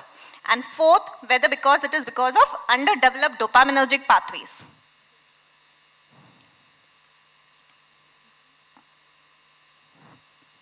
Third? Yes. High intracellular chloride due to immature response. All right. Now, moving on to team 3 again, the next question. Which anticonvulsant is increasingly preferred in neonatal neurosurgery due to the safety and predictable kinetics? First, phenytoin. Second, phenobarbital. Third, levetiracetam. And fourth, valproate.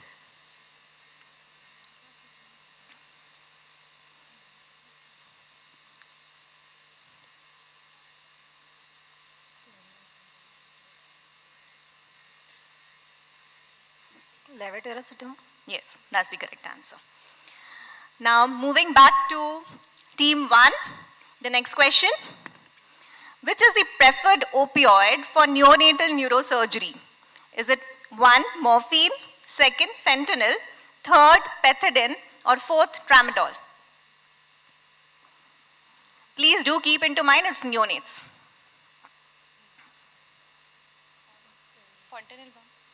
Fentanyl, that's the correct answer.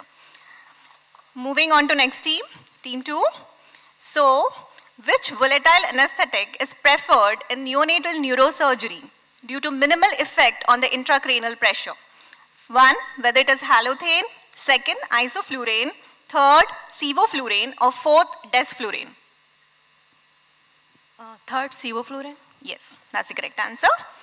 Now, moving on to the last question and team 3. Which agent reduces the cerebral metabolic rate of oxygen, CMRO2, while preserving the autoregulation in neonates? First, whether it is ketamine. Second, propofol. Third, sevoflurane or 4th nitrous oxide.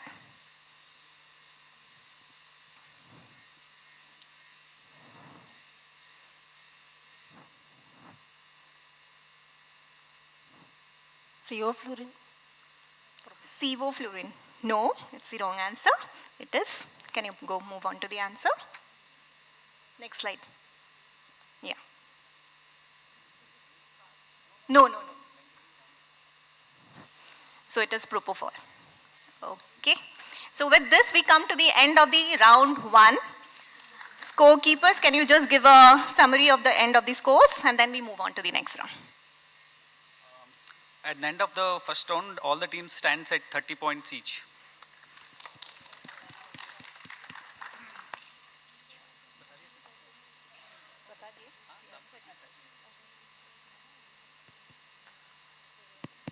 So, yeah, the second round is kind of a pictorial round. So you will get a set of pictures, 5 pictures. You have to guess what picture is that. It is not, for example, run the next slide. So from this, what can you guess? Emergency, right?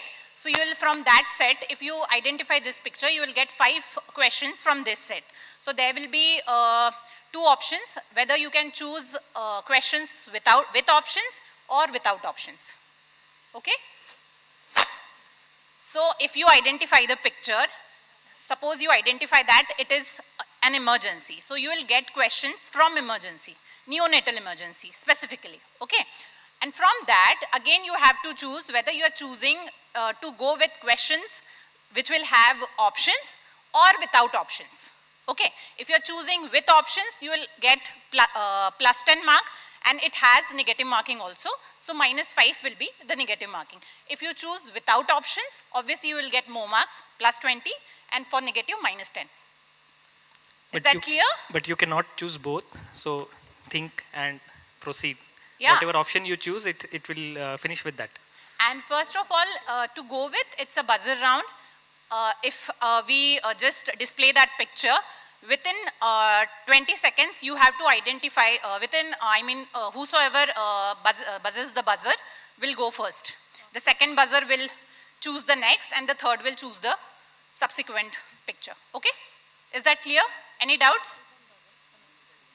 Any doubts? So it's not a team-wise practically. So no. Okay. See, when I'm displaying the picture, you have your buzzers with you. As soon as you identify any of the picture, you just press your buzzer, and that chance will be given to you. Okay? The next one, the second one who presses the buzzer. Is that okay? Is that clear?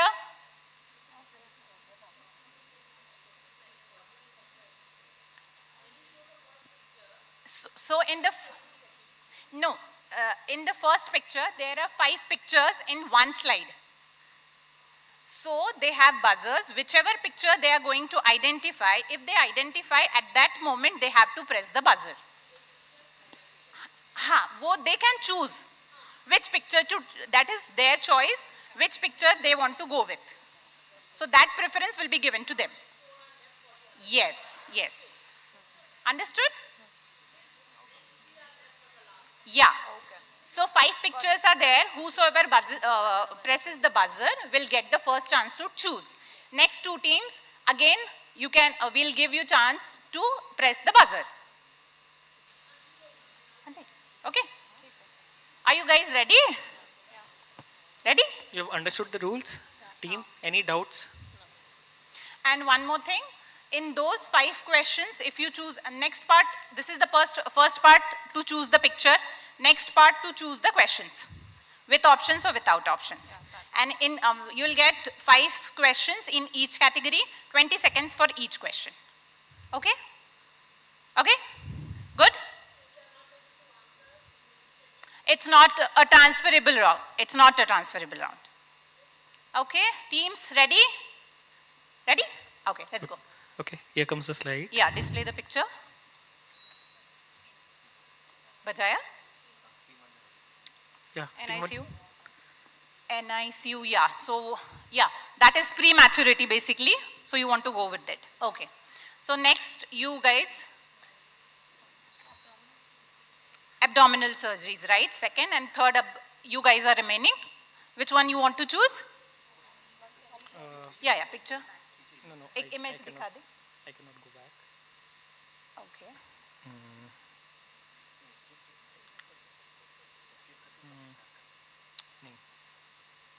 Okay, which one you have selected? Team 3? To see the Yeah, just a minute.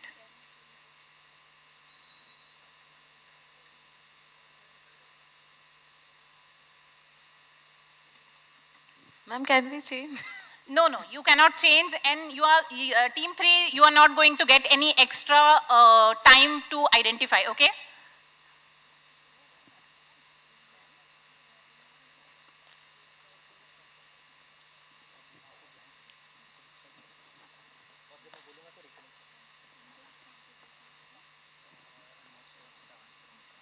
Okay.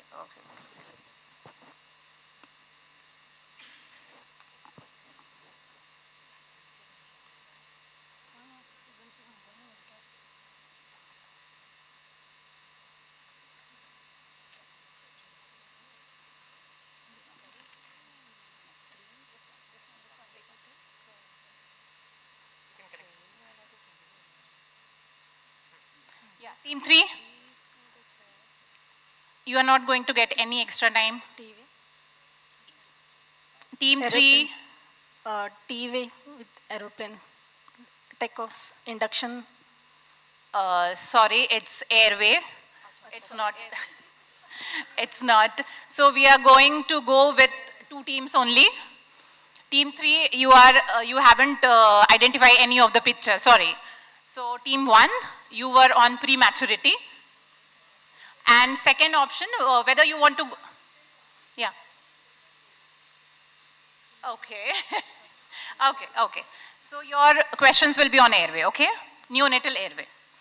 Okay. So team 1, what do you want to choose? We'll choose with the one- options, without options? With options. With options, okay. Yeah, prematurity. With options. So first question, post-operative apnea is a major concern in premature infants. The single strongest predictor of apnea risk is birth weight less than 1500 grams irrespective of postnatal age, post-conceptual age less than 60 weeks even in absence of comorbidities. C is gestational age at birth less than 30 weeks combined with anemia at time of surgery. D is intraoperative use of opioids or muscle relaxants irrespective of age and weight. Option B, post-conceptual age less than 60 weeks. Yes, that is correct. Second question, please. Second, a former 30-week premature infant, now 44 weeks post-conceptional age, is scheduled for inguinal hernia repair. Which of the following best explains the persistent risk of post-operative apnea? Option A is delayed maturation of central respiratory control with persistent sensitivity to hypoxia and hypercarbia despite improved lung mechanics. B is increased alveolar compliance and decreased closing capacity leading to small airway collapse during anesthesia and sedation. C is incomplete renal excretion of anesthetic drugs leading to accumulation and potentiation of sedative effects. D is altered neuromuscular junction sensitivity causing exaggerated response to muscle relaxants and prolonging recovery of spontaneous ventilation. Your time has started. Option A. Can we see the answer? Yeah, that is correct. Next question, please. In preterm neonates undergoing anesthesia, which cardiovascular characteristic most contributes to exaggerated hypotension with volatile agents? Option A is high resting sympathetic tone with decreased parasympathetic activity. B is fixed stroke volume with limited ability to augment cardiac output via preload or contractility. C is increased baroreceptor sensitivity leading to reflex bradycardia. D is enhanced myocardial calcium handling causing rapid exhaustion of contractile reserve. Your time has started. B. Answer please, B. That is right. Next question please.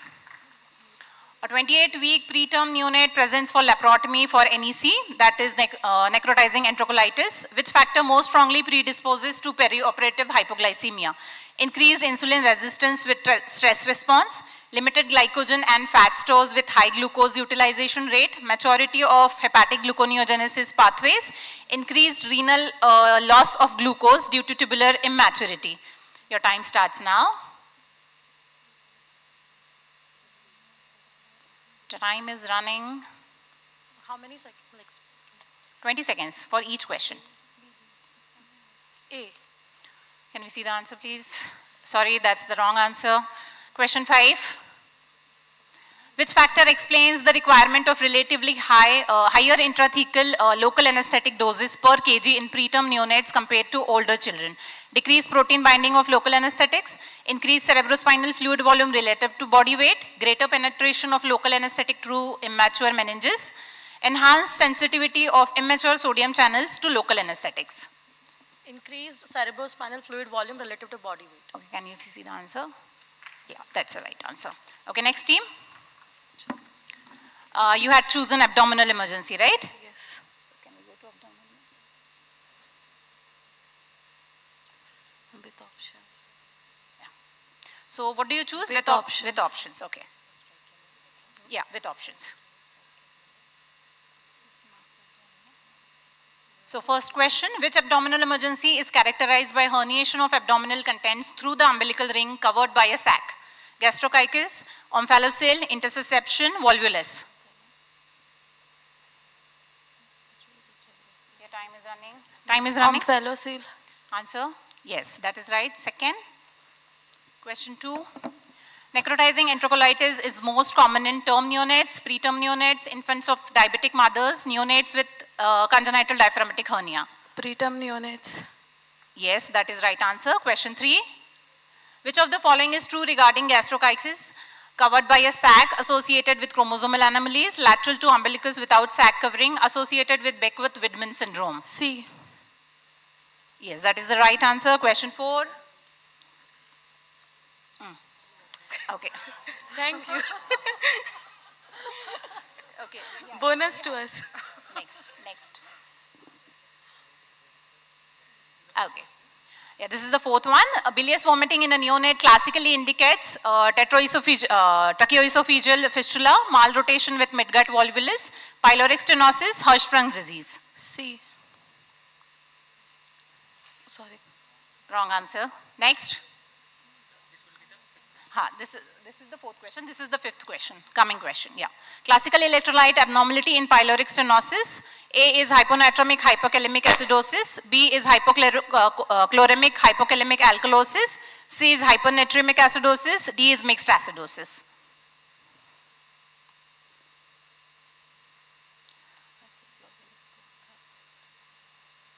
Time is running. Only few seconds are left.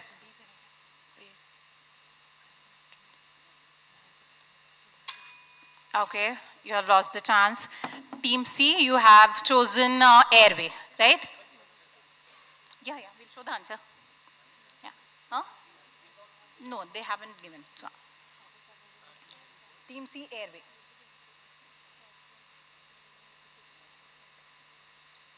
Yeah, so what do you choose? Questions with options or without options? With options. With options, okay. So first question, here it goes. Which of the following best describes the neonatal larynx position? A is C2, C3, B is C3, C4, C is C4, C5, D is C5, C6. Option B, C3, C4. Yes, that's the right answer. Next question. The narrowest part of the neonatal airway is traditionally considered to be vocal cords, cricoid cartilage, trachea, epiglottis. Option B, cricoid cartilage. Yeah, that's the right answer. Next, question 3. Which type of epiglottis is most common in neonates? Leaf-shaped, floppy, omega-shaped, or is it crescent-shaped? Option C, omega-shaped. Yeah, that's the right answer. Question 4. Which of the following best explains why neonates desaturate rapidly during apnea? A is small functional residual capacity, B is low oxygen consumption, C is large dead space, D is small tidal volume. Small functional residual capacity. Yeah, that's the right answer. And the last question, question 5, which is the preferred blade for neonatal laryngoscopy? Macintosh 2, Miller 0 or 1, Macintosh 3 or straight blade 3? Option B, Miller 0 and 1. Yeah, that's the right answer. And that's the end of the round 2. We'll shortly give you the scores.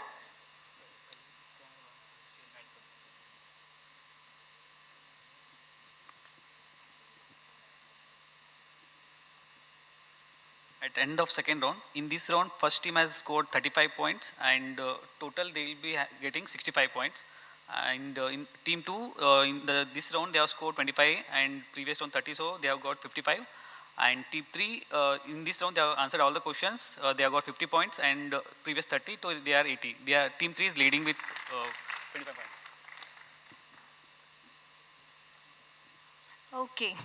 So now moving ahead from the basics to the neonatal emergencies, let's discuss certain clinical scenarios.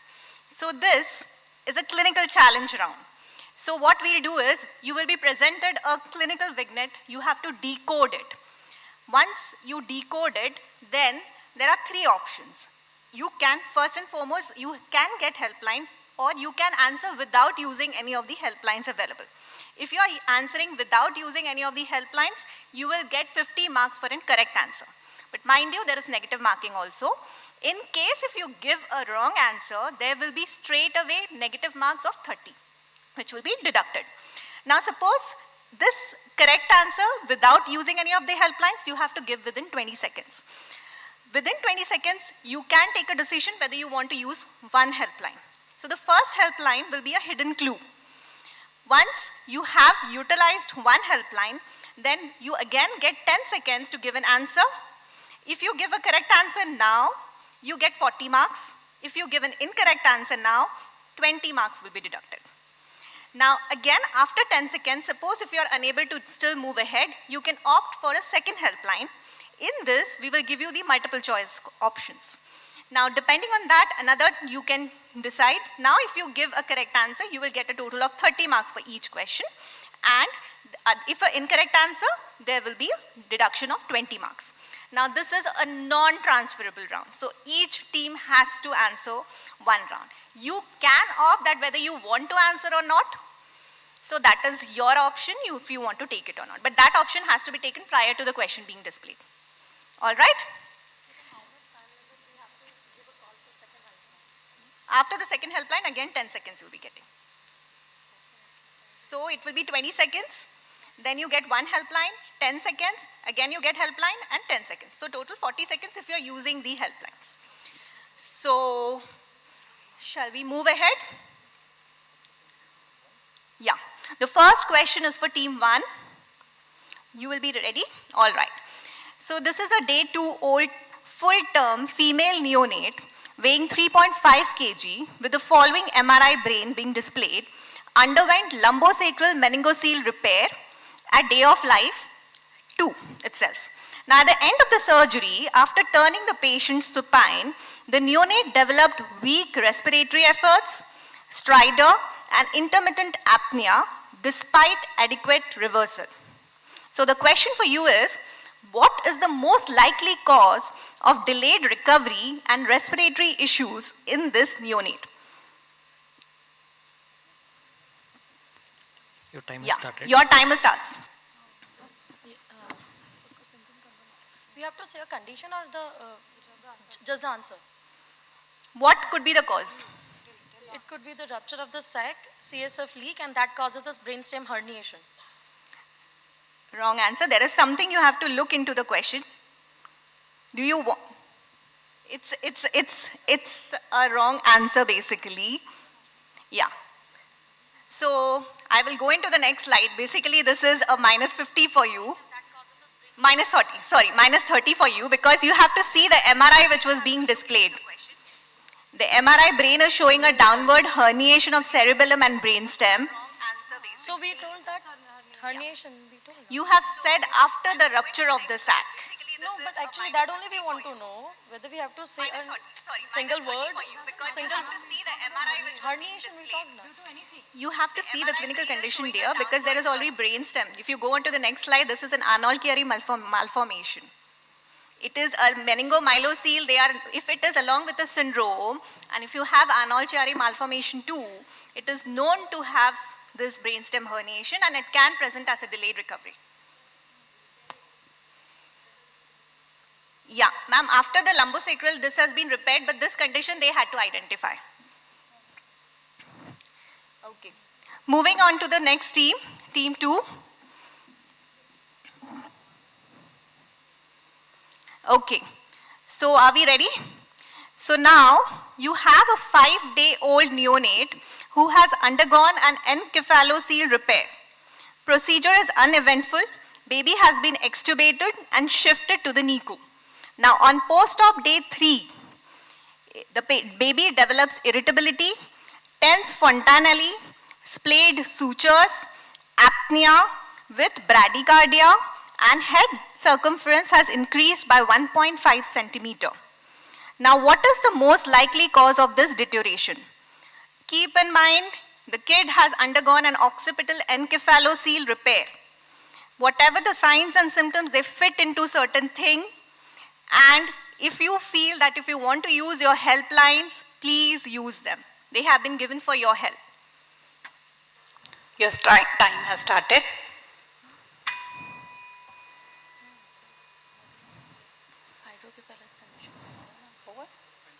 Ma'am, clue. Okay, next move on to the hidden clues, this thing, slide please. So, on the post-op day 3, they have done an USG head and it is showing marked ventricular dilatation compared to the pre-op imaging. Hydrocephalus. Yeah, it's a de novo. Can we move on to the next? It's a de novo hydrocephalus which can develop after an encephalocele repair post-surgically in the delayed period. Now coming to team 3. So the next question. This is a 32-week-old neonate who has undergone a VP shunt placement for hydrocephalus due to post-interventricular hemorrhage. The baby is now extubated in an ICU, but 2 hours in the post-operative period, within 2 hours of the surgery, the baby develops generalized tonic-clonic seizures, SpO2 drops to 80%, heart rate increases by 200 per minute. Now mind you, post-surgery, immediate post-surgery, the baby was absolutely fine and hence was extubated. This is a condition 2 hours post-operatively. So, question for you is, what is the most likely complication in this neonate? Keep in mind the condition for which the child has undergone surgery, it might help you. And if you feel like using your helplines, please go for it.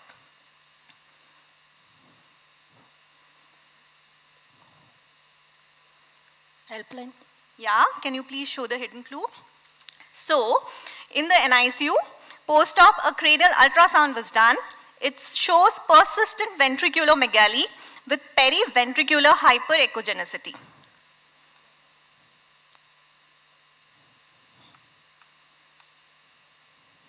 Hemorrhage, interventricular hemorrhage. Yeah, moving on to the next slide, I think I'll be giving you because it is seizures due to the periventricular ischemia which is happening. So, and it develops a persistent hydrocephalus. Now, there is one thing, in case if any of you wants to opt for the next question, whosoever presses the buzzer first gets it. So, this is just that so that you can use it and improve your marking. Yeah, please move aside the bottle so that the buzzers are clearly visible to us and we can, yeah.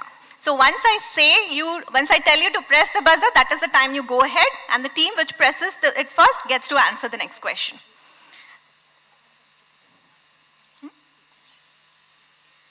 So, on a get set ready, 1, 2, 3. Team 1. Okay. Next question. So team 1, keep in mind you have helplines, please utilize them if you feel, okay? So now, this is a 3-week-old neonate. Post-meningomyelocele repair is undergoing a VP shunt surgery within a month of it. 30 minutes after induction, soon after urinary catheter insertion, the following scenario develops. There is sudden difficulty in ventilation. There is increase in the airway pressure. The SpO2 drops from 98% to 82%. Capnography shows a shark fin ETCO2 and a sudden fall.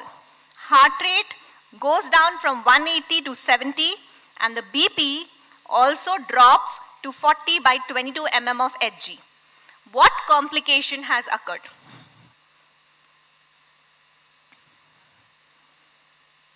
Your 20 seconds are there. If you feel you want to use a helpline, you can go ahead. Take a clue. Yeah. Can you move on to the next clue? Mind you, there is no surgical blood loss. Endotracheal tube is confirmed, patent, well positioned. Crisis occurred immediately after urinary catheter insertion. If you are unable, you still have one more helpline. Gas embolism. Huh? Gas embolism. No. I was repeatedly telling you, can we go into the multiple choice questions? So, you have endobronchial intubation, you have intraoperative latex-induced anaphylaxis, acute pulmonary embolism, and light anesthesia with bronchospasm. It is latex allergy, a well-known association with MMC patients. Okay. So, with this, we come to the end of round 3. Dr. Ashutosh will take on from here for the round 4. Scorekeepers, if you can give us a total of them. Yeah.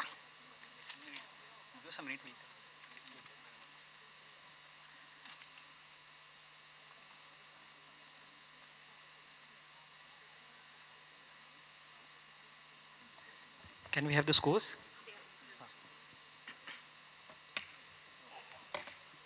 After the end of second round, the team 1 has got minus 40 marks in this round. So their score is 25.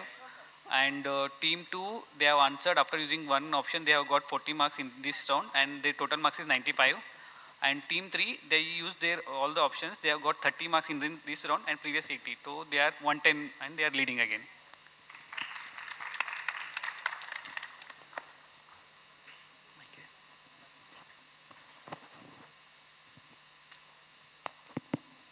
Hello. Okay, so we'll have a surprise round, okay, where we'll be doing a kind of a betting, okay. Yeah, team 1 is 25, if I'm not wrong. 25.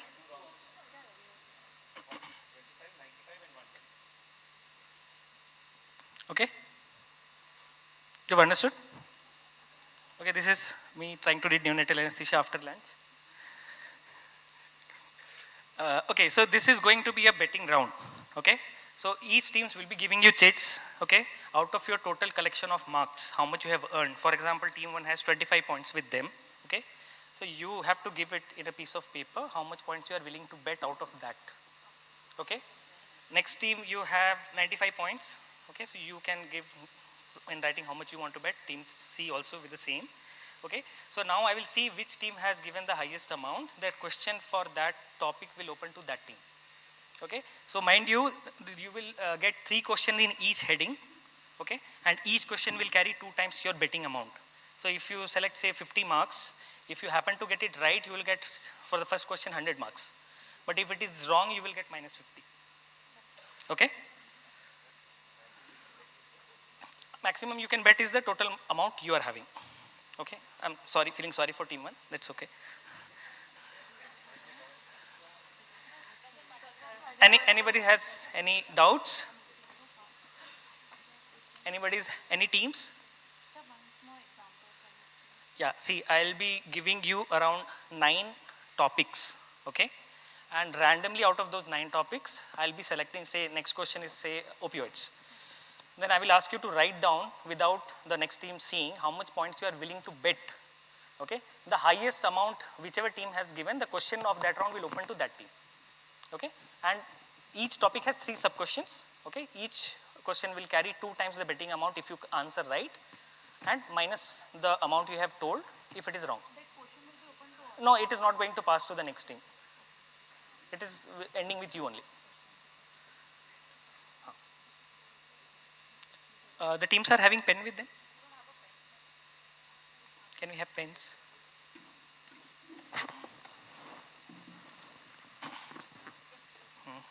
Papers.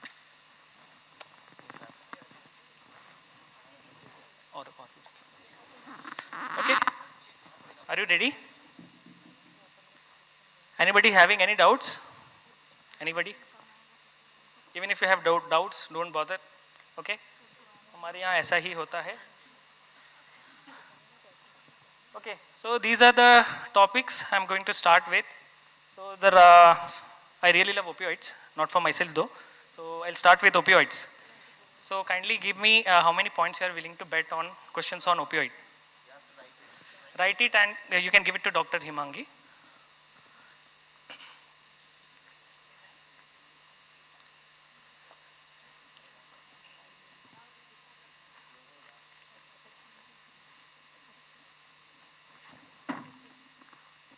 And please write your team number also on the top.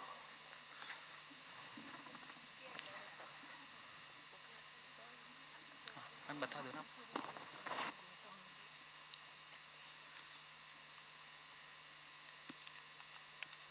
So team 3 has betted 30 marks, team 2 50 marks, and team 1 25. Okay, so the question will open to team 2. Okay.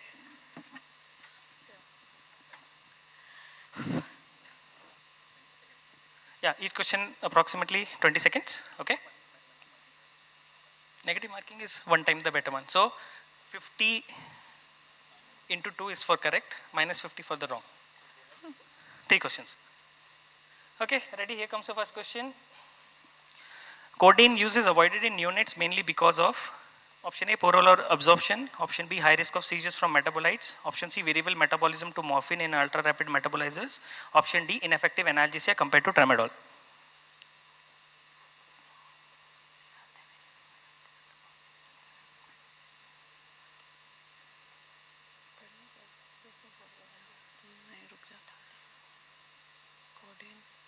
C, variable metabolism to morphine in ultra rapid metabolism. Okay, that's the right answer.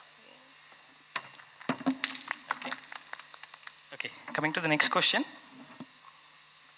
Which opioid has the greatest volume of distribution in neonates compared with adults? Option A, morphine, B, fentanyl, C, tramadol, D, sufentanil.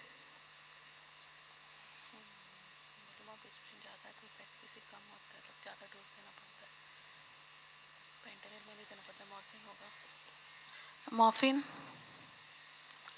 Afraid not. It's fentanyl.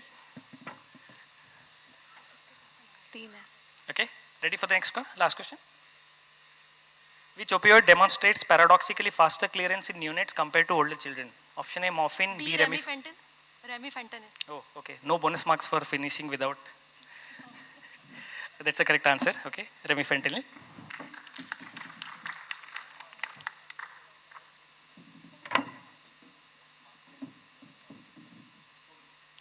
Yes, you can use the marks obtained in this round because anyway they are your marks.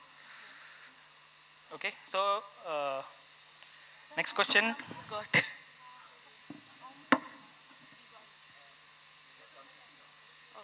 You have to bet in each round.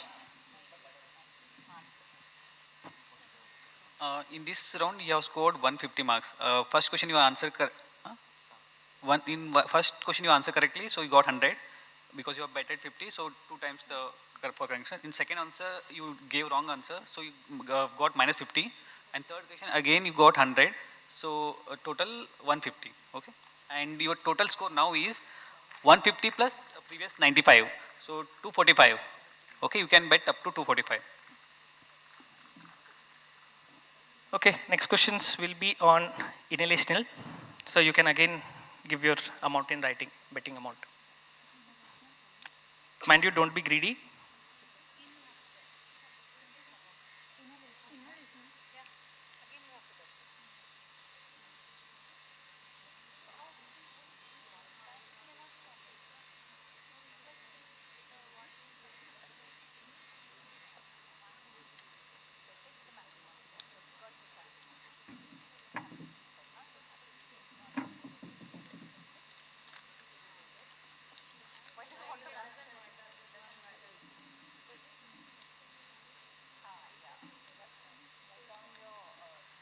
Okay, team 2, team 3 done. Okay, team 1. Ma'am, you can read from there itself.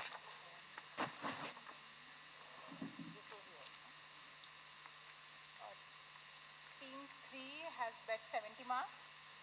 Team 2 has bet 30 marks. And team 1, 25.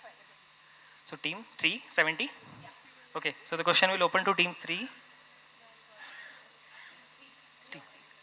Team 3. Okay, 70 is the amount. Okay, here comes the first question. Which agent's vaporizer can deliver the highest MAC multiple in neonates, increasing overdose risk? Option A sevoflurane, B isoflurane, C desflurane, D halothane.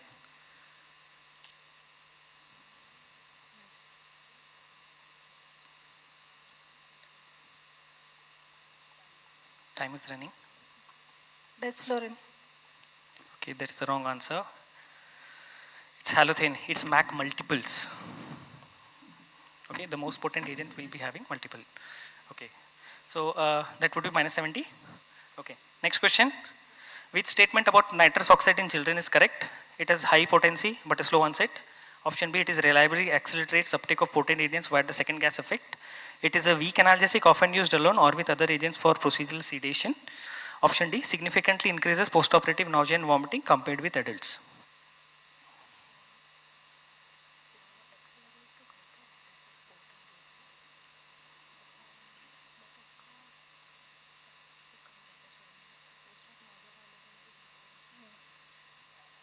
Time is running.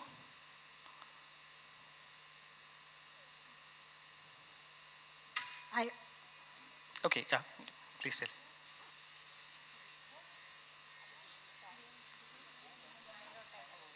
Okay, fine. Okay. High potency, bolno. Which one? Anyway, this thing is not going to get, you're not going to get that. Okay. Answer is it's a weak analgesic, often used alone or with other agents for procedural sedation. Okay. Last question. Which factor contributes most to the faster rise in alveolar concentration of volatile agents in neonates compared with adults? Higher functional residual capacity, lower minute ventilation to FRC ratio, higher ratio of minute ventilation to FRC, and option D, greater cardiac output. High ratio of minute ventilation to FRC. Okay. Yeah, that's the correct answer. So,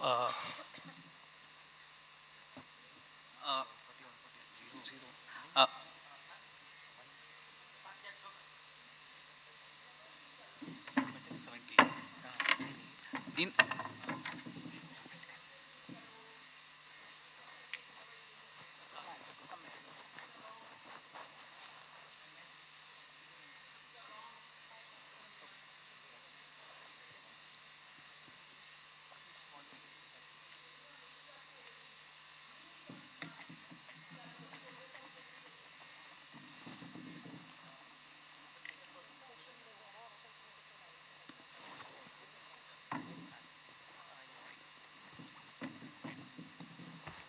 taken that from Miller actually, ma'am. Yeah, it can be. So I apologize for that. Okay.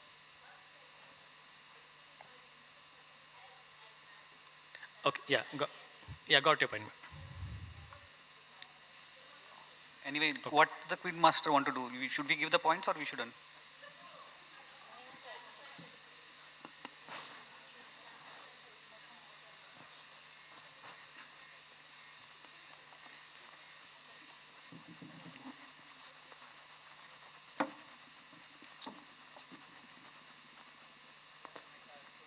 What are the scores? Score is 1. For that question not to give. I mean, madam told to remove that question. That the answer which they got wrong is to be. No, but I will have to open a new set of questions. The new set of elimination we can't do. No. They've already given. Let's check. 0. Okay. Nullify. Okay. Okay, fine. Then you can update the scores. After this end of this round, has they have answered 2 wrong answers and they have answered only single correct answer. So they got 0 marks in this question, but their score is 110. That's why they got twice the marks. Ma'am, they answered one and the other were wrong, so it nullifies. Second ma'am question. 70 70 दो बार दो गलत किया उन्होंने तो -140 third question So remove that second question.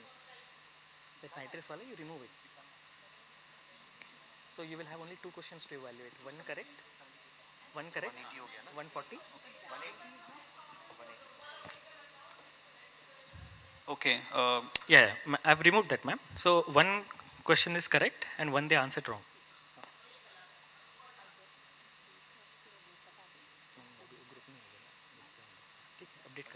Then they have answered only one wrong and we have removed one question. So they have got one correct answer. For that we have awarded them as 140 and in this round they have got 70 marks and their total score is 180.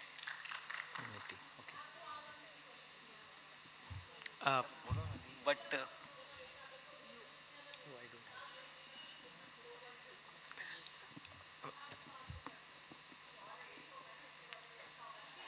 Ma'am, I have prepared specifically actually 3 sets in each of the headings.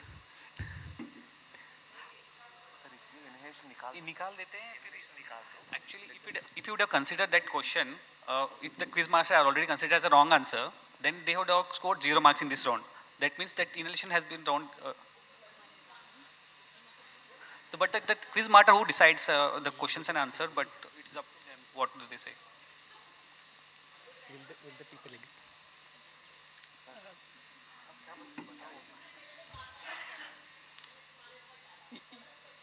Yes, ma'am. That's why I've actually removed. So shall I open a new round and nullify the entire? Okay. You frame up one more question right now and ask them.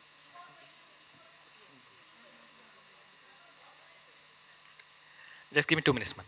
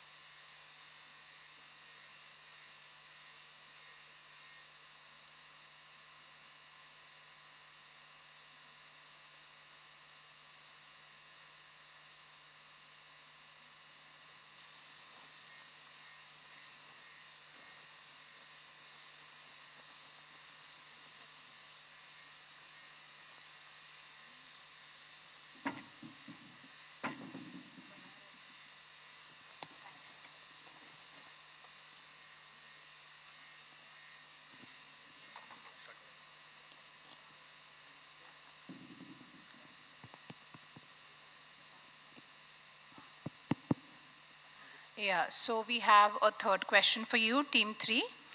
Why does sevoflurane have a faster onset than halothane in neonates? Option E is low blood gas solubility, B is reduced myocardial depression, C is increased MAC in neonates, D is higher alveolar ventilation to FRC ratio. Your time starts now. Option D, higher alveolar to FRC ratio. Sorry, what did you say? Higher? Do you want me to repeat the options? Okay. Option A is lower blood gas solubility, B is reduced myocardial depression, C is increased MAC in neonates, D is higher alveolar ventilation to FRC ratio. Higher alveolar ventilation to FRC ratio. Sorry, you have got it wrong. Answer is A, lower blood gas solubility. Again, the score is they have answered 2 wrong answers and 1 correct answer. So the 1 correct answer they are getting 140 and 2 wrong answers they are getting -140. So eventually they are getting 0 marks in this question. And total marks for of this is they have 110 and team 2 has 245 and team 1 stands at 225 marks.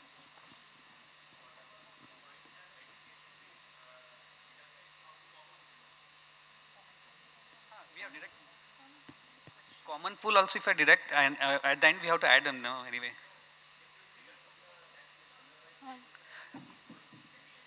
They'll have the same points, and they are allowed to bet on the same, whatever they are gaining in this round also.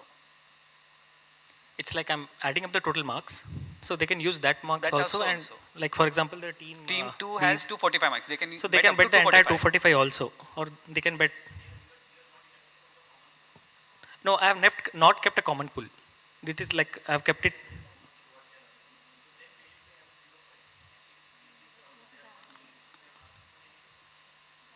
Yeah, so it is getting deducted from their overall marks, how much they are earning. So if it is going positive side, it is going on the positive side. But if they are answering wrong, it's going to go on the negative side.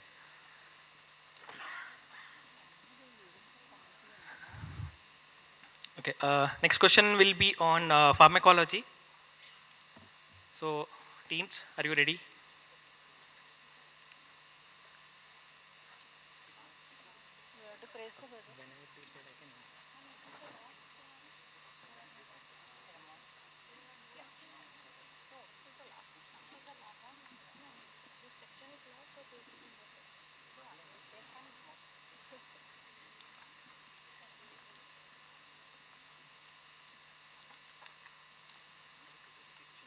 Okay, so the highest point bidded is by team 2. They have bid 50 marks. That's the highest? Yeah. Okay. So pharmacology, here comes the first question. Which hepatic enzyme system is immature at birth affecting the drug metabolism? CYP3A4 and glucuronidase transferase. Option B, CYP2C19 and alcohol dehydrogenase. Option C, P450 reductase. And option D, pseudocholinesterase.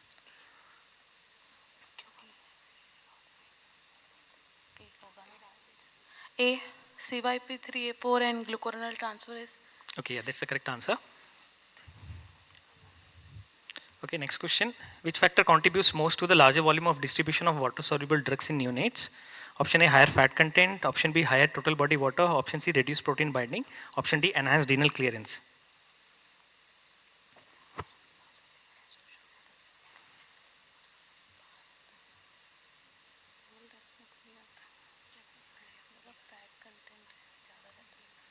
B, higher total body water. Okay, that's the correct answer. Okay, next question, final.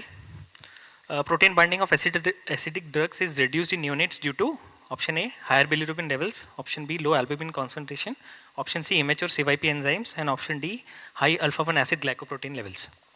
B, low albumin concentration. Yes. Okay, that's the correct answer.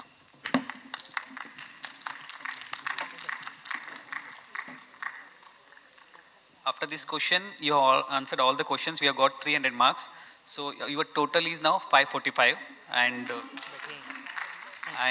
same team B is at 110 and team A is 25.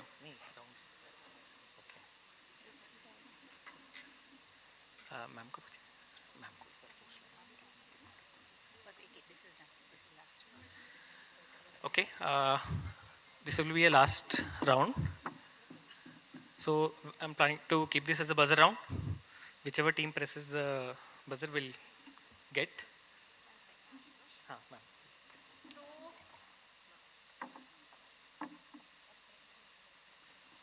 So what is happening is, now there is whatever we are seeing, can we have one, this of the final scores? 1 minute. Okay. So there is at present a huge disparity in the marks. So the next final round, we are giving you such. So this is going to be another buzzer round.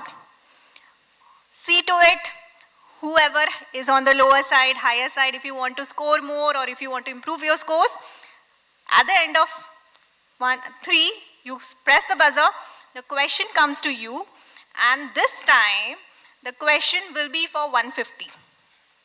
So either you go bang up, or if you are answering negatively in this, then again it will be a minus 150. Yeah. Plus 300 or minus 300. So you can either improve your scores drastically or you can go down.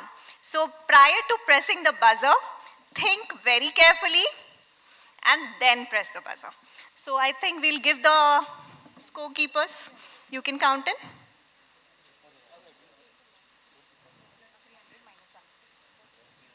Minus 150. Okay? So they will let you know at the end. You can. So the topic for the next and the final will be on thermoregulation. So prior to this, so are we all ready? Take your call whether you want to press the buzzer or you don't want to press the buzzer. So at the end, and the count of 3, the one who is the fastest will be getting the chance for this. And remember, it is plus 300 and minus 150. Please keep your bottles aside also. It's plus 300 minus 150. So plus 300 for a positive correct answer, minus 150 from your total pool of marks if it's a negative answer. And there are 3 such questions, so just keep it in mind. It will be minus 150 into 3 or plus 300 into 3. All right? Yes. You have any queries? We have to press the buzzer after reading the question? No. No. Before the buzzer will be prior to pressing, prior to the question appearing. But prior to hitting your buzzer, be aware about whatever your total marks are, and then you take the call. So, can I start the counter? 1. Let madam finish. Yes. Let madam finish. The counting ends. I think I will start off again. It is at the count of 3. 1, 2, and 3, and then be ready. Yes. I can see All your Formula hands 1 away from the buzzer. I can see Formula 1 reflexes here. So, 1, 2, 3. Okay. I Team think one. it is team 1. Team 1. So the question goes to you. Okay. I hope we go in the positive rather than minus. Thank you for the wishes. Okay, question 1. What is the recommended target core temperature and duration of our whole body hypothermia in term neonates with hypoxic ischemic encephalopathy? Option A 34.5 for 48 hours, 33.5 for 72 hours, 32 for 72 hours, and option D 35 degrees for 24 hours. Your time starts now.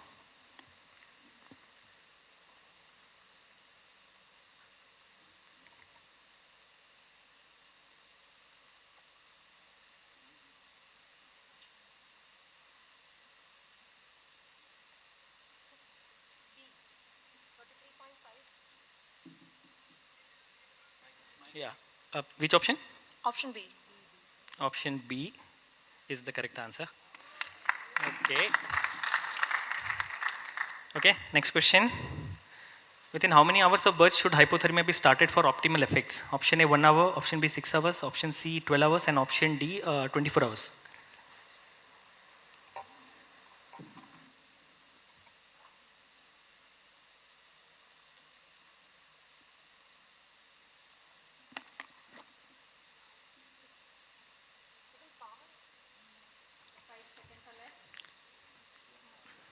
If you don't answer, it will be minus 150. Okay, you should say this. It was already told, it's the same round. That is the timer, no? 20. We did not discuss on no answer. We said it was 0, so we did not answer. We thought that it was 0. No, it was not 0, it was mentioned in. Sir, you said that if it is a negative, if the answer is wrong, it is minus 150. So we decided not to answer. Because we weren't sure. I don't remember telling that rule. Did I write that?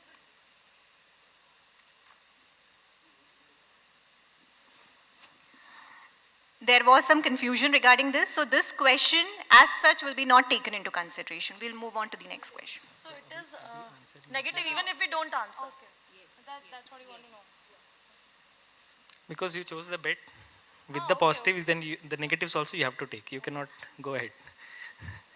Once you enter like in a stock market, expecting a positive, and you will not want to have negative, it comes with both, no?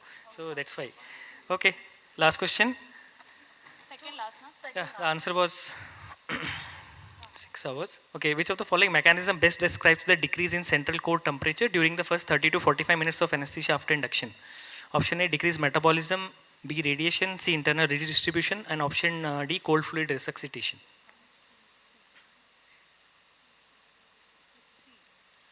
Answer is C, internal redistribution. Okay, that's the correct answer.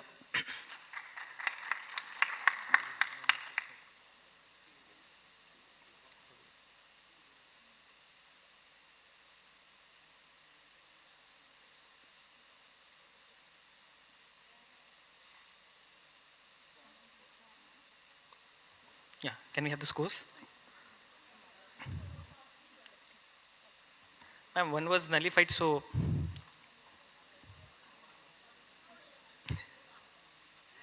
okay, ma'am, just give me 2 minutes.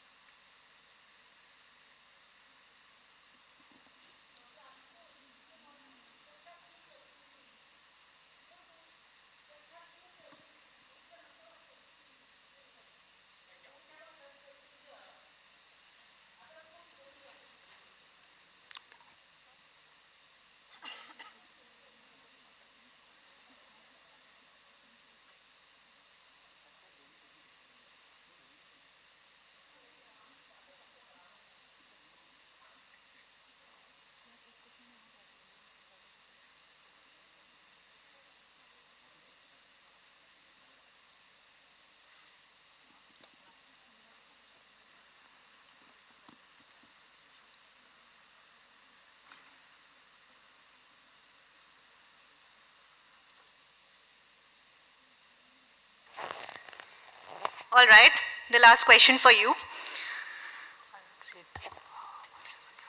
Okay, so I'll be reading the question and the options. If you want me at any point of time to repeat the options, I can repeat it because it is not being displayed, so you will be giving up 10 seconds extra for you to answer this question. All right? So, which of the following is the main indication for initiating therapeutic hypothermia in a neonate? Option A, preterm neonate less than 34 weeks with hypoxia. B, a term neonate more than 36 weeks with moderate to severe hypoxic ischemic encephalopathy. Third option, any type of seizure in the first 24 hours of life. And your fourth option, meconium aspiration syndrome. So I will repeat the question and I will repeat the options. So the question is, which of the following is the main indication for initiating therapeutic hypothermia in a neonate? Your first option is preterm neonate less than 34 weeks with any reason for hypoxia. Understood the first option? The second, term neonate more than 36 weeks with moderate to severe hypoxic ischemic encephalopathy. Your third option is any type of seizure in the first 24 hours of life. And your last option is meconium aspiration syndrome. If you have any doubts, I can repeat the options. The answer is option B. Yes, option B is correct. It is indicated in term neonates for more than 36 weeks of gestation with perinatal asphyxia and evidence of moderate to severe hypoxic ischemic encephalopathy. Good, congratulations. So, at the end of this question, this team has scored 900 marks. You had 25 marks and again you have scored 900. So, 925.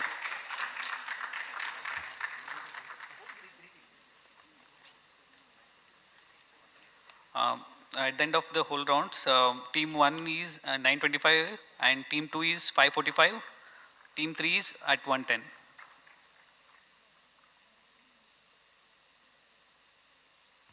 Okay, we'll have one last round. Okay, same. Ma'am? Last set, ma'am. Last set or? Ma'am, 3 questions for one set.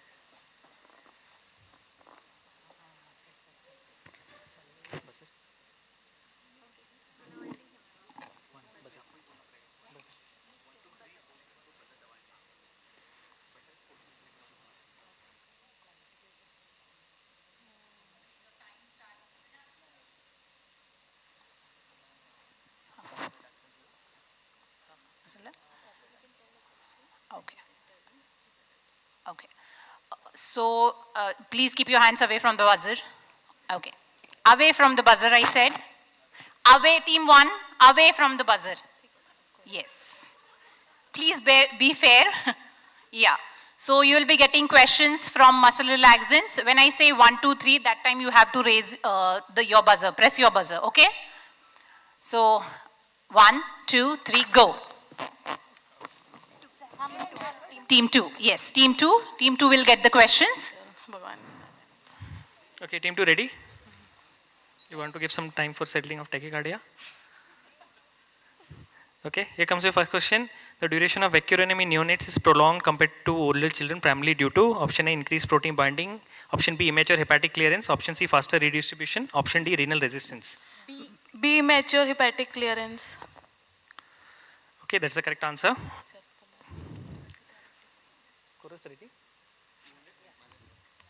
Okay, next question. An otherwise healthy 14-day-old neonate is transported to OR well hydrated for surgery for a bowel obstruction. A rapid sequence induction is planned. Compared with adult dose, the dose of succinylcholine administered to this neonate should be option A, diminished because of immature nervous system, should be the same as the adult dose, decreased because of decreased acetylcholine receptors, and option D, increased because of greater volume of distribution.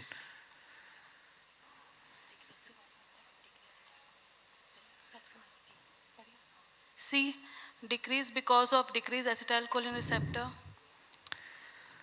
That's the wrong answer. Yeah, the final question. The ED95 of vecuronium in neonates compared with older children is option A, higher due to increased volume of distribution, option B, lower due to greater sensitivity at the neuromuscular junction, option C, similar across all age groups, option D, indeterminate because of hepatic immaturity.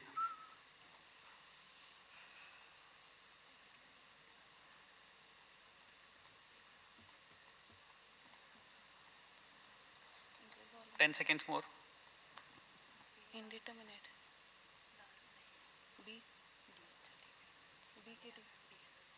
B. That's the correct answer. Okay, lower due to greater sensitivity at the NM junction. Okay. We'll wait for the marks of this round.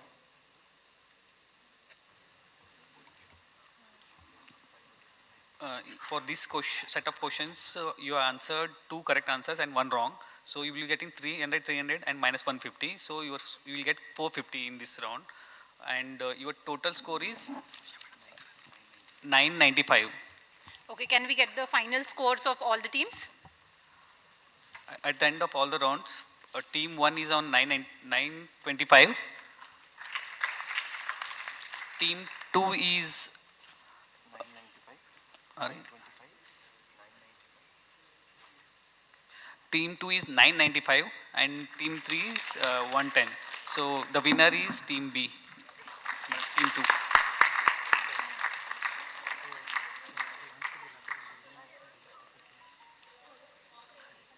Yeah, please the names of the team.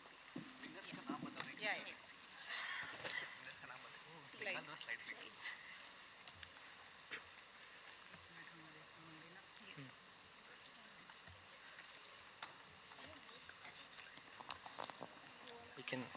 The team 2 can introduce themselves.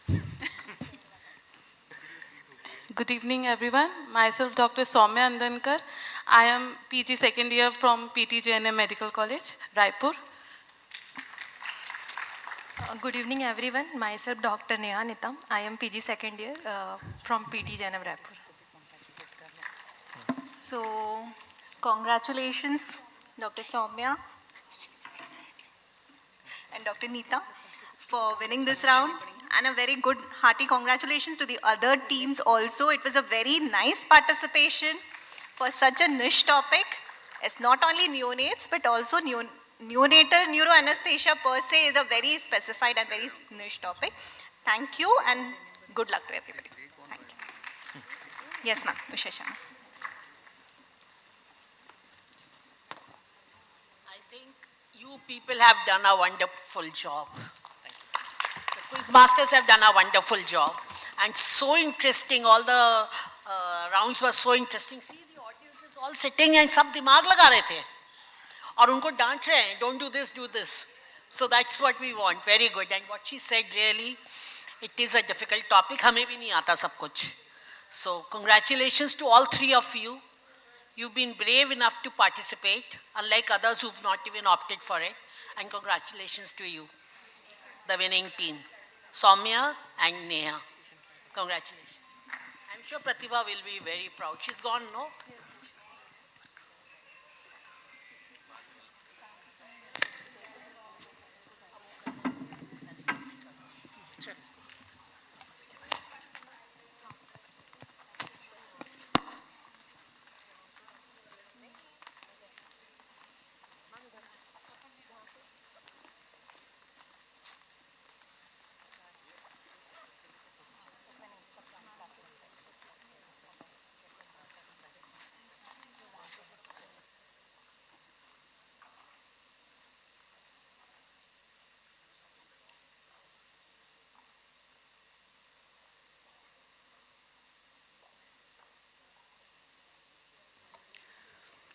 So with this, we reach the last part of our conference.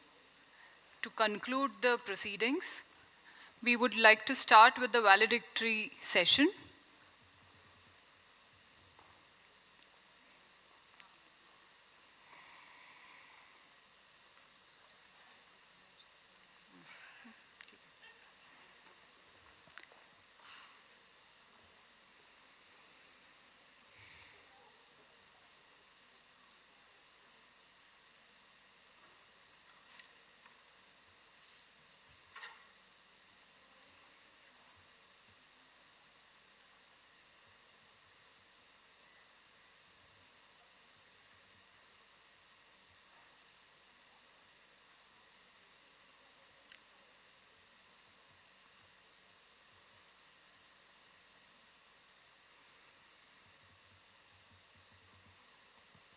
I'd like to request Usha ma'am, Dr. Amrusha ma'am, Dr. Barkha, Dr. Nisha ma'am and Dr. Ranju Gandhi ma'am to please join us for the valedictory ceremony.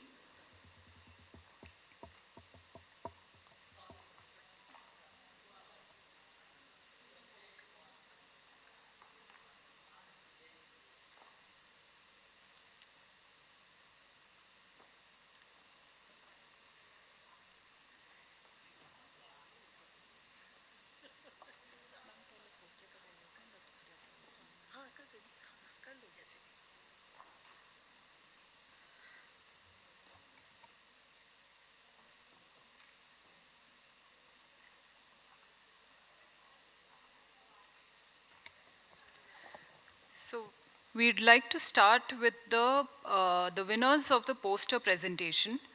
So Dr. Sujata Ravlani has won the poster presentation. This award has been started by Dr. Aarti Rajput in memory of her father. So it's the late Shri Karan Singh Jasrotia Award for the best poster presentation, and it goes to Dr. Sujata Ravlani.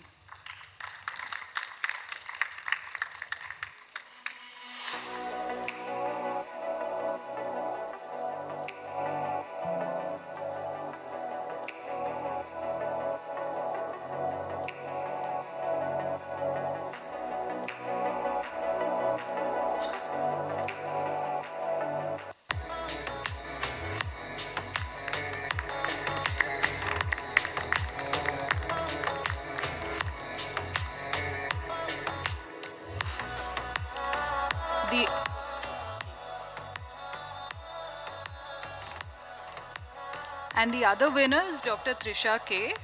She had to leave early, so we have already given her the award. Now, Dr. Anita Malik ma'am sponsored Best Free Paper Award. The winner of this award is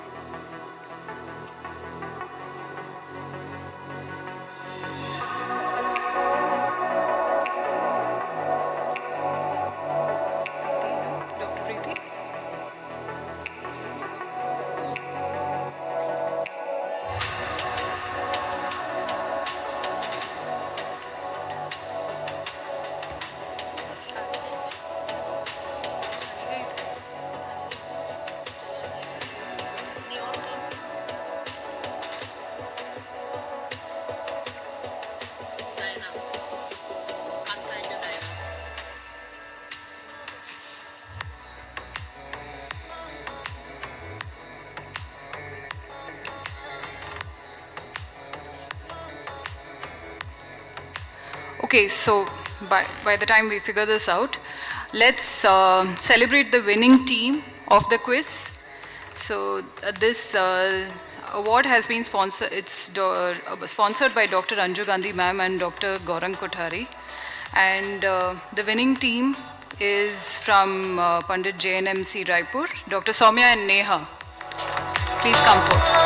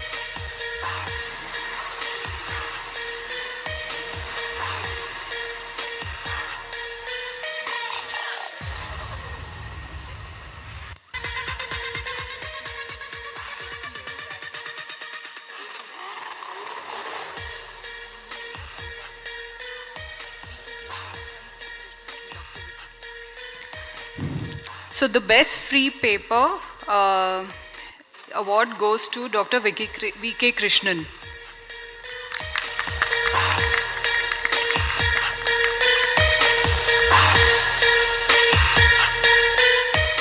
We request Anita ma'am to please join us on the stage. And he is from AIMS Cardiac Center, AIMS Delhi.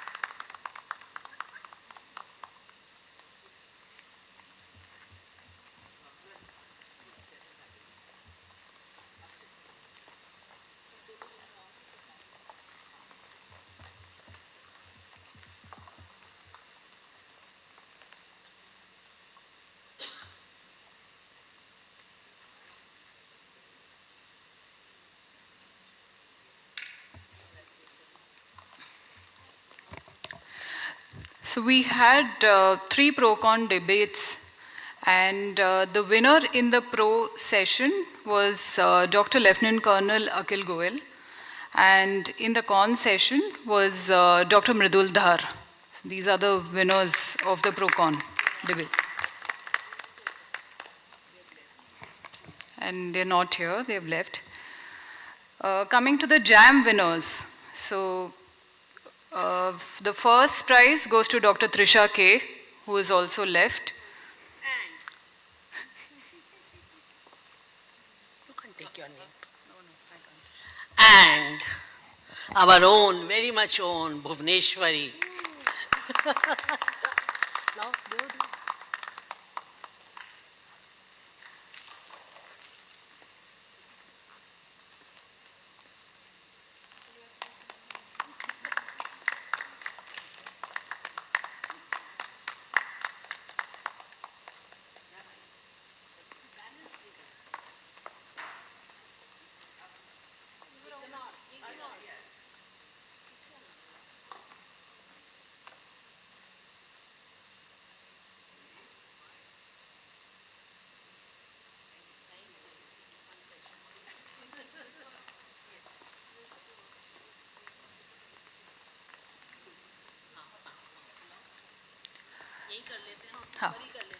So I think we all of us can agree that the quiz was quite interesting, and we could actually appreciate the efforts of all the quiz masters. So we'd like to felicitate our quiz masters. I welcome Dr. Ashutosh Kumar, Dr. Barnali Chakraborty, and Dr. Himangi Bhokre to please come forth.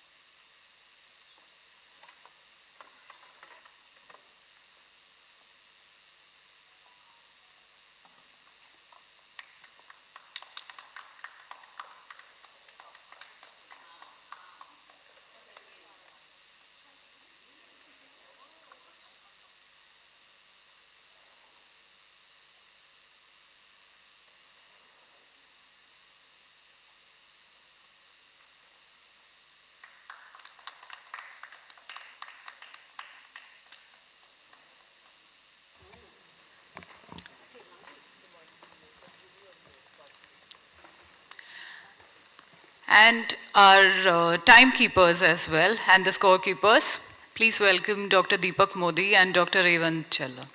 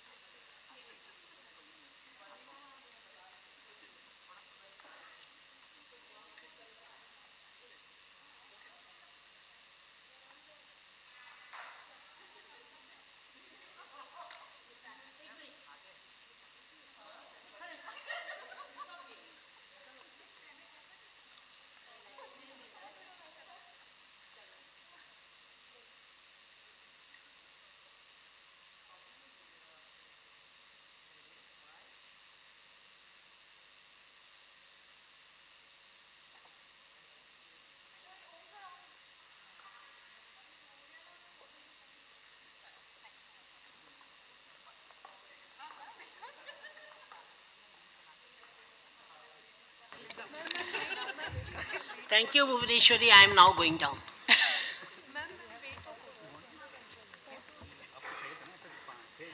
Thank you, everyone. Please join us for tea. So this concludes our 2-day scientific session. and Nascon 2025. See you next year at Raipur.